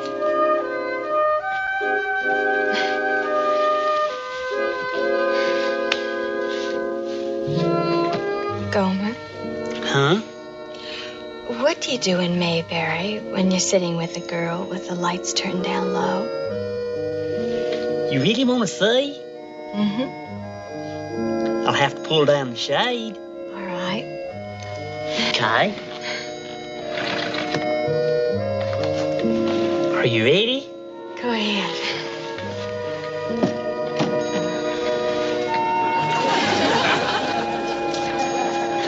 Now tell the truth. Don't that look like a real live swan?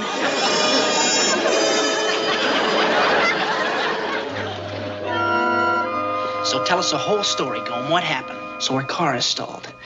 Well, I give her the once over, and then I realized she popped her plug. She wasn't even sparking.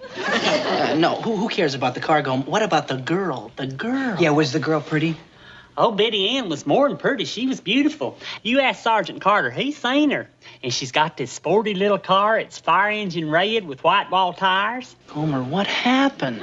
Well, then her mom, this sweet little old lady, home cooked us a chicken dinner with candied yams and all the fixings. Gomer, we ain't interested in your diet. What happened? Well, then we went into the living room where the lights had been turned down real low. And? You see, her mom had gone to bed and left me and Betty Ann sitting there on the sofa in the dark. And? Well, we sat there a while, and then I done some of my silhouettes on the window shade. That made her sleepy, so I went on home. Oh, boy. All right, everybody, out on the road. Hey, Sergeant. I was just telling the fellers what happened yesterday. Ain't life funny? Just think, if you'd have fixed Betty Ann's car instead of me, you'd have been the one that had that home-cooked meal instead of me. You had dinner with her? Uh-huh. And you'd have been the one sitting in the parlor with her instead of me. You sat in the parlor with her? Uh-huh. Ain't life funny? On the road, Pyle. Just because I fixed the car instead of you. Outside, Pyle. Ain't life funny, though. Tell the truth. Move it!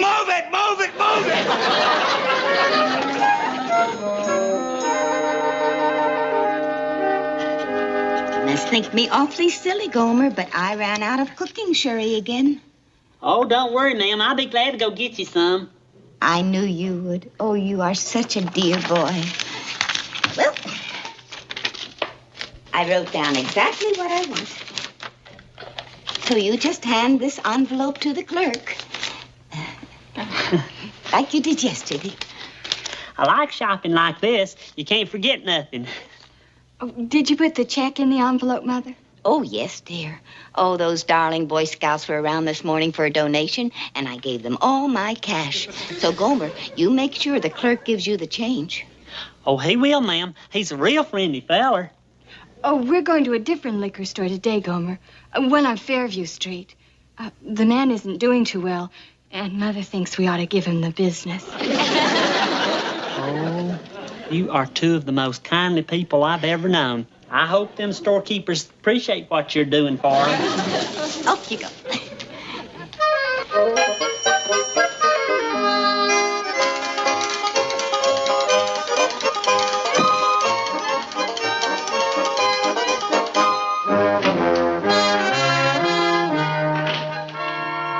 Good afternoon, sir. Hey there, buddy. How things going? Sort of quiet.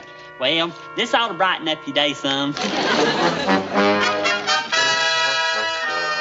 you guys see this? Marine bandit strikes again. Hey, how about that guy? He knocked off another liquor store. How do you figure? You think he's a real Marine? Nah, he wouldn't wear his uniform. He'd have to be an idiot. No, sir. No real Marine would do anything like that. Why, that'd be a disgrace to the whole corps. That's what it'd be. You people that are going on liberty, make sure you're squared away. All set, Sarge. Take off. Let's go, guys.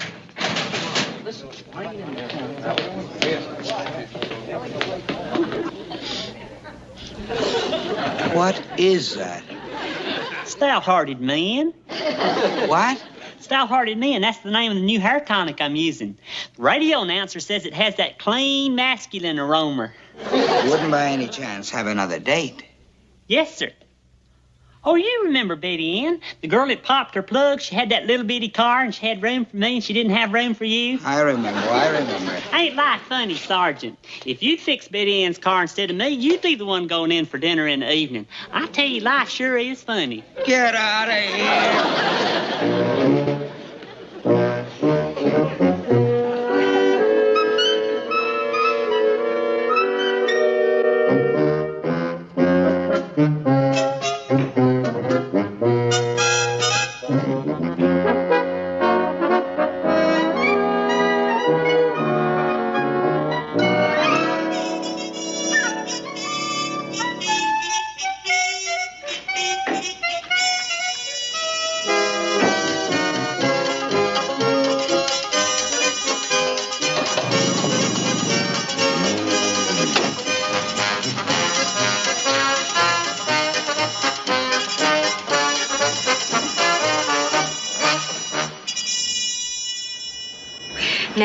The store's right over there. Gomer, are you sure you have the note? You betcha I have. Pyle! Hey, Sergeant, what you doing here? I've been looking all over for you. You have? Is something the matter? You gotta get back to the base. Hi, Betty Ann. Hello, Sergeant. But why, sir?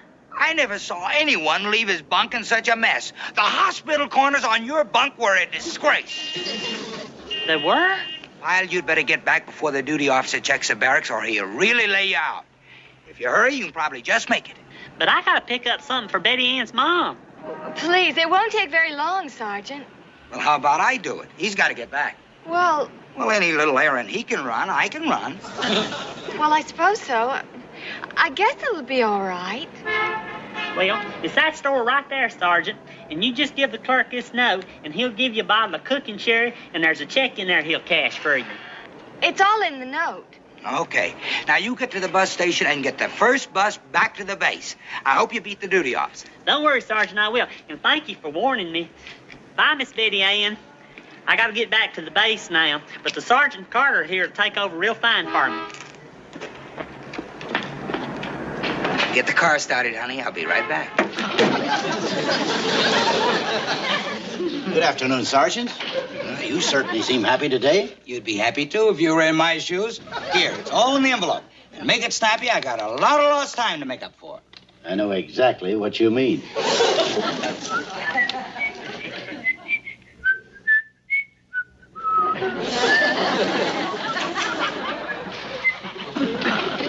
Come on, I ain't got all night. Move it.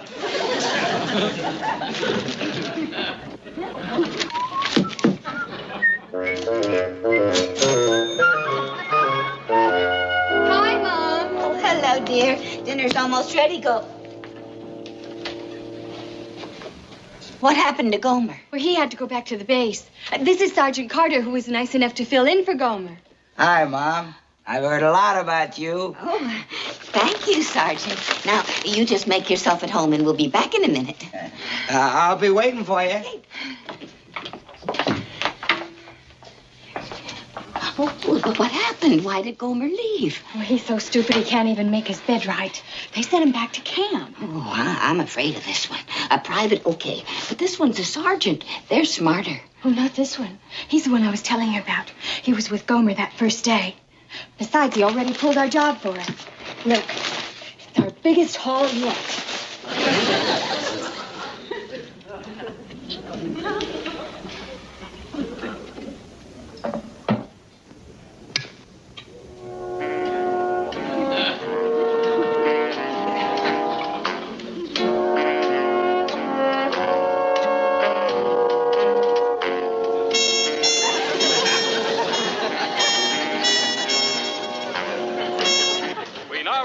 Special news bulletin we gave you a few minutes ago. The Marine Bandit has struck again.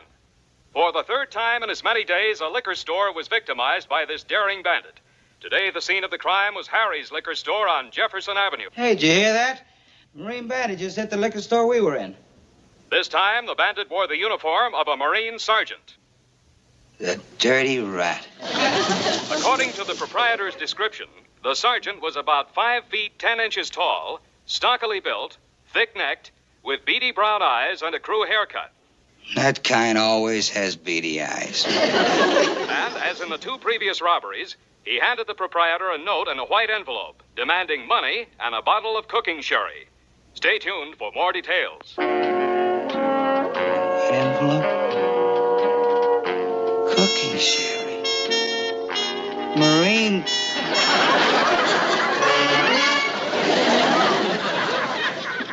Here, Mom, I've got everything. Good. Well, that ought to hold him. Come on. These are the ones, officers. These two right All here. All right, you two. Shame, shame, shame on you. What you two done is a disgrace to ladyhood. And to think you used me to help you. Ill-gotten gains is what it was. Ill-gotten gains. I'll take care of the sergeant, officer. All right, Ray, take her on out. Come on. All right, let's go. Hey, Sergeant. Ain't this the awfulest thing you ever seen? And I thought they was such nice ladies. Why, they had me buffaloed right from the start.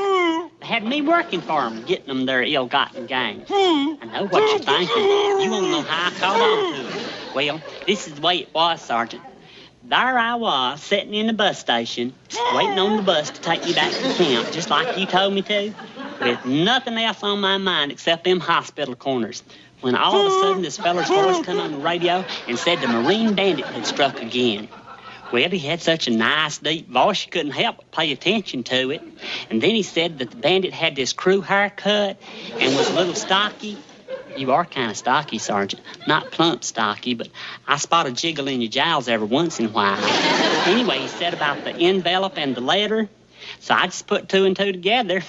I ain't lie funny, Sergeant. Just think, if you hadn't found me, I'd be sitting there all tied up, and you'd be sitting here talking. I ain't lie funny now, Sergeant.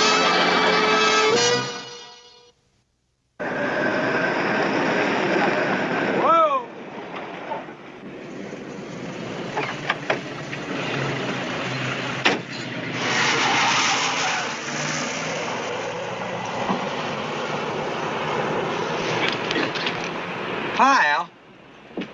Hey, Sergeant. I was just fixing this nice lady's car. Her valves need grinding, but I think I can get her to go. Yeah, well, suppose you let me take over from here on. Huh? I said get lost. But, Sergeant, Pyle, you did it to me once, so I'm doing it right back to you. You cut me out with that Betty Ann dame. Yeah, but she turned out to be a robber. That's right. So the law of averages says this should turn out right this time. But, Sergeant, I know... Beat it, Pyle. Sergeant? Move it, move it.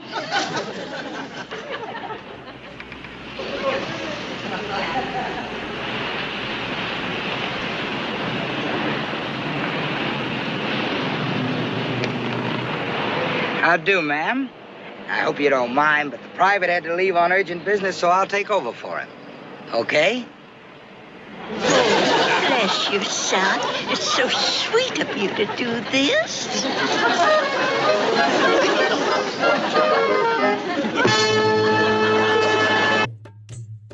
না না আজকে তা করবো না। ভালো একটা মিষ্টির দোকানে ঢুকবেন আর আমি যে কাঁচা গোল্লাটা খাই সেটা আনবেন। আচ্ছা। আর ডেট দেখে আনবেন কিন্তু। মিষ্টির ডেট? আরে বাবা, যেটা আজকে সকালে বানানো হয়েছে সে একটু গরম গরম থাকবে আর সফট হবে। ও আচ্ছা আচ্ছা ঠিক আছে আমি যাই। হ্যাঁ।